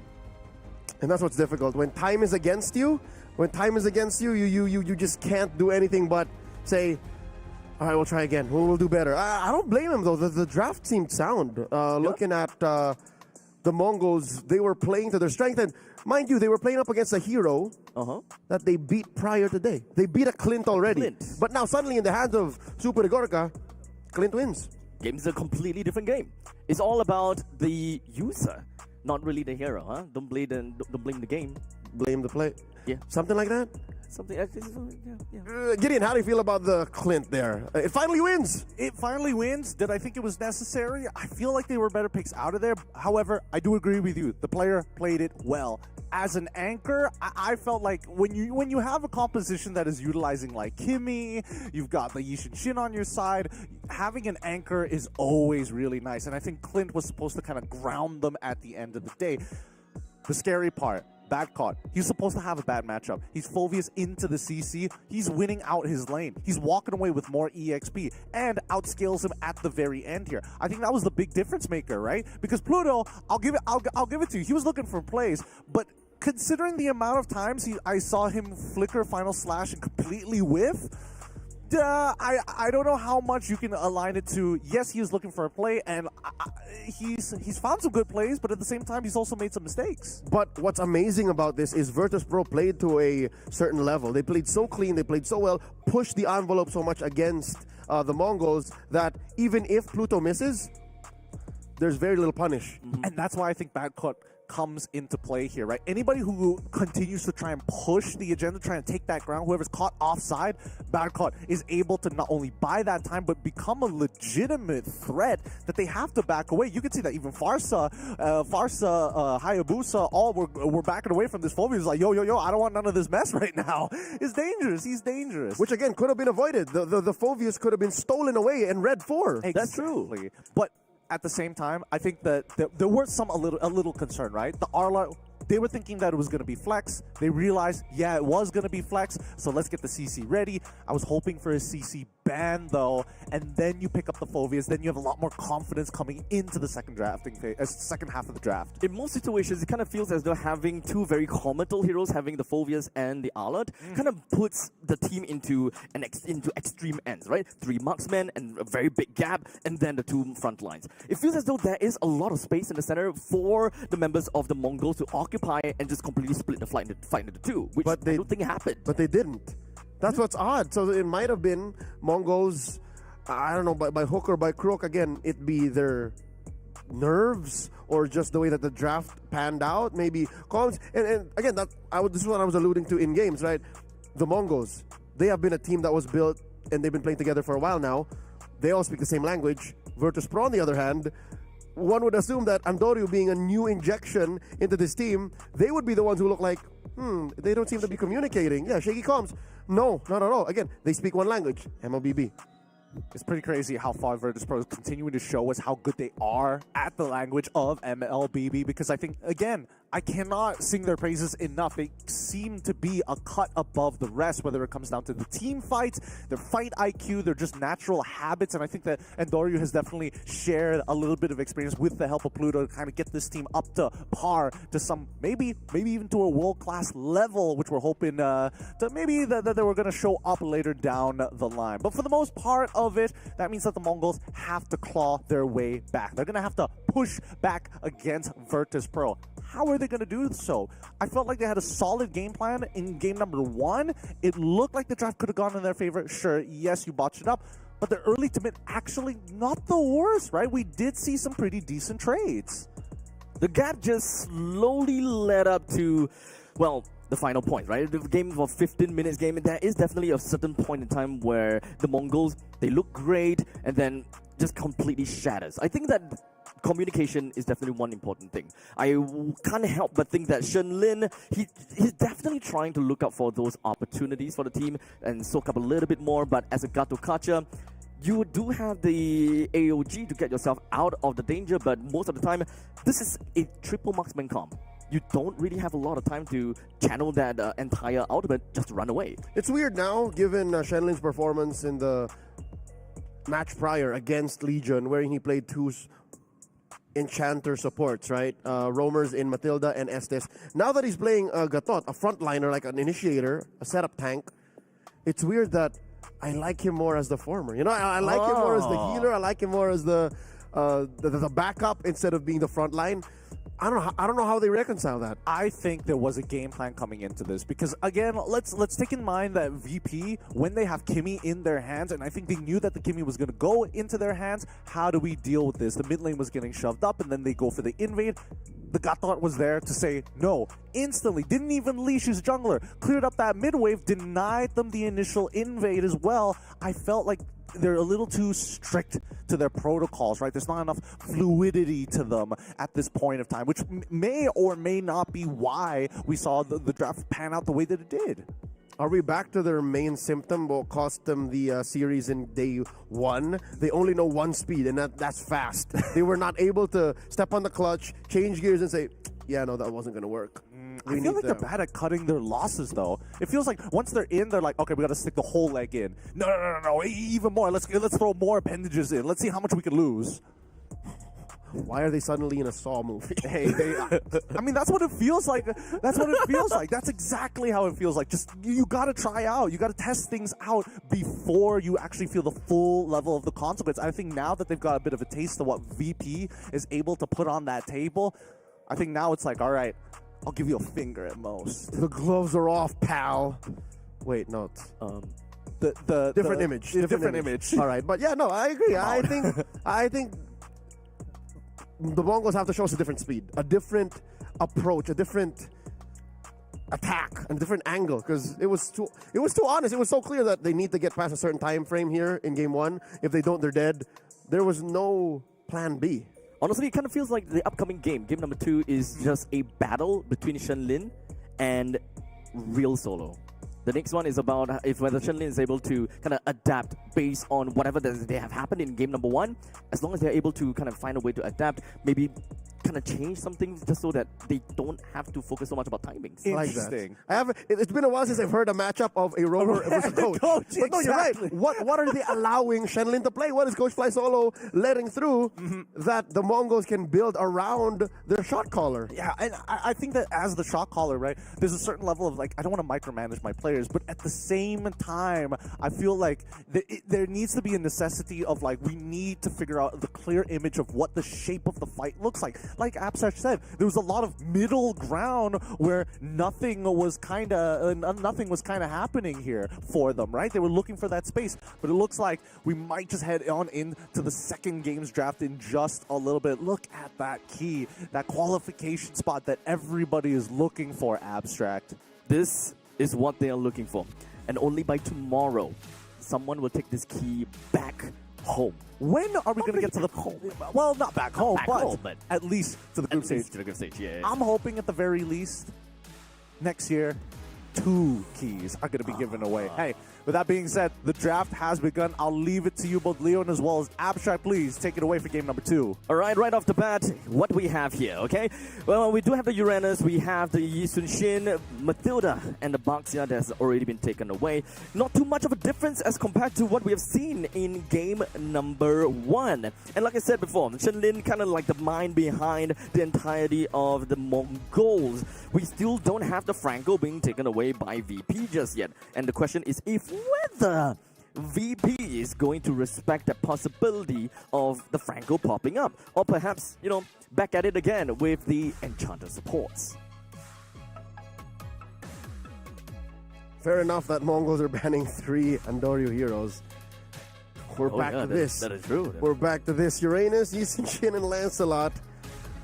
Now, Virtus Pro, I think, you are onto something. Because again, there goes the those 2 still are Shenlin picks, except for the 3rd. Except for that Kimi, huh? That is a Mikey pick. What does it leave for the Mongols? Katia out there. 1-1, yes. But isn't that just Virtus Pro saying, yeah, okay, let's Farsa. Boberic and Farsa. Farsa is available. I mean, that is definitely one thing. If they do not want to look out for the Farsa, we can still... Oh, Farsa Phobius. I think Phobius gotta have to be one of the main priors for VP, right? It's just kind of... It feels like a little bit of a too dead of a giveaway, isn't it? Here's what's hard to say. If they Farsa Phobius, well, obviously not that anymore. With the Fredrin. If they Phobius here, Juicin? yeah, if they Phobius here, CC is going to show up for the Mongols. Okay. So if anything, it gotta have to be a R3 pick, right? If they want the Yeah. Phobias, it has to be an R3 pick, so at least they can ban it away. They're not jumping the gun yet because they know that they can get punished. So, yep, Virtus Pro answer with a Fredrin and Zushin. And you know what's scary about these drafts like this? Uh-huh. And you know, with these high-intensity situations, you might get swerved by an Angela. Because still, look, Fredrin and Zushin, like, it's very Angela-able. It's okay. For me, I feel that the scary part, it really just boils down to the fact that both a Juicin Fredrin opening is super standard, right? You can't go wrong picking these two. It doesn't exactly tell the opponents how I want to play it. Also questionable. Why would you run a Fredrin into a 1-1? The 1-1 almost always eats the Fredrin for breakfast. Lunch or dinner, depends on what time you're watching this. But wait, Lucas, an early Lucas. Okay, Oh. last time we saw Lucas that really did something here in the wild card was in the hands of Dawn in the EXP lane to ruin a Uranus. But here it's just picked up here, just blind. I think it is fine per se if they're still looking at a bruiser Lucas, but as you mentioned, it is kind of feel like it's jumping the gun in some sense. I don't think that we will see any possibility of a flexible Lucas. I mean, I'm open to interpretations, but definitely not a Lucas jungle anymore. Right? No, I'm also just as confused as the next guy. Who's the next guy? Bobert. He's just staring into space here, like wondering what's going on. Okay, it seems like the game has been paused for a bit, so hands off. Yeah, no further picks nor bans are occurring just yet as we figure out the state of the situation here now. Again, openers are all Andoryu bans, a couple of Shenlin, and then one for Mikey ban. And still, I'm wondering why would you run a Fredrin so gung-ho into a 1-1 unless there's a plan behind it, which is, again, I'm guessing at this point, is an Angela. Maybe they just don't really need to care too much. Even an Estes. I think an Estes would be great here. At this point in time, out of all the Enchanter supports, right, which one wouldn't work? The Angela is still the best choice here. It's still the best. Yeah, again, the only Savage in the wild card scored with a Zushin Angela combo, right? Yep. But secondary would be maybe the Estes. Third would be the Florin. But again, I'm just not saying Florin as high up because we haven't really seen Florin yet. Yeah. It doesn't seem like the players really favor Florin all that much. Something about the meta, they just don't like it. Personally, I thought that having the old Florin, where you can shred off or rather cleanse away those anti-healing properties, was great. And having that part, that line of Florin taken away, it kind of changed her identity per se. She became a walking oracle. Walking oracle and walking item, right? Just a free item to the jungler. Yeah. Hey, look. Shouldn't that alone be a reason for her to be a commodity and an in-demand hero? Because just for the early game, it changes. Yeah, it changes the way you understand the economy of what you can get away with in the early game. Is there a penalty though? Dedicating a hero just for your jungler to kind of more or less funnel an item? Yeah, because she doesn't have the same amount of sustained effect as a Estes.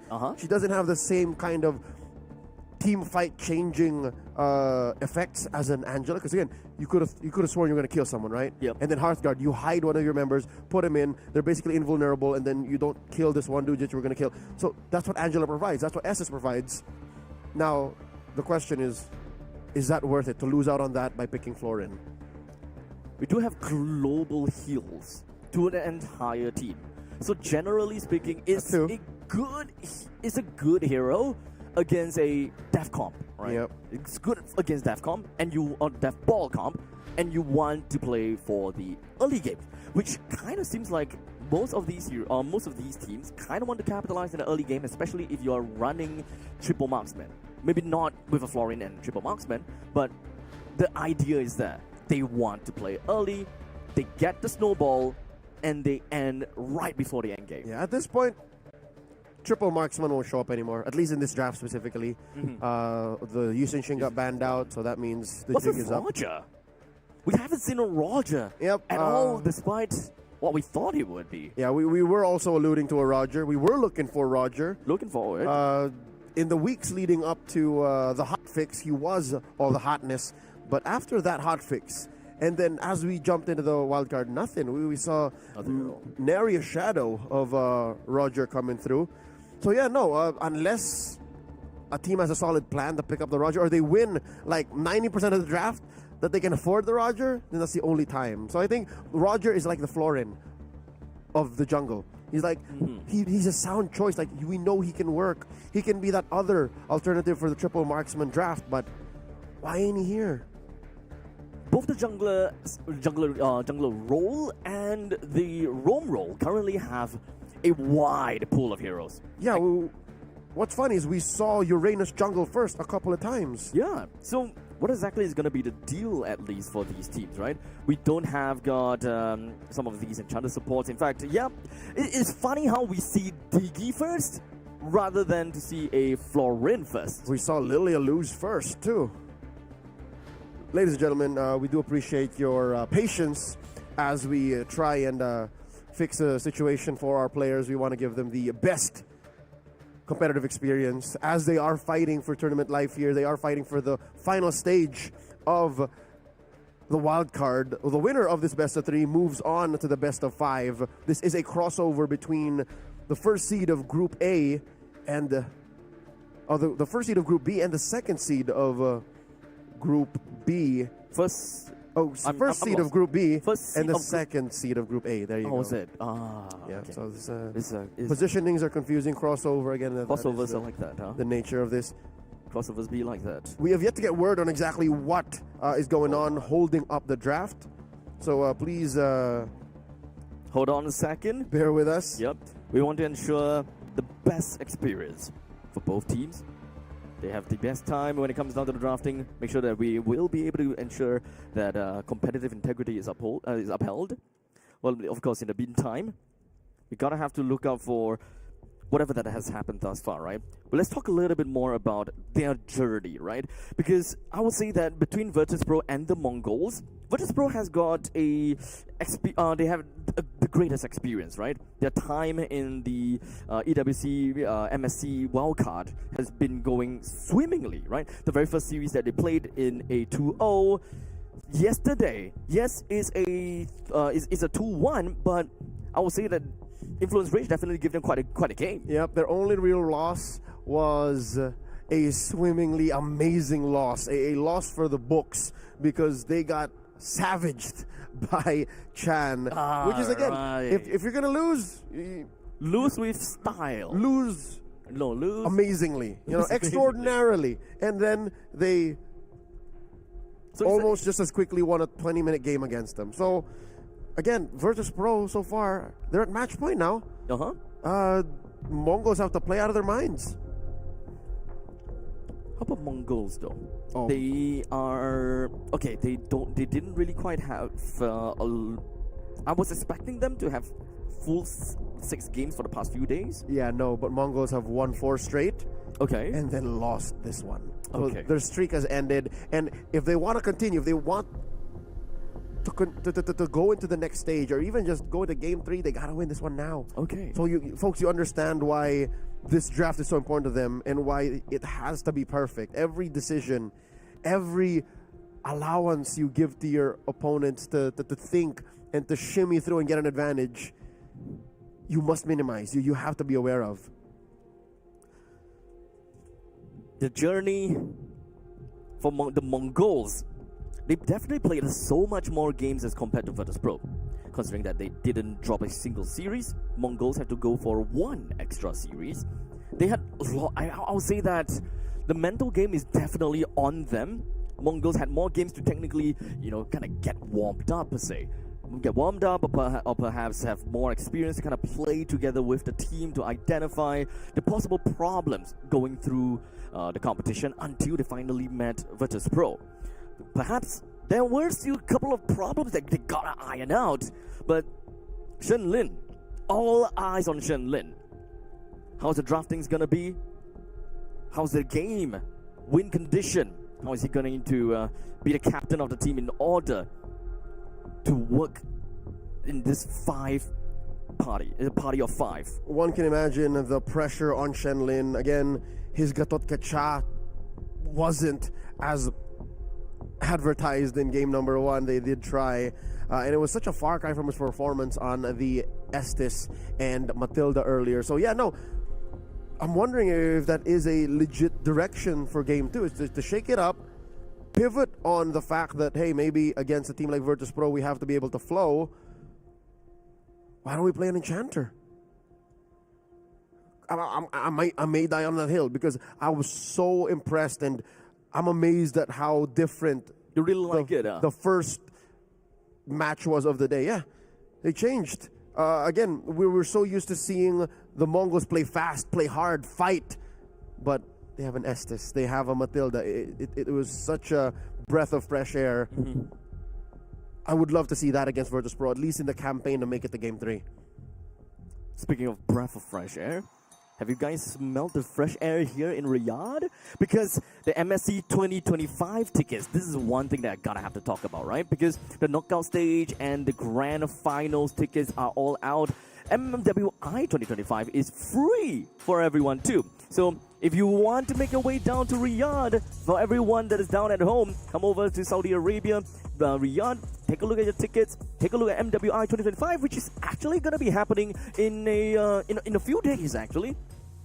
How many more days? I could imagine that some of the athletes competing in the MLBB Women's Invitational are on the way here, if not mid-transit, have already landed, because they will be competing in just a couple of days, as well as the talents. So yeah, folks, watching at home, if you are in the area, if you have free time, it would be awesome to see you guys here in the studio, in the stadium, as the best of the best in the realm of women's MLBB compete for the chance to be called MWI champions for 2025 here at the Esports World Cup. I have gotten word from producers and from the marshals down at the stage that they are recreating the lobby. Given that there was a little bit of a hiccup going into the draft midway through, we were, as a recap, at blue 2 and 3. Blue. Last we saw. Oh, okay, yeah. Blue So 2 we and 3 were kind of picks. looking at the third pick, right? Yeah. We are looking at R3 being the next pick. And so far, what we have for the red side, for the Mongols, right? Yeah, the Mongols, we only have the Fredrin and the Jusin. Oh no, that's Virtus Pro. Oh, that's Virtus Pro. Okay. Yep. Okay. The Mongols opened up with 1-1, and then Virtus Pro answered with a Zushin Fredrin, which again, I'm gonna let him cook, but I don't know why that is what you run into a 1-1. There's a breadth of attacks that you can do. Instead, they tease us with what could potentially be an Angela opener. But it still doesn't really stop the, or rather doesn't really tackle the question, right? Where the Fredrin is ultimately that one guy, the big guy that gives off free witness exploits. Exactly. The 1-1. It's so counterintuitive, right? Like, why would you run it into a hero that eats you up alive? Yeah, that's what You said just now. Or right? lunch. I mean, for dinner or supper. There is a way around this, but this is a long shot. But that means that we won't see the Angela roam. Because we kind of seen how Zeta Division kind of deal with the problem with their Masha, wanting to go over to the back lines and kind of tackle that directly. So, well, as long as the Masha's open, then yeah, that is a definite answer. But what if I'm looking at Chip. What if the Masha gets answered? How about Chip?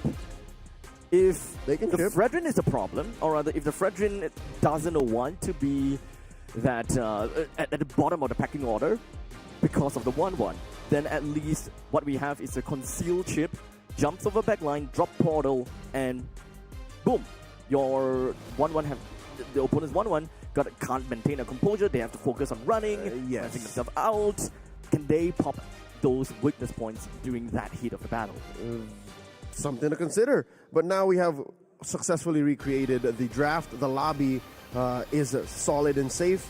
Now we open up again with the same picks as mentioned. The 1-1 opener for the Mongols, while Virtus Pro answers with the Fredrin and the Zushin.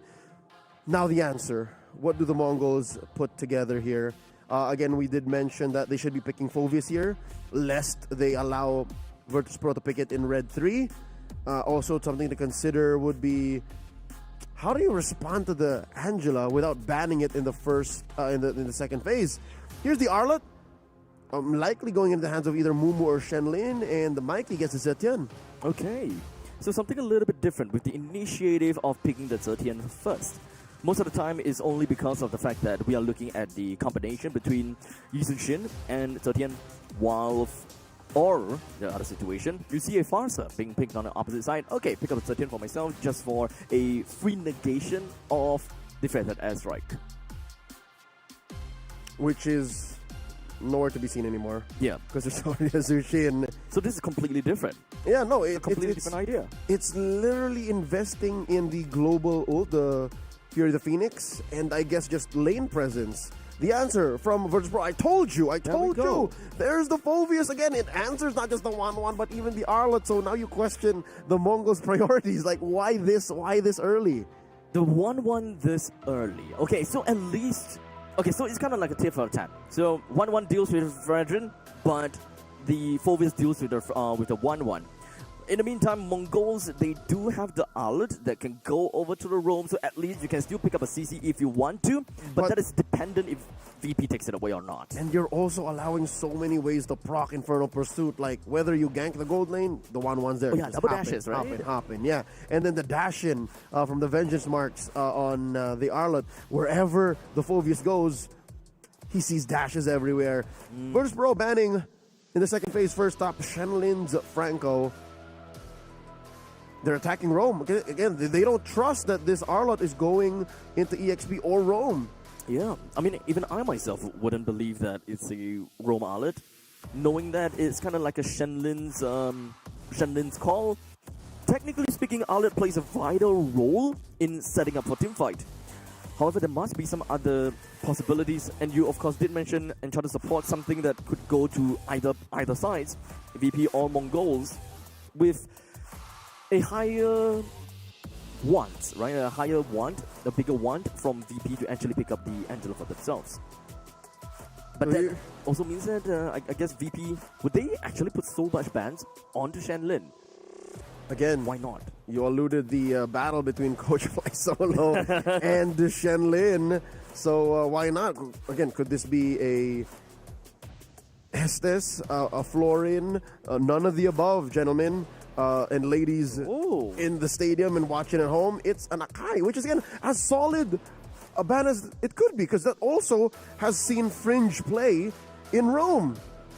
This is one of the... I think that this is also one of the games that Mongols have played against or played with, right? I don't think it was Mongols themselves that picked it. But regardless, having an archive taken out... Could also be played in the jungle. So that's a solid pick. It's been a long time. Yeah. So, Virtus Pro, they throw out a shot in the dark and just ban out the Akai to make sure. While the Mongols ban out another choice here for Super de Gorka, the Irithel. Does leave the Granger open, does leave the Clint open, if that's the direction we're going here. Virtus Pro, red 4 pick, what's it gonna be? This blind pick coming in from VP, they're lacking of a gold laner and a roamer. I would say that securing a gold lane does sound nice. The Granger is currently missing from all of that. As such, there we go. It is a pick for Super Igorka. Abstract, the jig ain't up. Like, they're not sure yet if they're going for the Angela lineup because they don't have to. Yep. But looking at the shell, looking at the first 4 picks, it can still indeed be an Angela lineup. In fact, you would really love it. I think even for them, they would love it. So Mongols, they gotta have to think about this. I'm pretty sure it's an idea. It's a thought in Coach Buyo's mind. Like, not materialized just yet. Yep. Until the last 2 picks. He's looking over Mikey's shoulder saying, hey man, Angela's out there. What are we doing? Shenlin, you wanna? They pick up the Angela for them. Oh! Another debut pick. Welcome to the wildcards. Barata Detna. Plus a Diggy. Okay. So Shenlin heeds our words. He's playing another enchanter.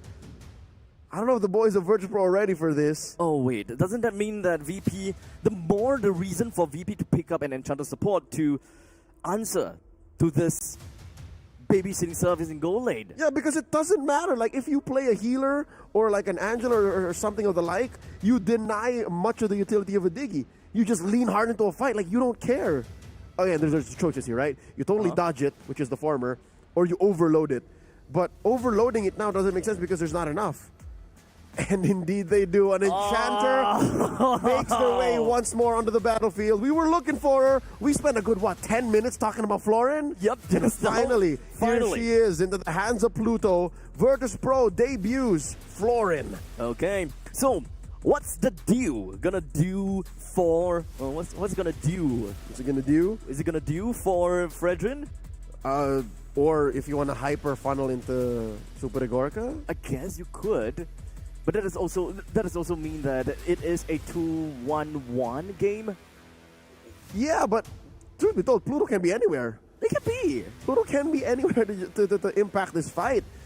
I would assume that he will want to answer to the problems in the gold lane, or else Super Igorka is just gonna have a really tough time just dealing with 2% alone. That's true, because you confirmed the Diggy, dropping bombs, planning them all around the feet of this Granger. Ladies and gentlemen, welcome to game number 2. Match point for Virtus Pro. 1 game away from locking in that final stage slot in the wildcards. A best of 5 tomorrow, while the Mongols fighting to get us all the way.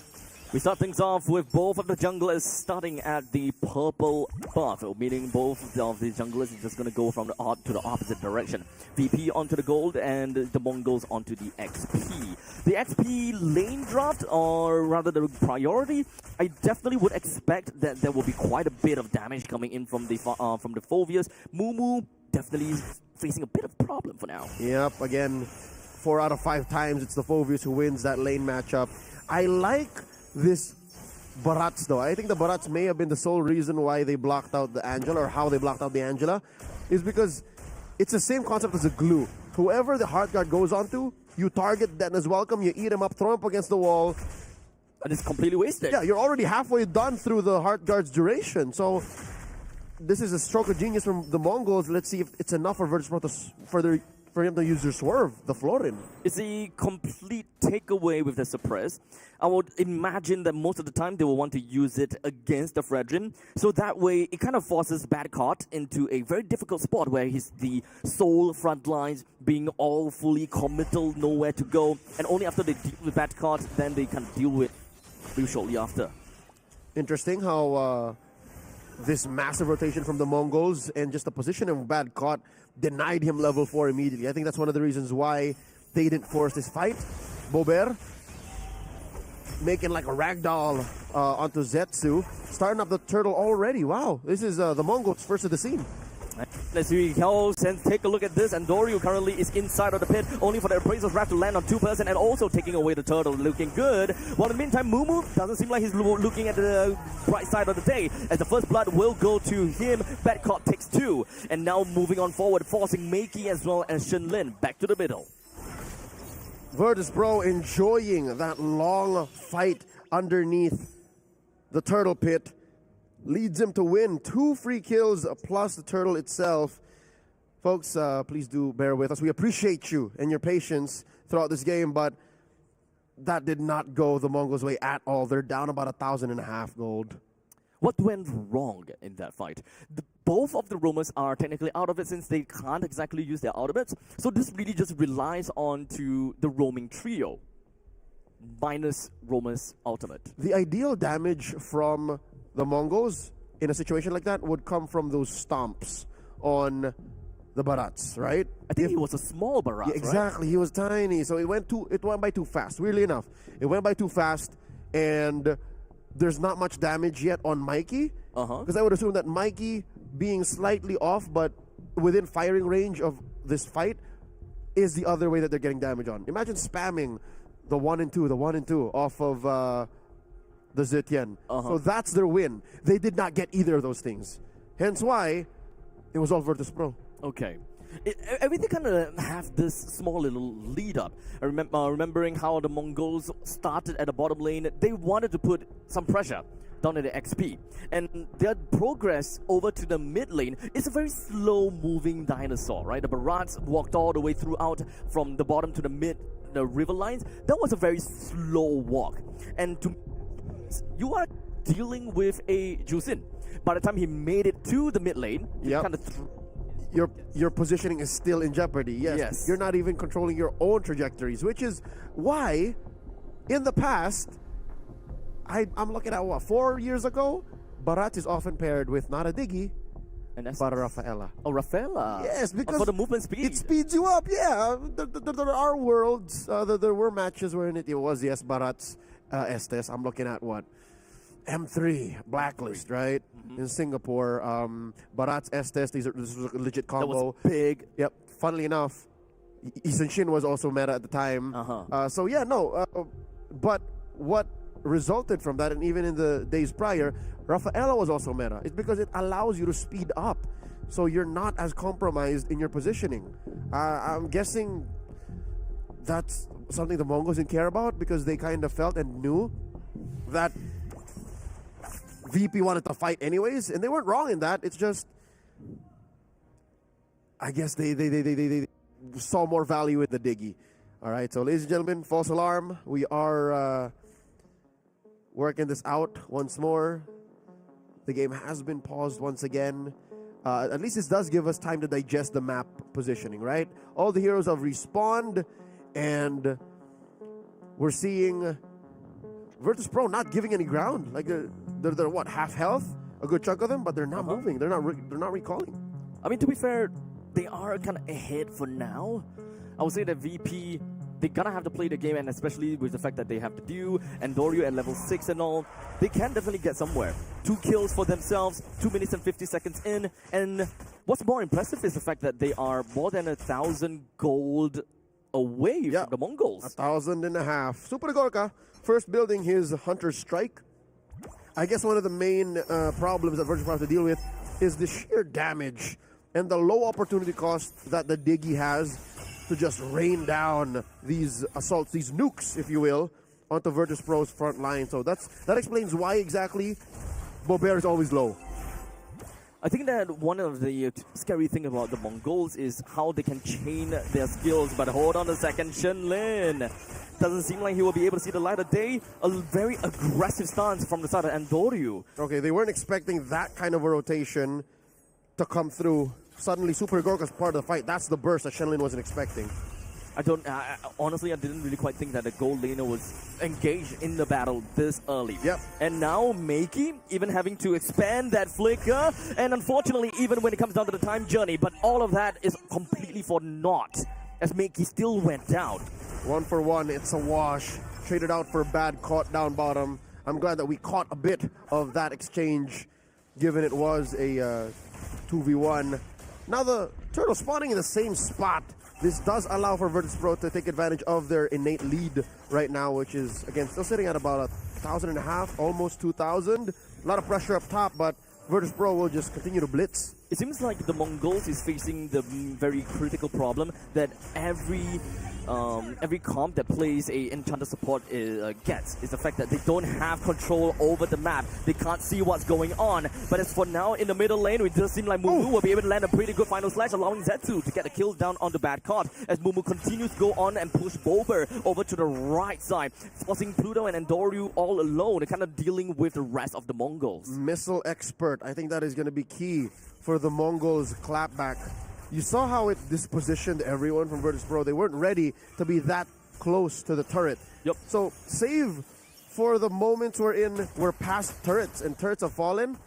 Virtus Pro have to watch out for that. The Mongols can use that to their advantage. And I think that is what I was trying to get into, right? The moment Shenlin actually managed to kind of get the get his time to wind onto one person, then that's great because Zetsu can always lay on top with the rockets, and this is always going to be a problem as it repositions Virtus Pro, and then from that point in time, Mumu can also reposition. So many repositioning, which will end up to make you with the Fury of the Phoenix to finally lock them into that final position. Yeah, I guess that does become the final question, right? Like, what do you do with all this disruption? What do you do with all of this repositioning of your opponents? But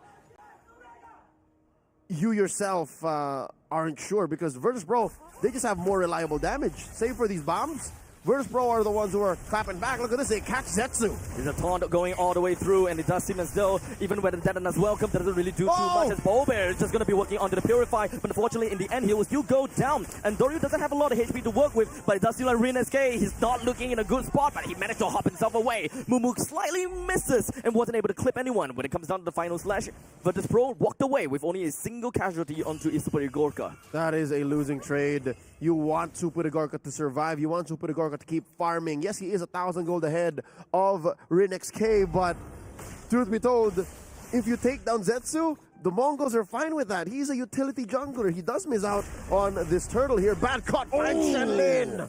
What was the damage? From absolutely nowhere. No more Diggy for now. It is going to be a free turtle once again for Virtus Pro. The Mongols constantly just losing the edge down the river line. Absolutely nothing at the 50 line.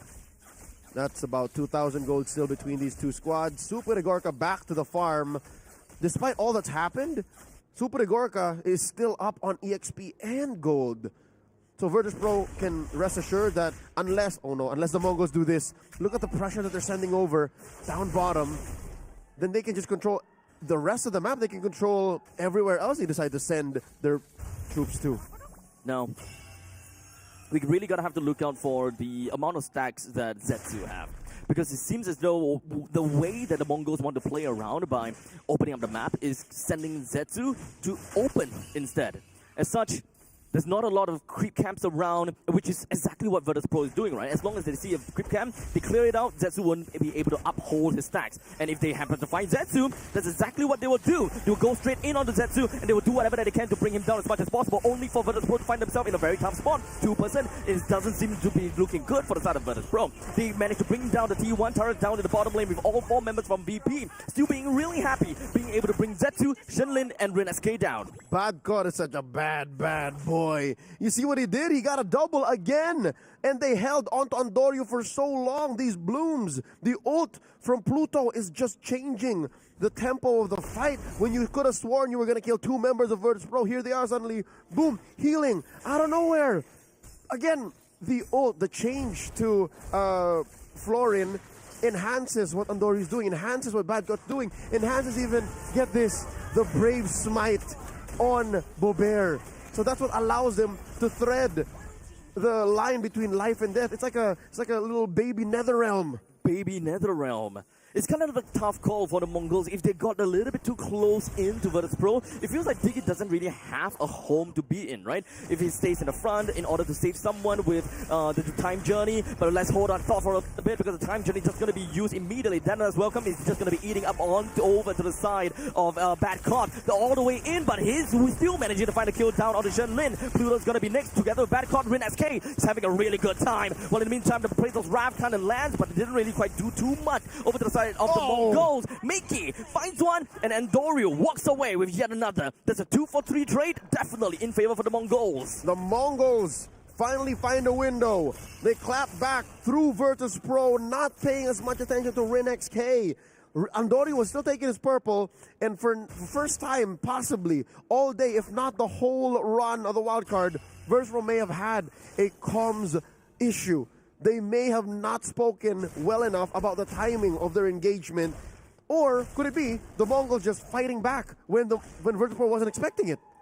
I think it's more of the latter, right?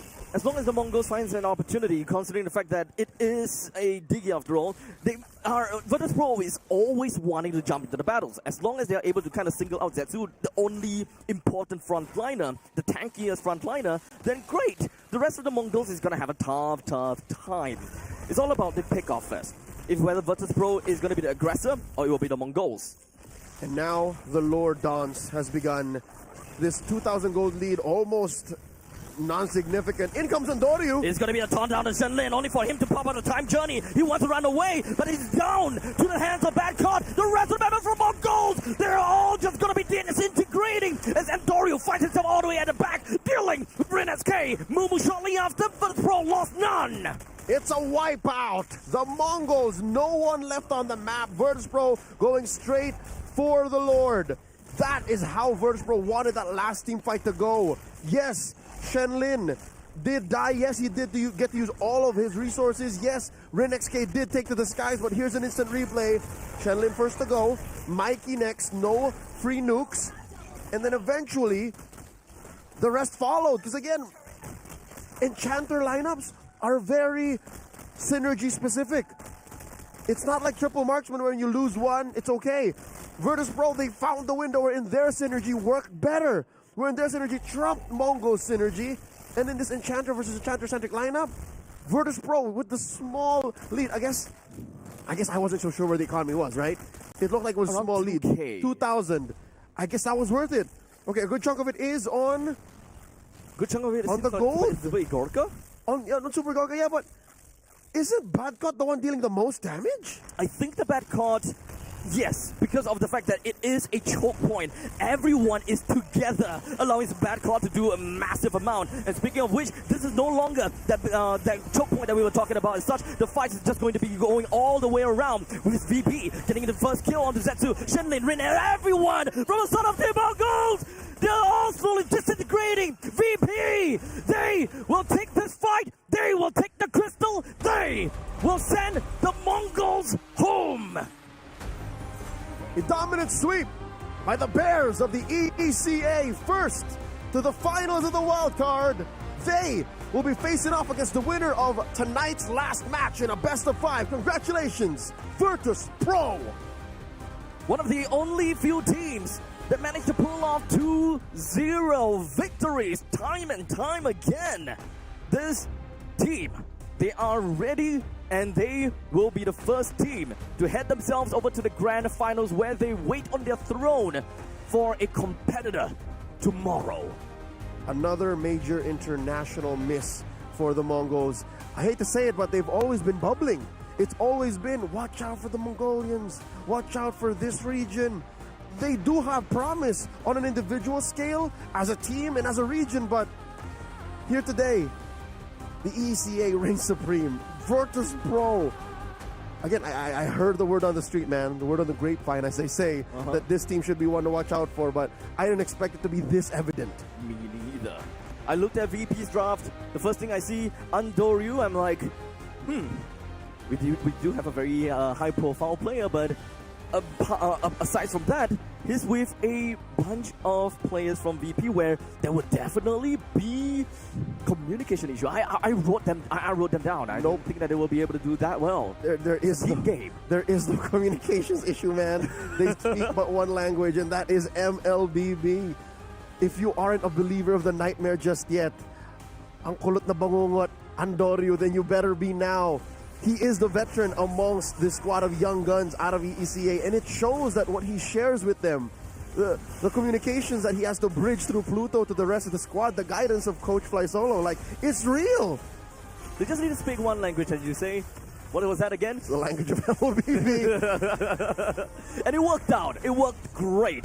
I don't believe, and I don't think that Pluto had to translate everything that Andoryu says. Some stuff are rather, I would say, rather international kind of thing. Go, back, kind of thing. You know, they should understand that at the very least. So those small little calls, I believe that Andoryu should be taking the helm to a certain extent as the jungler, right? I would not be surprised if I hear Andoryu, whether or not I see him more often in the Philippines or not, because again, he may have found a home in Virtus Pro, start to slip in a Davai here and there. Ladies and gentlemen, once more, that was the fast replay, a run-through of that game and the sweep by Virtus Pro, moving on to the final stage of the wild cards. Gideon, Virtus Pro, who can stop him?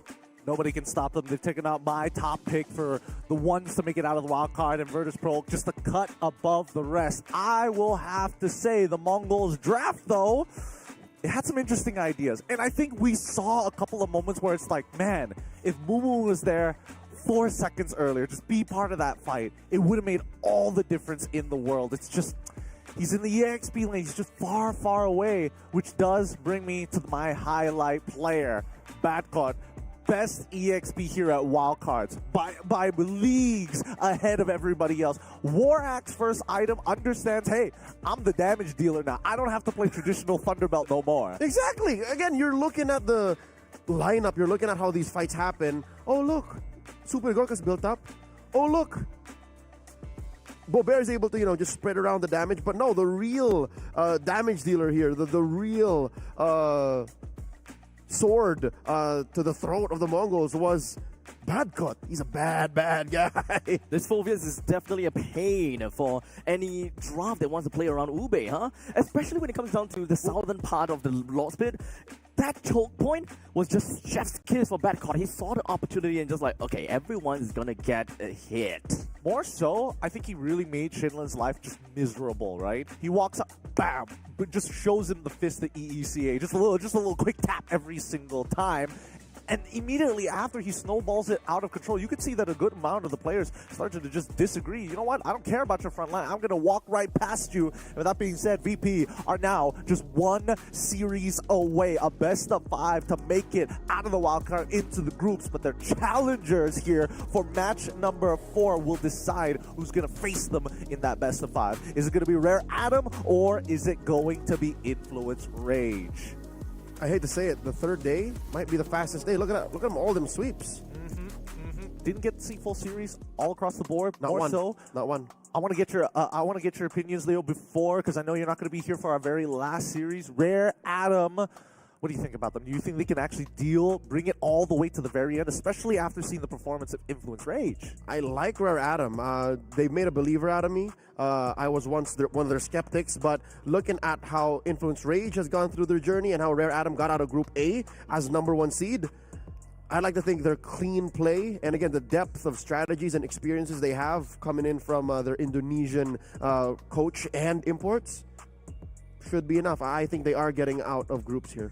I think that Rare Adam stands a very good chance. This is a match between East and the West, and Rare Adam, I'm looking at Dawn. So if anything, it will be a game between Dawn and Badcut. Okay, all right. Hey, don't jump the gun. I mean, don't jump the gun, yes, but I want to see Dawn. Has to go through Chino first. To be fair, I think that Influence Rage, they've got momentum behind them, right? After their first series win, I think at this point, coming into this next match, and they have fans, right? With the cheerleaders in the back to kind of bring that homely Latama vibe here into the SDC Gaming Hall. I think they've really got a chance here, but that's just my personal opinion. At the end of the day, we'll see how they're going to perform. Keep in mind, everybody, you are watching the wild cards here at the 2025 EWC Esports World Cup live in Riyadh, Saudi Arabia. We're going to go on a short 3-minute break, and when we come back, our final series to close out day number 3.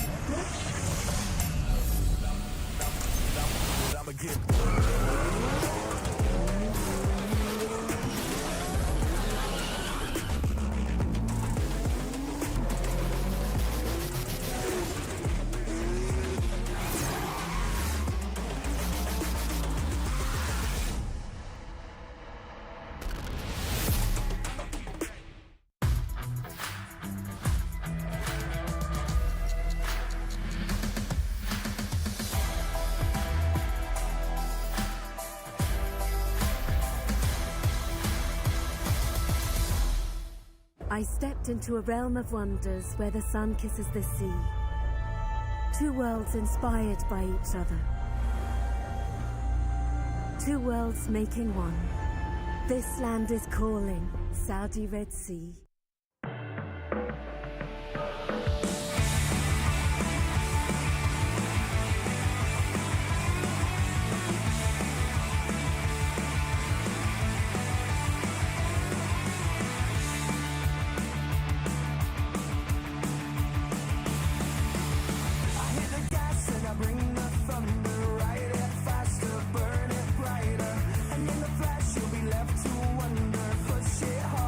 Fly up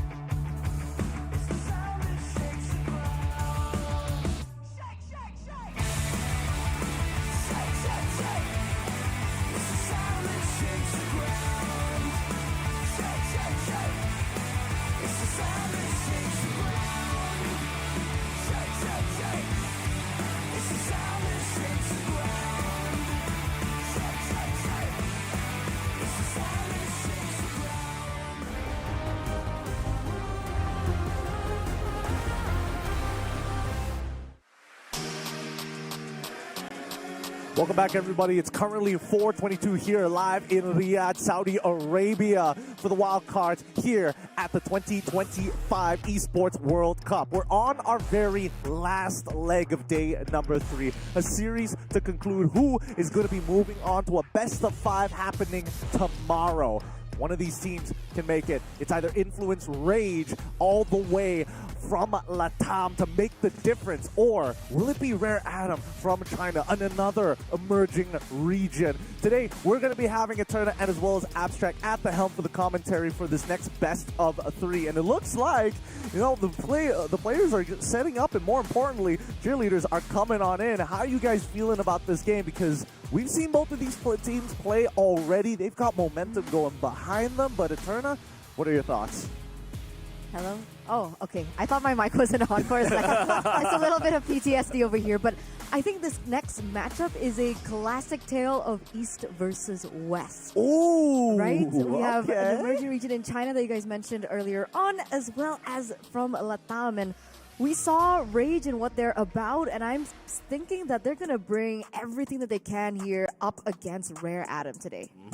Now, of course, when it comes down to Latam, they have been relatively shaky for the past few international tournaments. So now I'm just looking at Influence Rage, right? They have managed to fare pretty well when it comes down to their MPL Latam Season 3 being runner-ups. Now facing up against the China qualifiers number 2 runner-ups as well. So this is a point in time whereby we gotta have to really understand. They are number 2 only because they managed to stretch the champions to the very limit. So these two teams, it's very fair to say that they are going to be rather on par. Well, I don't know. The stories are very different, especially when we're talking about Dawn, Lanaya, Paufu, Cat9, and as well as Mikey from Rare Atom, because they were taking some beatings in their own qualifiers, right? They had to go meet the champion, meet the soon-to-be champions at the time in the upper bracket, go down to the lower bracket, and then have to face them off again later in that grand finals itself. Rare Atom, I feel like with this line of players, and especially with the Indonesians at the helm, it's to help elevate the Chinese region as a whole to catch up to the rest of the world, or at least to Southeast Asian MLBB. I agree. I think it's been a while since we've seen the Chinese region come to play, especially on the international stage. So I think this is one of the rare cases where we're going to see opportunities being opened up for that recognition on the international stage. And I can't say that that's just exclusive to the Chinese region, but also for Latam, because I think ever since that upheat with RRQ Akira, we haven't really seen much of Latam on the international stage either. Well, this was a team that was supposed to be their replacement, right? This was with Gino, Hoto, Tan, Paquito, as well as Fury. They were dominating in their side of the world. They were dominating Latam all the way to the very end, knocking down the Corinthians down to the lower bracket and then losing to them right in the grand finals. Everybody was thinking that Influence Rage was going to be first seed. So let's be honest here, that won't be too big of a surprise for either one of them to make it over to fight against VP. I definitely gotta say that Rare Atom, they have got a bigger game for themselves, and they definitely showed a lot more promise. But as you did mention just now before we wrapped up the show, Influence Rage, they have got a lot for them, especially since the surprise of revisiting their gold laner, right? They changed it up a little bit, allowing Fury to kind of take a backseat, pop off a little bit earlier in the early game, while still being very safe against an Enchanter support on the opposite end. So what's it gonna be like for at least for Chan? Because now Chan, I think that he's gonna be right on the spotlight. I think that's a fair point that he's making, right, with the gold lane Ruby, because technically Rare Atom has been finding a lot of success when Lanaya is given heroes that are a little bit more aggressive. We're looking at like the Lancelots, we're looking at the Hayabusas and the YSSs. So with a Ruby in the gold lane, what necessarily would be Lanaya's target if he were to put the team on his back? And that's also the same case for Dawn, who back-to-back MVPs in their previous matchups. I like that there is a layer of adaptability from Influence Rage, and that just might be enough to take this away from Rare Atom. I feel like this game, I agree with you, because that adaptability comes in with a lot of experience, which is something that unfortunately the Chinese region as a whole might not have when it comes down to international level of play. But at the same time, we've seen Dawn turn this around, and I feel it's a matter of who makes the least amount of mistakes in this upcoming matchup, right? Because again, we're seeing Don make these huge plays. Why? Because your opponents get too close together. And that Lucas, it only got away because 3 people decided, you know what, standing shoulder to shoulder, lining up like soldiers in an army was the perfect way to play. It wasn't. PTSD going on for me. Hey. I only did it because you were here. I don't have a leg. Keep walking. Keep walking. Keep walking. But I think it's going to be tough, right? At the end of the day, let's talk a little bit more about potential picks. We already talked about the Ruby coming in from the gold lane, but then what about the EXP? Because I feel like, especially when we're comparing both of these EXP laners, they're not too far off. Maybe the Lucas is the exception.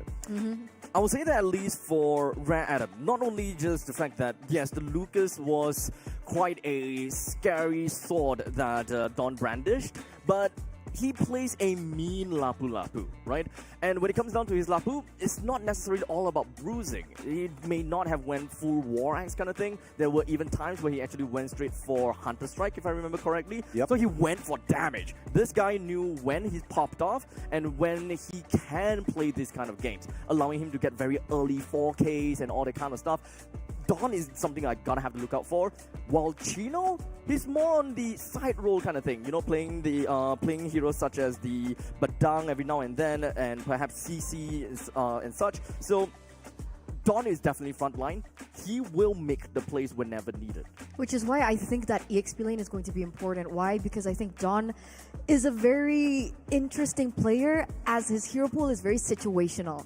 The Lucas came out as a counter towards the Uranus, and we saw that the damage was there to kind of stop the Uranus in its tracks. So I think it will be important for Rare Adam coming to the drafts to get a winning lane for Dawn, right? And the fact that if, let's say, the enemy XP laner Chino has a CC in his belt, that might be a problem for Rare Atom. Okay, so I'm imagining what first rotation of the draft is going to be looking like, right? I'm thinking like we're still getting rid of the Baxia, we're still thinking about getting rid of the Kimmy as well. Uranus. But then where do we go from that? Oh yeah, Uranus as well. But where do we go from that point onwards? I feel like the openers that we have seen thus far have either been really, really good for some teams, pretty painful for others. 1-1 as an opening pick seemed like a good idea initially, and then later down the line, it really just boiled down to the supports, like our previous matchup. I would say, personally, I was still pointed towards the XP direction. Lapu Lapu is actually a hot commodity for both of these teams. Rare Adam as well as Influence Rage, both of them love the Lapu Lapu. Whoever's going to be on the first pick, first ban might not have the opportunity to ban the Lapu Lapu, because I'm not too sure if whether they actually want to focus on the first pick on the Lapu. It could definitely put quite a bit of I would say difficulty to the opposite side, because they actually do kind of picked up a lot of that. Other than the Lapu, at least for day 1 and day 2, it does seem like the only other hero that Chino played was the CC, and as for Dawn is the Lucas. So aside from Lapu, we don't know anything else. So what is a counter towards the Lapu Lapu? I think maybe that might be the question that we need to, put on the table here. Yeah, I think can't contest Lapu Lapu. How do you shut it down? I think a lot of it comes down to how much peel do you actually have, how close you clump up together, and the types of heroes. Like, I was thinking initially maybe the Zetian might be a good way of dealing with it. Oh, you're going to come in with the Bravest Fighter, I'm going to push you away real quick before walking backwards. But then there's the anti-CC that we need to address.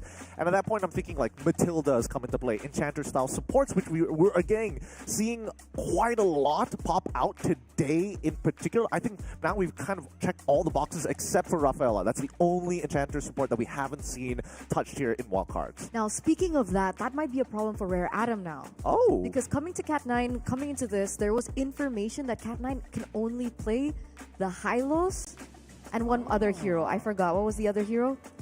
Hylos and Baxia. Hylos and Baxia. We saw the Arlet yesterday, but it wasn't like...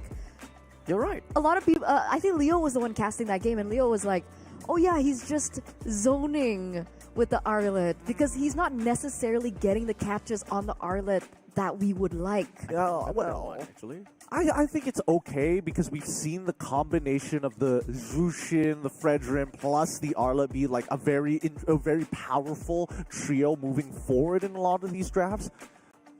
But then we've seen Diggy pop up like more than enough times that makes me uncomfortable from teams that I wasn't expecting it to come out from Mongols that many times. do we have to lean back into some good old classics is what I'm trying to say. Are we eventually somebody has got to figure out a way to play Tigreal in this particular meta? Again, so many times there were angles where, hey, we need an instant engage. How do we achieve that? And I think Tigreal could be one of those potential answers. But now that the one team that does play Diggy is gone, I don't know how much it has influenced the other teams to maybe consider it as an option. I mean, even Latam has decided to play Pakiru 2 games in a row, playing Minotaur. In fact, I think that the entirety of the wildcard is just a Pandora's box itself. There's so many unexpected things that we've seen. The moment we open it, it's like, wow, I'm surprised. Wow, I'm surprised. Wow, I'm surprised, kind of thing. Oh, the Barats as well. Barats boy. Diggy. Oh, that was something. That was something. That's for sure. As the teams look to get ready up on the stage here, where do we start to see momentum shifting? Do you think that the mentals is going to play a part in this matchup? Influence Rage. Let's talk about them. It's in terms of their mental game, they definitely do have a little bit working for them, considering that they had 2-0 against Zeta Division, since they had a pretty good time, right? 2-0 as compared to day number 1, it was like 2-1 reverse sweep kind of thing. As for Rare Adam, they didn't play previously, so they have quite a lot of time to kind of sit down, take a look at what Influence Rage has got for them. So in terms of numbers of gameplay, that kind of stuff, I would say that Influence Rage definitely comes in a little bit more confident because they're warmed up. Okay, all right, that's fair enough. Let's make a comparison of regions here, because again, if we are looking at the history of MLBB, Latam generally has a leg up in terms of how long they've been playing competitively as a region in comparison to China, which only just started not too long ago, right? Except the acceleration of which they have progressed in their own metagame, and not to mention, some early access heroes like Zutian. But other than that, it seems that we're kind of closing the gap. Because despite that argument being made, we do still have veterans on the side of Rare Adam. Sure, the Chinese region as a whole might be a little bit younger as compared to Latam, but remember, Rare Adam is fielded with, imports, right? We have Lunaya, we have Dawn, who's been playing for quite some time, along with their coach, Ryzen. So to say that that is an argument, sure, we can argue that, but on the other side, these players have been playing for quite some time, and I think when it comes down to like the mental fortitude from Rare Adam, I don't really doubt them, because even in their opening match from the first day of the group stages, they lost that first game. But then they were able to come back really slowly, looking for a reverse sweep, which they eventually found. So in a best of 3, I don't think I'm too worried about Rare Adam. Okay, all right. Let's talk about research then, because the homework has played a large part in day number 2, and we're seeing that teams that have strict protocols in day number 3 have been significantly punished. Mongols being number 1 when it comes down to, like, we've had a set plan. We thought you were doing this. We got the first half of it correct. The second half, we could not. We couldn't bend steel. It's a little too much. This is where the surprise and the wild card part appears, right? We have limited amount of information from the Chinese region. They started small, rising and accelerating so fast when it comes down to their prowess. Joined in with Indonesian players, they are just sharing information at this point in time. So Rare Adam coming into this with only a total of 5 games to their belt. I would say the Influence Rage, they've done their homework, they know what they were expecting, and like us, we will be expecting, Cat9, Baxia, the Hylos, and the Arlet. Probably. They probably only play these 3. So let's tackle that. Let's tackle the frontline issue. And then suddenly, boom, Cat9 actually plays something else. TBH, I don't think you should be worried about the Arlet. At all? No. For Cat9, I don't think so. Okay. With that being said, we're going to head on into the draft and turn on as well as my boy here. Abstract, please. Take it away. Enjoy. Enjoy. No, you don't tell me that right after the first ban. No saber. Don't run away. Thank you, Gideon. We're going straight into the draft here. Forgive our emotions just portraying there, because is that a saber ban? Okay, it's a far shot. By Rare Adam? Yeah, this is a far shot, right? And I'm just trying to, find some linkages to what we spoke about previously. The problem about Enchanter support is that they get busted down early and easy. Yeah, Saber is very easy to pilot. Just go in, out someone, and boom, enchanter support gone. That's their entire team fight crumbling down. That's their entire win condition crumbling down. This is really just a far shot, and that is probably what I'm expecting. Beloyski would be proud. Beloyski would be looking at these drafts and be like, Helka yeah, next. that's my man. Should we get an Italia next? Hey, you But never know. I understand that sentiment, right? I understand the idea behind the Saber, but if we're talking about non-meta picks that are less far-fetched, technically something like the Kaja could still work here. But I guess we'll see how this pans out because Lancelot, Kimi banned. We have the Kalia as well as the Farsa. So choices for the mid lane are getting slimmer as ever. And then the Uranus pops up once again here for Influence Rage. This is interesting. Rare Adam, because of the fact that they have dedicated 2 bans for heroes that don't typically get banned for, being the Farsa and of course the Saber, that means that we have a lot of heroes that's currently open.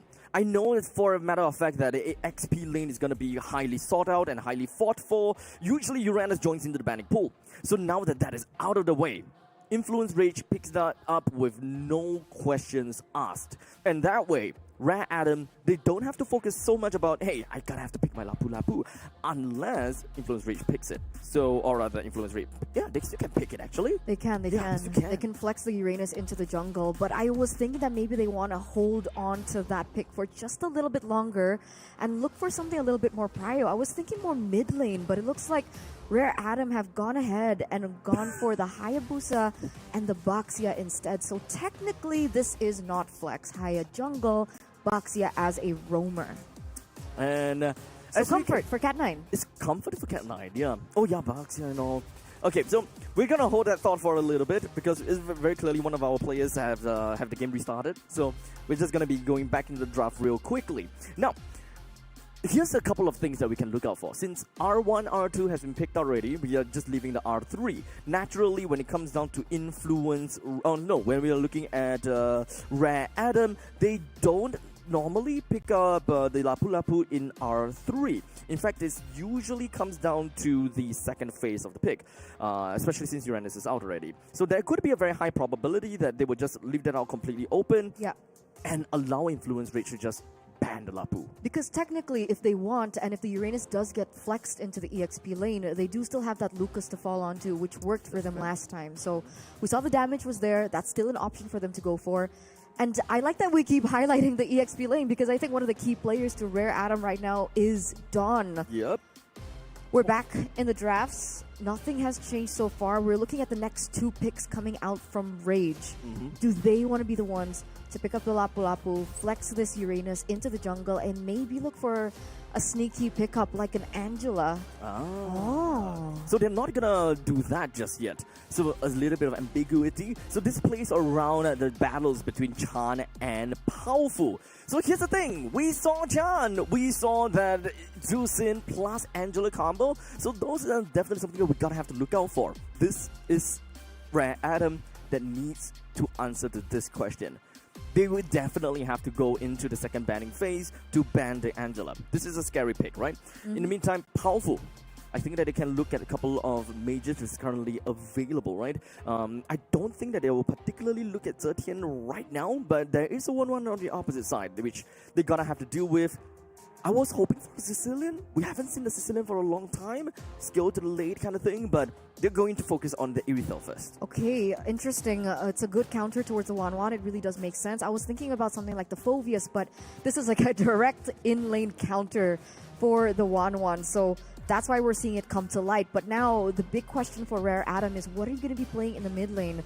You mentioned the Sicilian earlier on. It is a comfort pick for Paufu as well. But is it safe enough? Do you think it's okay? I don't reckon it will be safe. Because back in the day when we looked at the Jushin counter, it was the Zask. And technically, Paufu has picked up the Zask before. But I don't think that Zask is going to be the way for this game. I mean, personally, it's not my cup of tea. Zask is generally good, in my opinion, when we're looking for area denial. You want to play around the area, you have Harif on the opposite side. You want to just laser that guy down. But in this case, that's not gonna work out. For Rare Adam, they still haven't decided who's going to be the XP laner, because the Baxia, the Hayabusa has already been out. So I would say that the Baxia is very highly likely going to be Rome, as we are talking about Pet 9 Super Comfort. Don, he went against the Uranus before. So the Lucas is actually going to be highly probable unless Coach Blackjacks have decided, okay, say goodbye to Dyrov, say goodbye to the Lucas. But here's the tricky thing, right? Because if the Lucas pops up here and it turns out the Uranus is jungle, Influence Rage can pick up something crazy like the CC, which is a good lane against the Lucas. So it's a little bit of a chess match here. I think maybe they want to wait for the final pick to lock in Dawn's slot. Rage understand this. Oh, there it is. The Masha Dairoth ban comes through. Makes sense. They want to deny it and they want to make sure that the Uranus has a good lane. Now, this is a mid laner that we haven't seen in quite some time, but it is a good answer to shred through all those beefy boys in the front line that we already see the Uranus. Exactly. So now I think Influence Rage, I think based on the fact that they have decided to ban the Dyrov, they are definitely looking at the possibility of that Uranus jungle. But with that resurgence of Lunox, welcome to Wildcard, by the way, Lunox. This is the first time that we'll see in the Wildcards. I don't think that we are going to be expecting the Uranus in the jungle anymore. It is very likely going to be Uranus in the XP, and if that's the case, then Rare Adam is going to seize that opportunity and pick up the Lucas for themselves into the XP. There you go, you're right? Fredrin gets picked up here into the... Wait a sec. Okay, yeah. So Badang Rome. So now, Rare Adam, how do you want to answer this? Do you want to go head to head? Do you want to go tail to tail? Go for something like the Esmeralda is still an option. Lapu, if they still want to do that, is okay. But if they want to look for that damage, I think they can go Lucas again, like you mentioned. Yep. If it ain't broken, why fix it? Yes. If it ain't broke, don't fix it. So if it is broke, if it ain't, yeah. If it broke, why fix? There you go. Yes, that's the way. So Rare Adam, final pick in the game, Esmeralda. As you mentioned, it is going to be an Esmeralda versus a Uranus lane matchup. A complete wet noodle fight going on about. No one will have an edge against one another, but that is going to be influence that will be applied somewhere else in the map. I think we're thinking about winning lanes now, and technically Influence Rage, which one is their winning lane, right? Because the gold lane 1-1 versus Irithel matchup, it should go into the hands of the Irithel. Meanwhile, mid lane Prio. Now, since we haven't seen the Lunox in quite some time, I don't know how she fares against the Jushin. I would say that a Lunox have decent clears because of the Starlight Pulse. However, that would require the Lunox to be a little bit closer to the creeps. As such, that will be the opportunity for the Jushin to just kind of beam her away. So most of the time, it will be priority going over the Jushin. So we'll see, ladies and gentlemen, because in a 1v1 sometimes becomes a 2v2. We'll head straight into this last elimination match of the day between Influence Rage and Rare Adam. Game number 1. So right off the bat, it does seem like Powerful as well as Cat 9. They want to play right on the creep waves, which is scaringly, pretty scary. But we don't have to be worried too much for the Lunox, as the Starlight Pulse does give her some HP back. But mobility and movement is always going to be the question. Will she be able to catch up to a Baxia during the Shield Unity, as they're just going to be running around so much? But it's already as you predicted, right? I think it looked like Rare Adam were trying to go for the clear, but Influence Rage were able to clear a lot quicker because of the extra range that they had. And if we take a look at the emblems right now, the Jushin Chan once again going for a little bit more utility, tenacity, and a little bit of more movement speed, plus the fighter emblem coming through, the Brave Smite. So with that all said and done, it's pretty much understandable that up to the top lane we won't be expecting too much. I know that Esmeralda would have a better lane prio, but it's not going to get them anywhere in terms of the killing blow.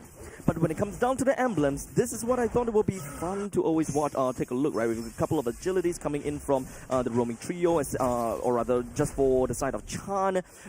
Chino wants to be fast. You got to make things fast as well in order to really stick down onto someone. You can see that Lanaya also looking for a little bit of aggression there. Pushing out the damage, it's reflected in his emblems, the way that he wants to play too. There are rotations now from Rare Adam towards this top side of the map, but I think they just do want to facilitate that level 4 as soon as possible.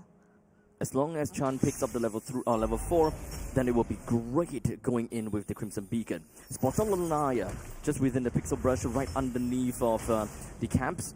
But with only 3% from the side of Rare Adam, I think that Influence Rage will be able to take a pretty good starting fight, as Powerful is also going to be joining into the mix. She's going to be running through, but it doesn't seem like she wants to go. Okay, there we go. The Darkening is just going to be running right up. Hodun going straight up for the Appraiser's Wrath, but it doesn't seem like it's going to be touching anyone at all. Dawn is right in the heart of Influence Rage, putting a lot of pressure down on the Hodun, pushes him away, allowing Lanaya to take a very easy take onto the turtle. And Hodun also went down by the hands of Dawn, so this is not looking great for Influence Rage as they re-engages Dawn onto Chan, and Rare Adam, they're gonna split away from this point. Rare Adam is nothing if not chemistry, right?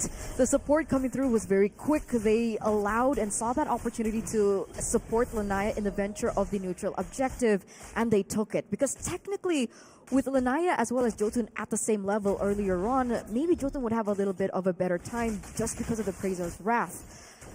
I like this. Rare Adam, they're doing their best here to try and look for more advantages around the map. And now the big question is, Influence Rage, what do they want to play on?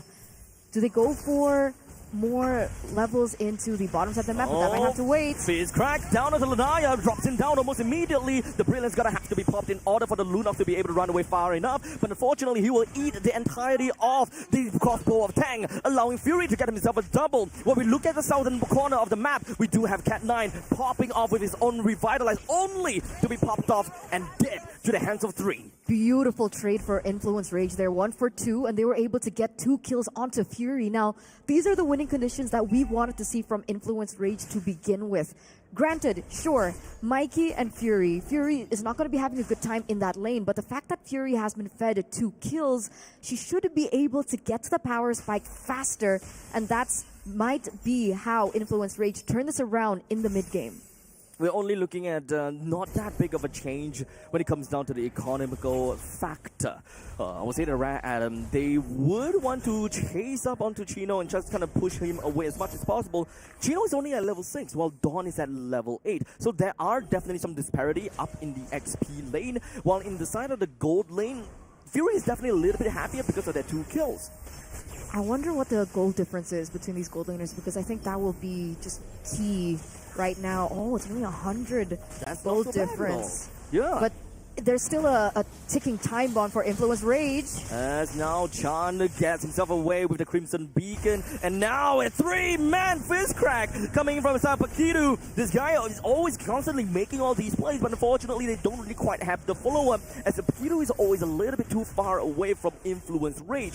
There is clearly a disparity between the front lines and the back lines. Oh, Dawn whiffed it. Didn't really quite manage to land anyone and clip it when it comes to the Falling Star Moon, but he's still fine. Got a lot of shields to work with. He can steal all of that out of Chino. So as long as they kind of play around with that, Pakitu also do have some shields though, so you gotta look out for that. And the Falling Star Moon is just gonna be landing onto Pakitu. Hotun just gonna be stopping Dawn for a tad little bit. Fury joins into the fray, only for Chino to find himself in the dark spot. Hotun lands out the Appraiser's Wrath, not quite enough to kill anyone else at this point, leaving 2% from the side of Influence Rage. And Rare Adam, all 5 alive, happy to take a free turtle. Abstract, that's 3 members taken down for the price of none here. Cat9 goes in very aggressively. I don't think he can get out. No way, Jose! As Fury takes him down with a killing spree to his name, but Fury hops gonna jump, only to be shut down by the hands of Mikey with the double kill. So even if he goes down, Cat9 goes down, it's still traded in for both Hotun as well as Fury. That is value.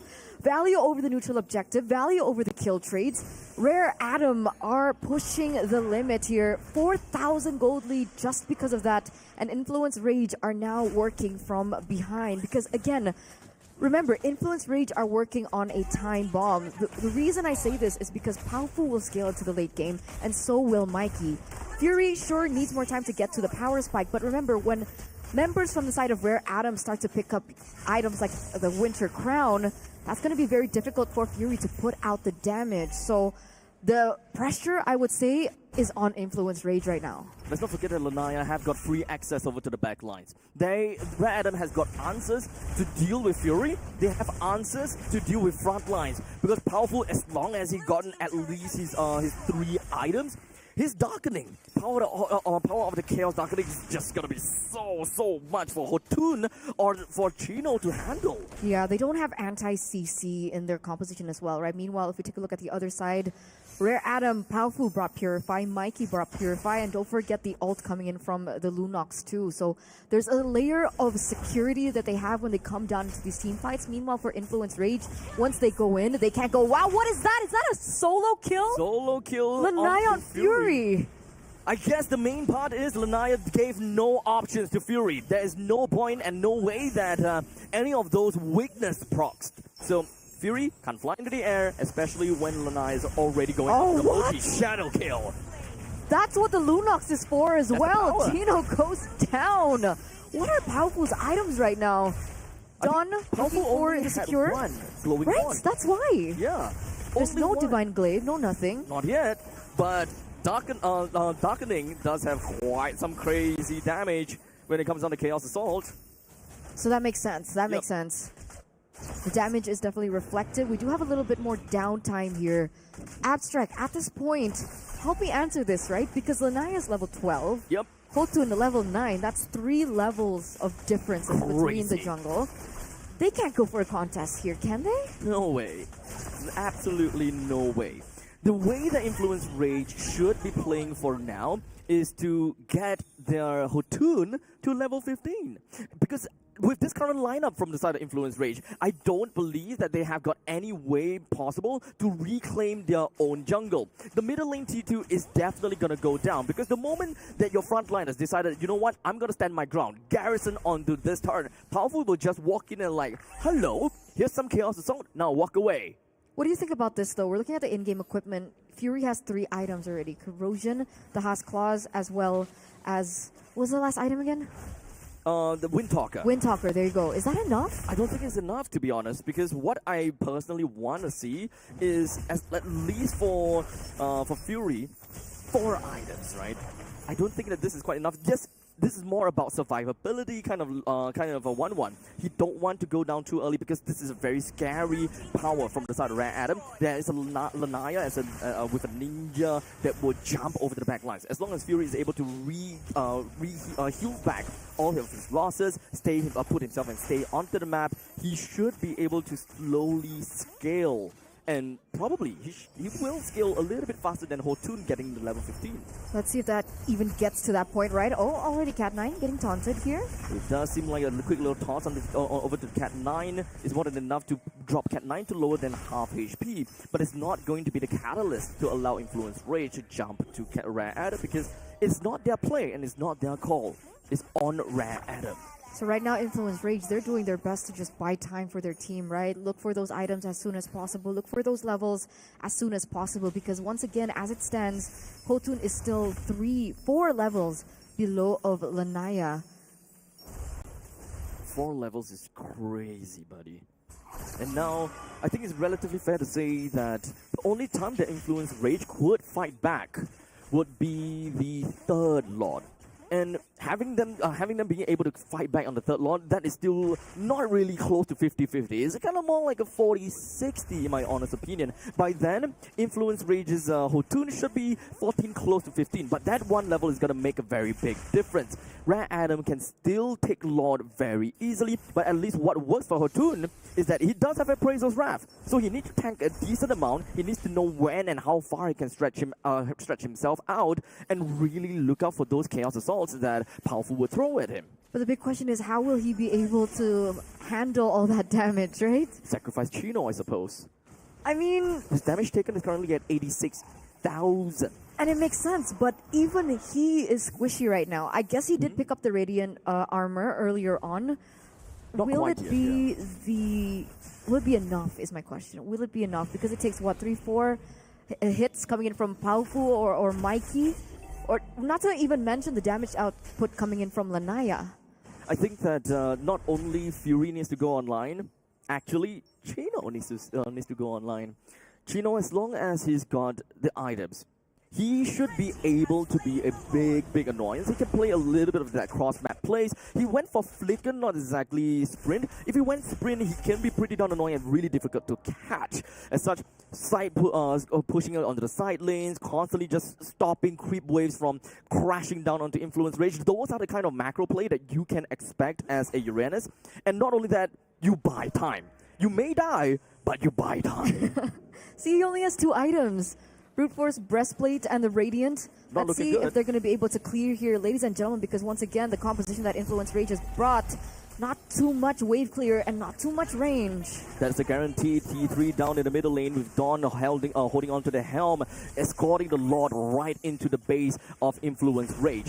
What Rare Adam would definitely want to do is hoping that they will be able to create a barren wasteland over to the side of Influence Rage. With the top lane already down to a sliver, Rare Adam springs into action, putting Chan into a very low amount of HP. Those shurikens is not quite enough, unfortunately, but at least it's enough to push Fury and Chan back home. Actually, Pakiru as well. So Rare Adam, they will seize this opportunity as much as possible to focus down on the crystal as Influence Rage throws themselves into a rampage to push the rest of the members from the side of Rare Adam out. Unfortunately, Mikey is a little bit too much to deal with. As such, Influence Rage is unable to hold their ground. Match point now for Rare Adam, the team from the Chinese region, spearheaded once again by the members. Man, Dawn again on the Esmeralda. We've seen him on the Lapu Lapu, we've seen him on the Lucas. And he's always that spear point to the team fights for Rare Adam. Enough so for the rest of the members to do their job properly.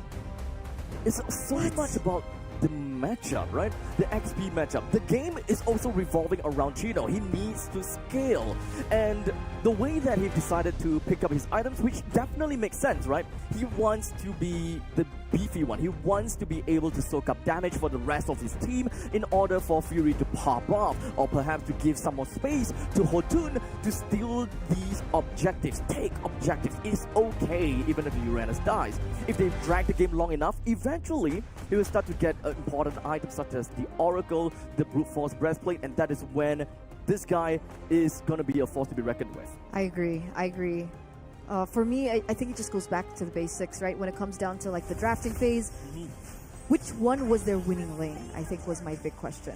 Unfortunately, they don't really quite have a winning lane. Exactly. But what should have worked for them per se is the roaming trio, right? Having the Juicin, having the Fredrin, and as well as having the what's that again? The Badang.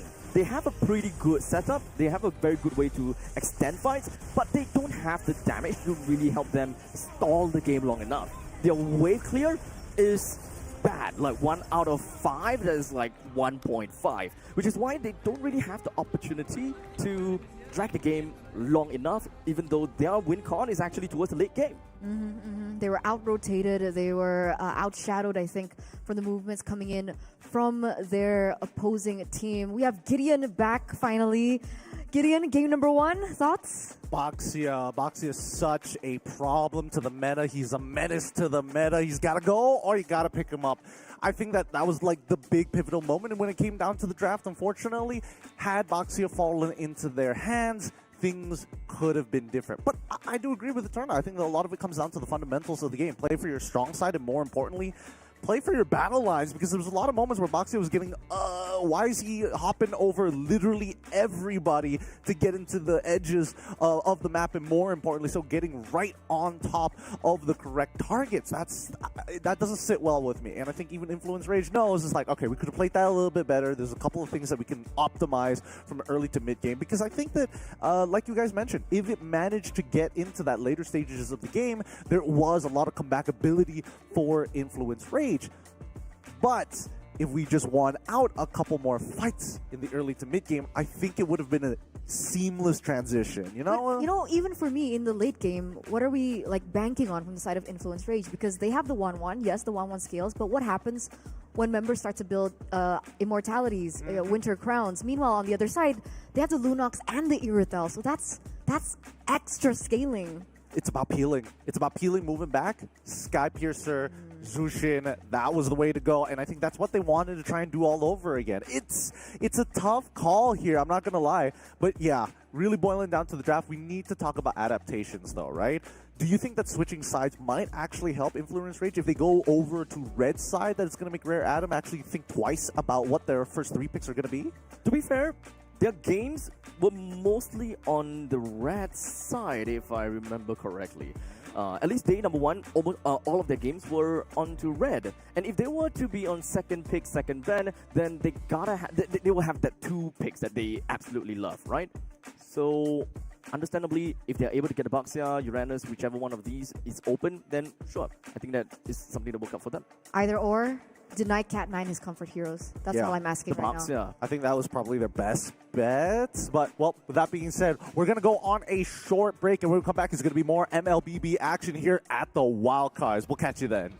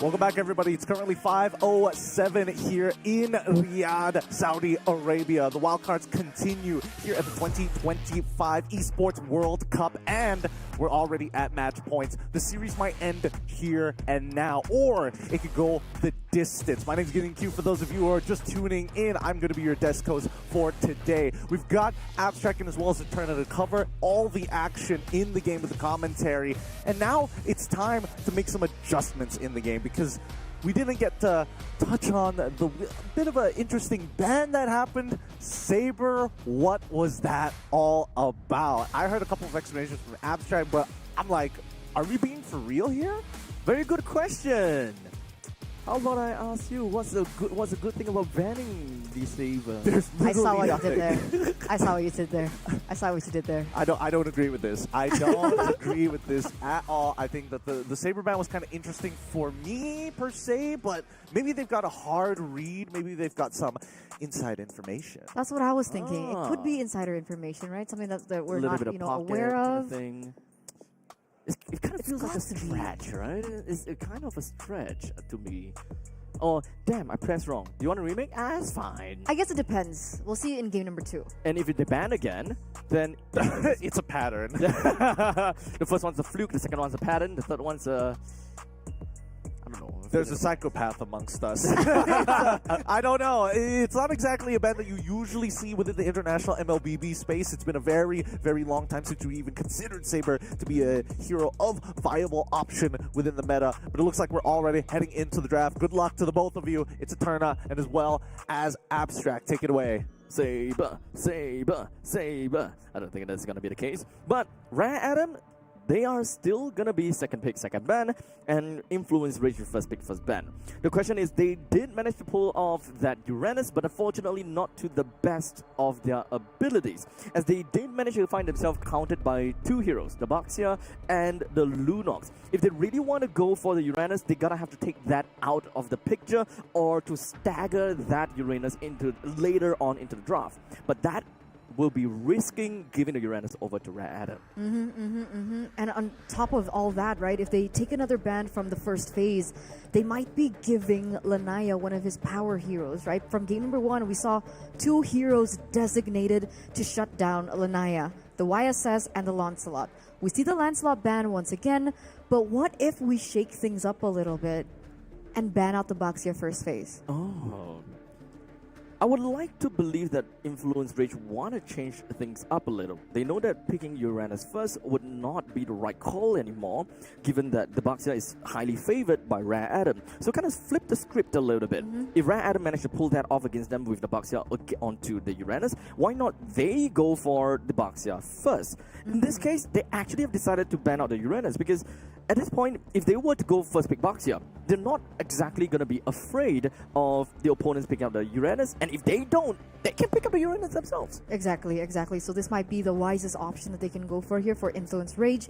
Now, the last time they banned out the YSS and the Kimi, do you think that's going to be left open? With the fact that 2 bans has already went out, I think the YSS is going to be something that we have to consider. So far, when it comes down to Rare Adam, YSS has been played by Rare Adam quite a bit of times. In fact, 2 out of 3 games in the past 2 days. So that will always be at the back of their head, trying to get Lanaya into a really good spot in the early stages. And in the event that we do see that YSS, it will always open the opportunity for a triple marksman comp, which is something that Rare Adam did manage to pull off in their 3rd game in the very first series. But it looks like they don't go for any of that, right? They go for the Foveus ban here instead. A peculiar ban? Are they trying to set up for the 1-1 again? Did they first pick onto 1-1 before? It was Influence Rage. Yes, actually they do. It was Blue 3. They actually prioritized 1-1 every time in the past 2 days whenever their first pick. That in the previous game, that was the only one time that they first picked the Uranus. At least day 1, day 2, right? So with that being said, if they do want to go for the 1-1 again, I think it still needs proper setup. In game number 1, we saw that the 1-1 was picked before the opportunity for the Irithel to be picked up by Rare Atom. And so the Irithel was placed in, picked up, and that's just an easy counter because we were discussing about the 1-1 given kills in the first few minutes of the game to try and kind of equalize or maybe allow the 1-1 to be ahead in the lane. But even then, she was only leading by 100 gold. That's not a lot. Even though I think the 1-1 had, 2 kills? But Yeah. 100 gold was nothing. It doesn't mean anything. And speaking of which, they have decided to first pick onto Kimmy and thus opening up the comfort of Cat 9. The Baxia is going back over to Rare Adam, and Lanaya also takes the YSS. Not a great start for Influence Rage, in my honest opinion. But remember, when the Baxia was very popular, I think a couple of months ago on the competitive scene, Baxia Jungle, it was the Kimmy that was kind of the quote-unquote answer towards this Baxia, especially in the early game. So maybe that's why we're seeing the Kimmy being picked up first in order to kind of stave off that pressure from the Baxia. We'll see how it pans out once again. But now we're looking at the next 2 picks on the side of Influence Rage. There goes the Cho, as well as the Hayabusa. Okay, I was about to mention something about this. On the opposite end, rather, the caveats of picking up the Kimmy is that you are going to be really good at setting up team fights, right? A very non-committal implosion when it comes down to the traction pulse. So it sets things up for the fight. Good for dev ball comp. Good for just general area denials. So you might want to play towards that direction. But with the very fact that we have decided to see a Cho over the side of Influence Rage, that just spells to me that they want pickoffs. Pickoff and also mid-trio prio, which is what they were lacking, right? Technically, with the Cho being picked up just by the Kimmy and the Cho alone, that's fast wave clear, and that's what they were lacking in game number 1. So maybe that's what they're looking for coming into the next few phases of the drafts, considering they might still lose prio over the EXP lane and the gold lane. So they're opening that up as a potential for them to utilize to their benefit. Rare Adam closed the first phase with a Zetian ban. Okay. Zetian pick, rather. Pick, yes. So a very standard dual opening in the first half of the draft. Rare Adam now possesses a very strong vision game from the Fury of the Phoenix plus the Mountain Shocker. With the 1-1 being thrown into the banning phase as well, banning pool. Influence Rage now has a couple of heroes that they can look out for. Number 1, Irithel. Number 2, Moskov. And these are one of the few marksmen that they have piloted to effectiveness. Hey, I mean, we might see a Ruby in the gold lane again, you know? Who's to show? Because they have a Kimmy in the mid lane. And we've seen that kind of become one of the main avenues for them to set up for a Ruby in the gold lane. So I think that's still a possibility that we could be seeing. And if that's the case, then Rare Adam really needs to think about this properly coming into the second phase. Lapu Lapu gets banned out, so that's respect over to Dawn. Yep. So Lapu gone. So Dawn gonna have to look out for that. And Rare Adam is actually focusing quite a bit on the marksmen, none of which are targeting their own marksmen. As I mentioned before, the Irithel and the Moskov are the picks that Rare Adam goes for, while Influence Rage is mostly onto the 1-1. With the 1-1 gone, damn, they at least still have the Beatrix that could be in their utility belt. They picked up the Harris. It's a really bad win rate. Yeah, I don't really want to talk about that. okay. Let's throw that out. Yeah, I don't really like the Harif at this point. It's always a possibility.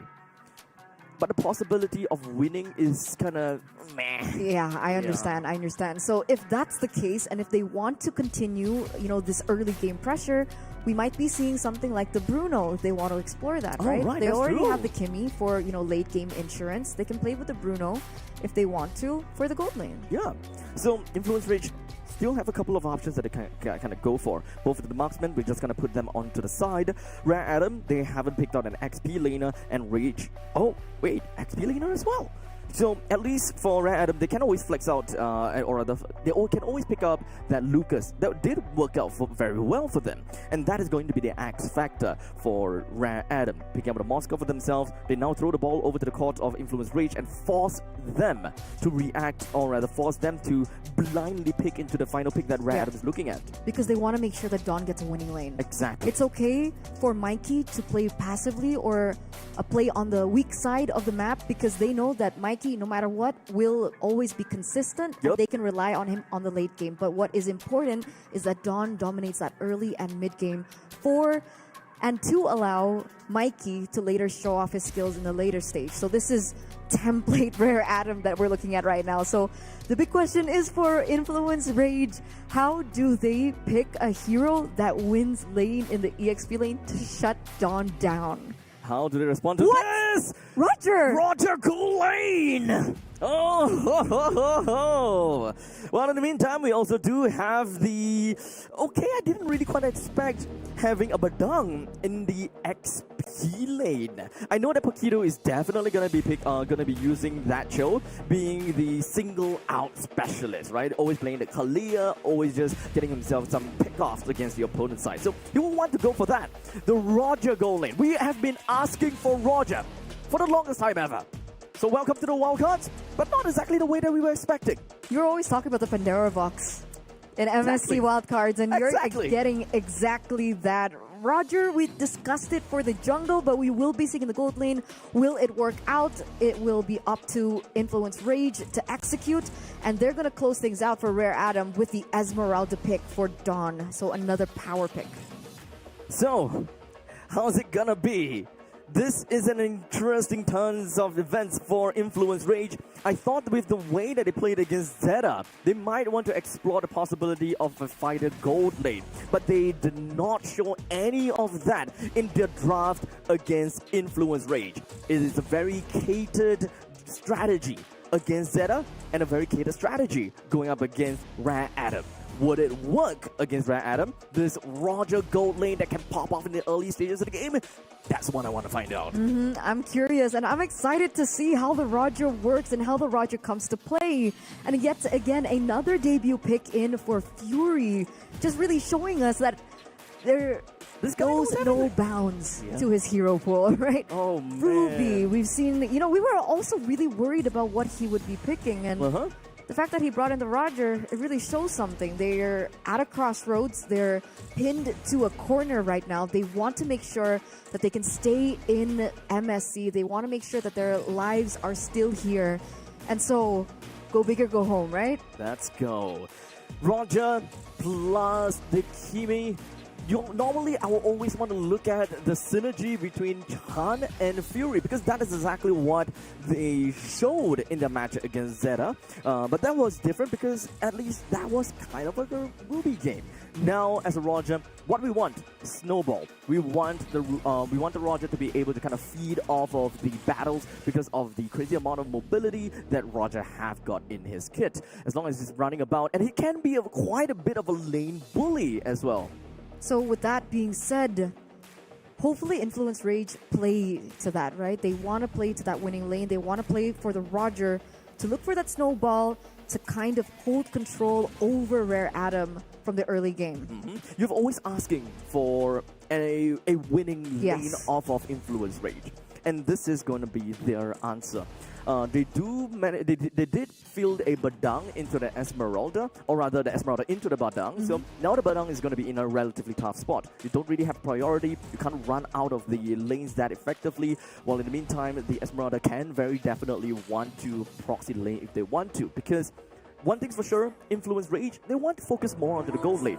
They want to play around the gold lane, that lower half of the map, in order to allow the Roger to join into some of these fights. So let's see, ladies and gentlemen, our last elimination game, potentially the final game if Rare Adam get their way. Will we be saying goodbye to Influence Rage Only time will tell. Execution will be imperative. Let's get straight into game number 2 in this best of 3. A very strong showing from Influence Rage right off the bat here in the middle lane already. One thing's for sure also, actually, now I completely forgot that it's actually going up against the Moskov, so it's not exactly a very winning lane. The Roger can always just pounce in onto the Moskov, but a single throw of the Spear of Misery and jumping backwards, that is a range that Roger can't keep up. So this might actually be a lot more of a skill matchup than we have expected. And that's why I think that mid lane is going to be very important here, Abstract. Yeah. We were talking about the winning lanes. I think with the Cho, with Chan as well, they have the range, they have the wave clear, but the big question is, how are they going to be able to translate it over onto the side lanes? Cat9 once again on his comfort pick, being a big nuisance on the Baxia, looking for information, halting the rotations from Influence Rage. And here are the emblems. Quite the nuke down the middle, but let's talk about the emblems here, as you mentioned.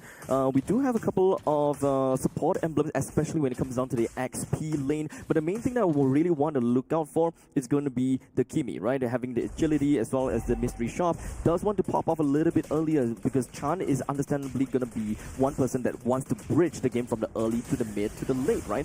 She's going to be the catalyst in the mid stages of the game if they want to scale late to allow the Hayabusa to go crazy.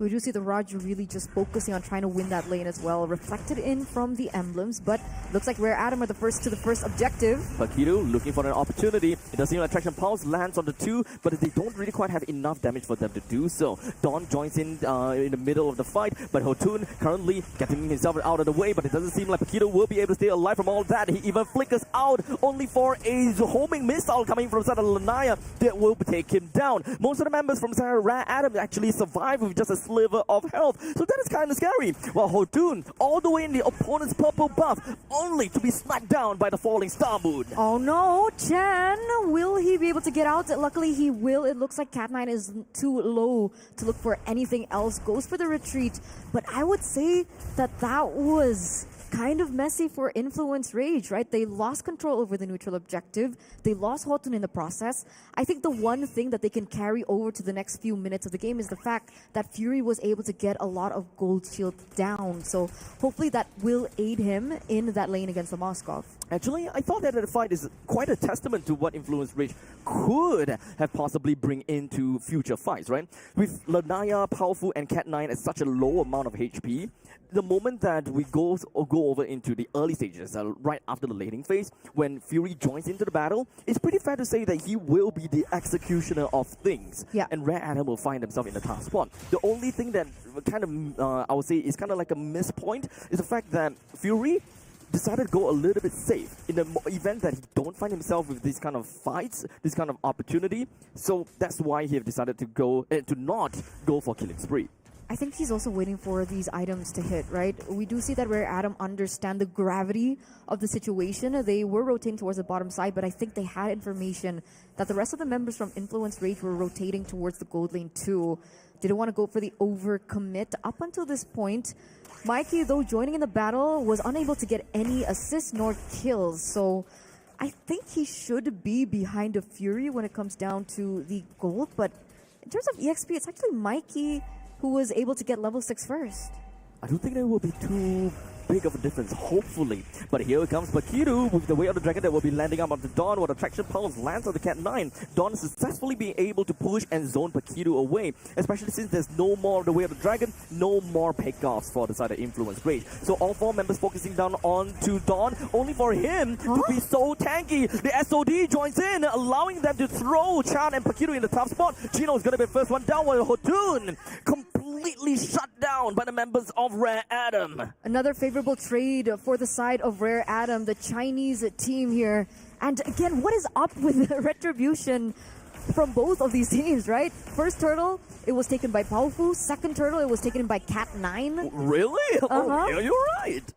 What's going on? I'm not sure, but the retributions have been slipping a little. It's okay, it's fine, it's no problem. But it looks like Dawn has and will be able to get that tower in the top side, a little bit more control over the map. That is big. A completely unlocked Esmeralda at 5 minutes and 24 seconds, but in the meantime, here we go. It does seem like Paquito manages to catch on to Cat 9. That's one person down from the side of Rare Adam. The kill credits over to Hotun. Okay, it's a trade. A trade is a trade at this point because they are falling 3,000-ish K gold behind of Rare Adam right now. Mikey looking for a trade. Is he going to go for it? Oh my god, he does! Paquito actually did manage to get a stun down on Mikey, but that's not going to do anything at all. In the end, Powerful with the Fury of the Phoenix brings Paquito down. Fury all the way behind of T2, teleports himself back home. That's a good recall, and Rare Adam successfully claims all T1 turrets in the map. Do you remember what we said about Rare Adam on the first day of the wildcards? What did we say? We were questioning communication. We were concerned about communication, but look at how in tune they are. Look at them again. Oh, skewered is what the word I would say about Influence Rage, as Mikey with the Spear of Misery that lands pretty effectively. The members coming in from Southern Rare Adams, they're preparing themselves all the way down south, while Influence Rage, they are forced to play together. And well, in some sense, this is kind of what they want, right? They want to funnel the farm over to either Hotun or Fury, as long as Paquito manages to find a good kick. Technically, they can also do that for Chan, right? They can. He does have Mystery Shop, so he can actually pop off a lot earlier if he were to get a good amount of farm, which you can see he's currently 3.6 thousand gold to him, as compared to the Hayabusa, which is 3.4. Oh, wait a second. That's the kick that we want to see, and that is Dawn finally punished for all his antics. There you go. There you go. Finally, some fight coming in from Influence Rage. Coming closer to the mid-game, however, if we're referring back onto the gold, because they have Fury and because they have Chan, they might be considering gold distribution here, but that's an invade. That is indeed an invade with Paquito down to the hands of Cat 9. Influence Rage completely shafted with the back against the wall. Rare Adam takes full control of the jungle down south. While Influence Rage doesn't seem like they have anything to care about the bottom jungle, at least the Hayabusa got some fun to work with. As now the ship will land right down on the genome, allowing Cat 9 to once again get yet another kill. They also lose the orange buff in return. Oh, Mikey, very aggressive. Wow, not the kind of teleport that I was expecting from Mikey to actually take that. Maybe that's how far ahead he is, right? I think so. How far ahead exactly is he? I think we should be seeing the item builds and like the gold disparity quite soon. Oh, there it is. Wait, it's just 400 gold lead between the gold laners. Exactly. But to be fair, it's 6,000 gold with almost the trifecta. Under 10 minutes as well. Under 10 minutes as well, yeah.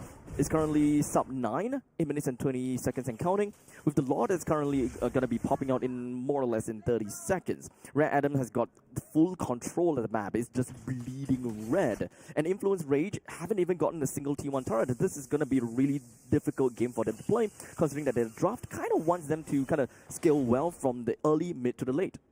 Okay, we're looking at XP differences from the jungle as well, approaching this next neutral objective that will be spawning under 5 seconds. Lanaya is at 12, Hotun is at 11, so technically he's not too far behind.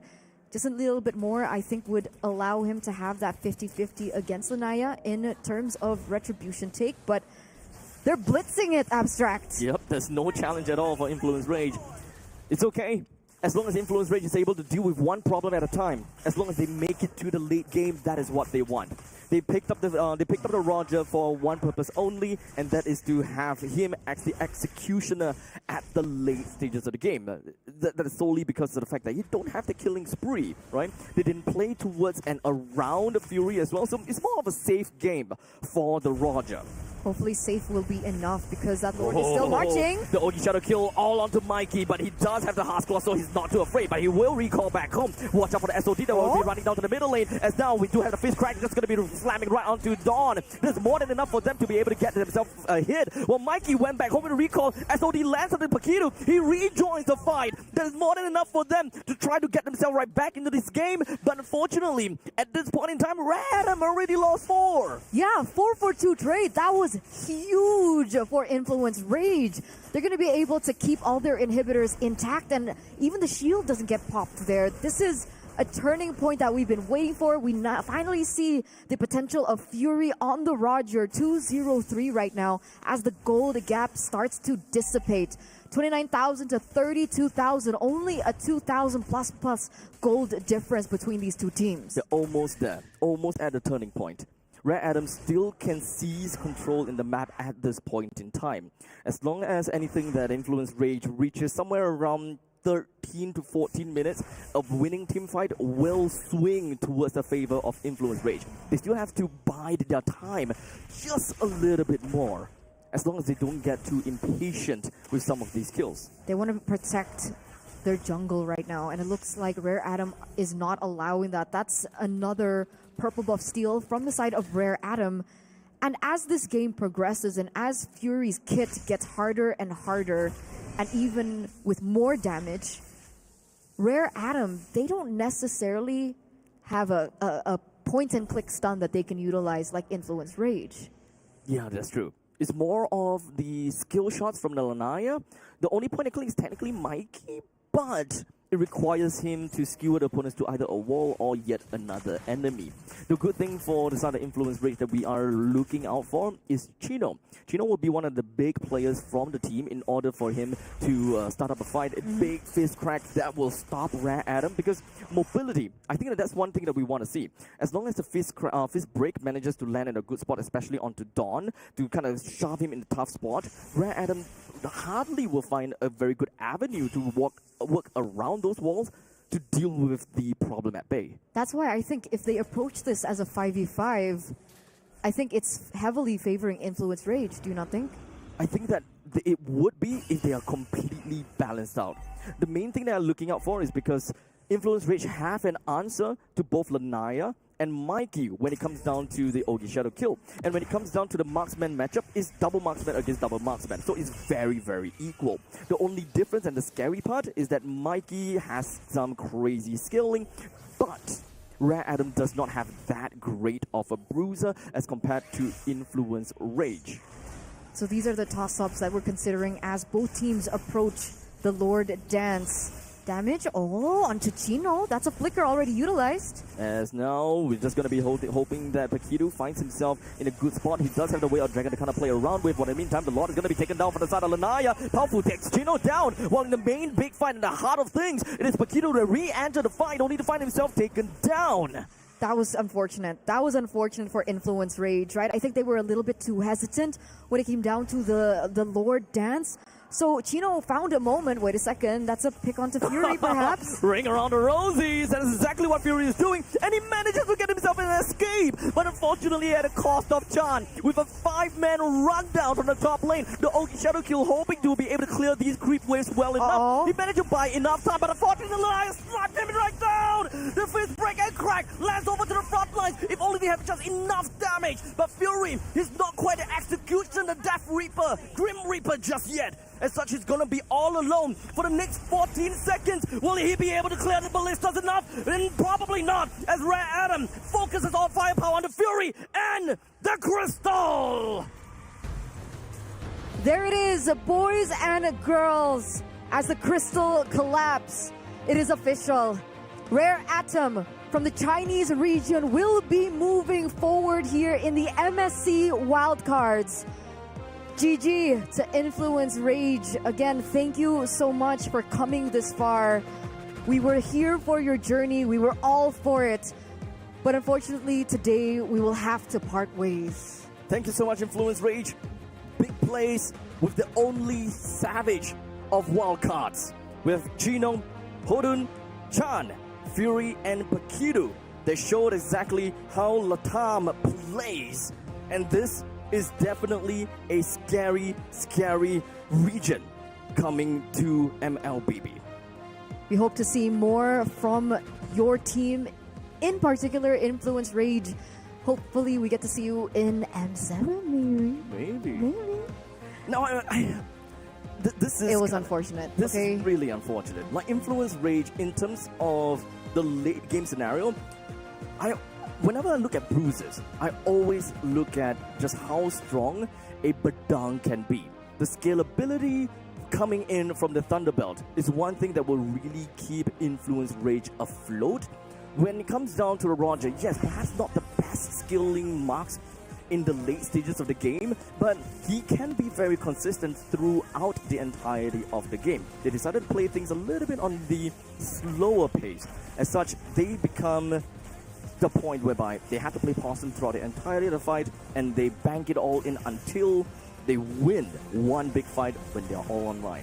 Here's the thing, Abstract. You're mentioning about the value of a Badang, and of course the value of the Badang was there. We saw several moments where Chino was able to get those picks through, but the big question is, where was the follow-up? Because we didn't really see that coming through. What should have been a big play ended up him getting picked up first, and for some reason the rest of the members started piling in after him. And so one by one in that particular scenario, I think the composition from Rare Atom was benefited. As compared to, let's say, the team fight was a lot more structured, I think Influence Rage would have had an advantage over Rare Atom. But that's why we saw in that final moment around the Lord, just the one play. It was so unfortunate. It hurts me. I'm hurt. Gideon, are you hurt? My feelings, well, I don't know. I'm actually very happy for Rare Atom, the way they played. They came in with a solid game plan. They had an idea of what the draft needed to look like to win this game. It looked like they did all of their homework and Influence Rage. All they had to do, out-mechanic their opponent, outplay them in every sector of the game. Fundamentals, the laning phase, and even team fights. And unfortunately, unless you have all those three things under wrap, there was no going around that draft. I am a big advocate for Roger Goldlane. I think that the laning phase could have played slightly better by Fury.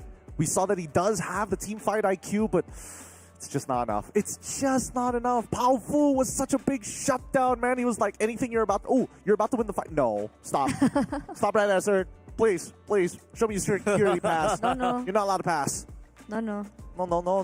Global stun, huh? Yeah, that's the thing. It's one of those things that you have to kind of like rewire your brain to like remember, oh yeah, there's this global stun that I need to save my ability to kind of hop out of. If not, I'm going to get hit by it anyways. Yeah, especially when you're in the adrenaline. It's like, everyone is right in front of me. I got to jump in. I will say, at the very least, Pakitu, really good Cho plays. Like, there was a lot of moments where he could have technically caused collateral damage, but he made the best out of the worst situation here. With that being said, there you have it. Today's schedule was full of sweeps here at the wild cards of MSC. I mean, hey, I don't know. Left side looking kind of good. Hey, I don't know. People get into these superstitions amongst production, even us, really, really quick. It's like, oh, this is the best player moves. Left side player moves are the best. This is how we're going to win the games, man. But now, here are the playoff brackets, our final two at the very end of the line. It is Virtus Pro from EECA facing off against Rare Atom from China tomorrow. Boy, I love it. Boy. I love it. What a day.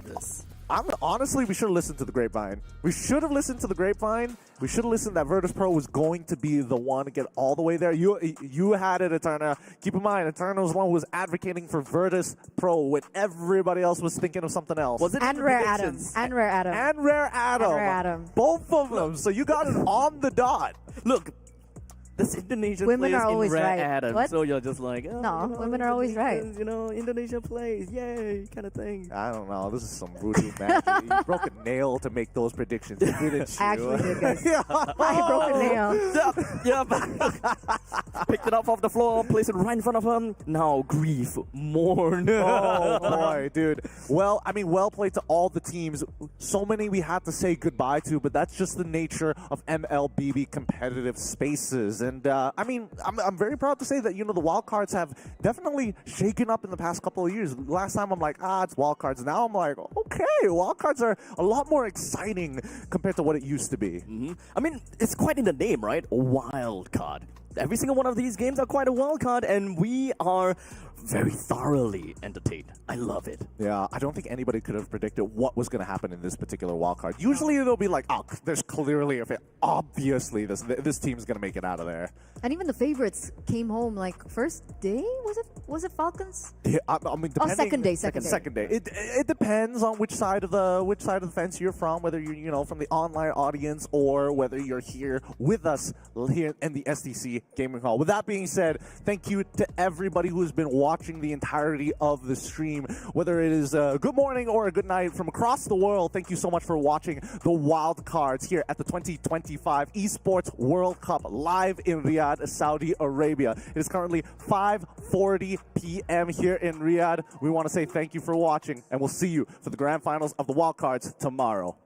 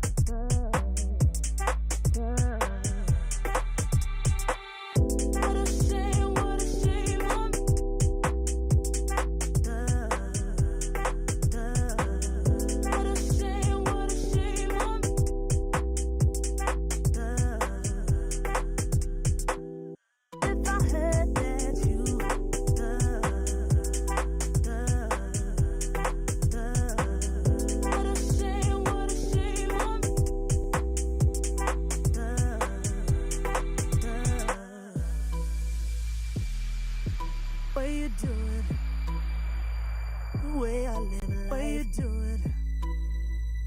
The way I live life. The way I live life. Why you do it? Why you do it?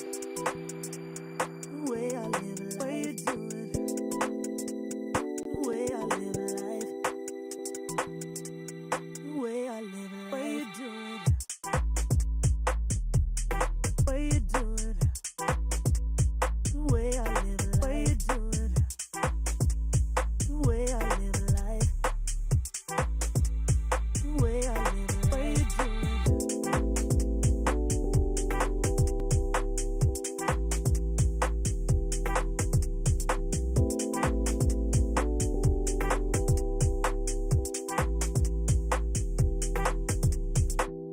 What a shame, what a shame.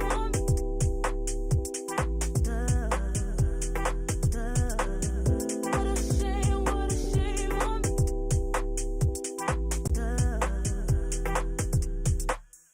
If I heard that you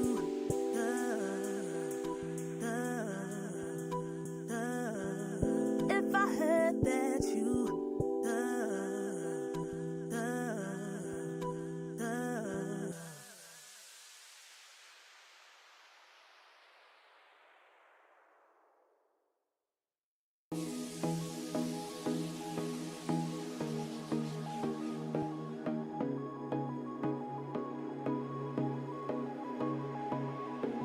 lately I feel I can't find my feet, pushing closer. My heart skips a beat and now I'm falling. Deeper than I fly, I can't control it. Back against the sky, it smells so black and white. It's like I told him. It seems that I can't fight. I just keep going. I just keep going.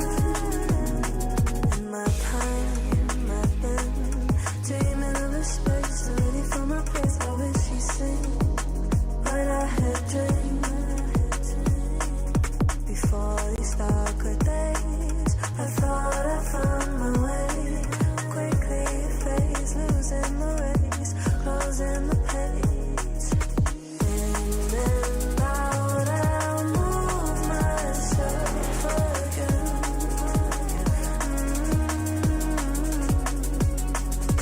Time moves fast, I feel my heart beating.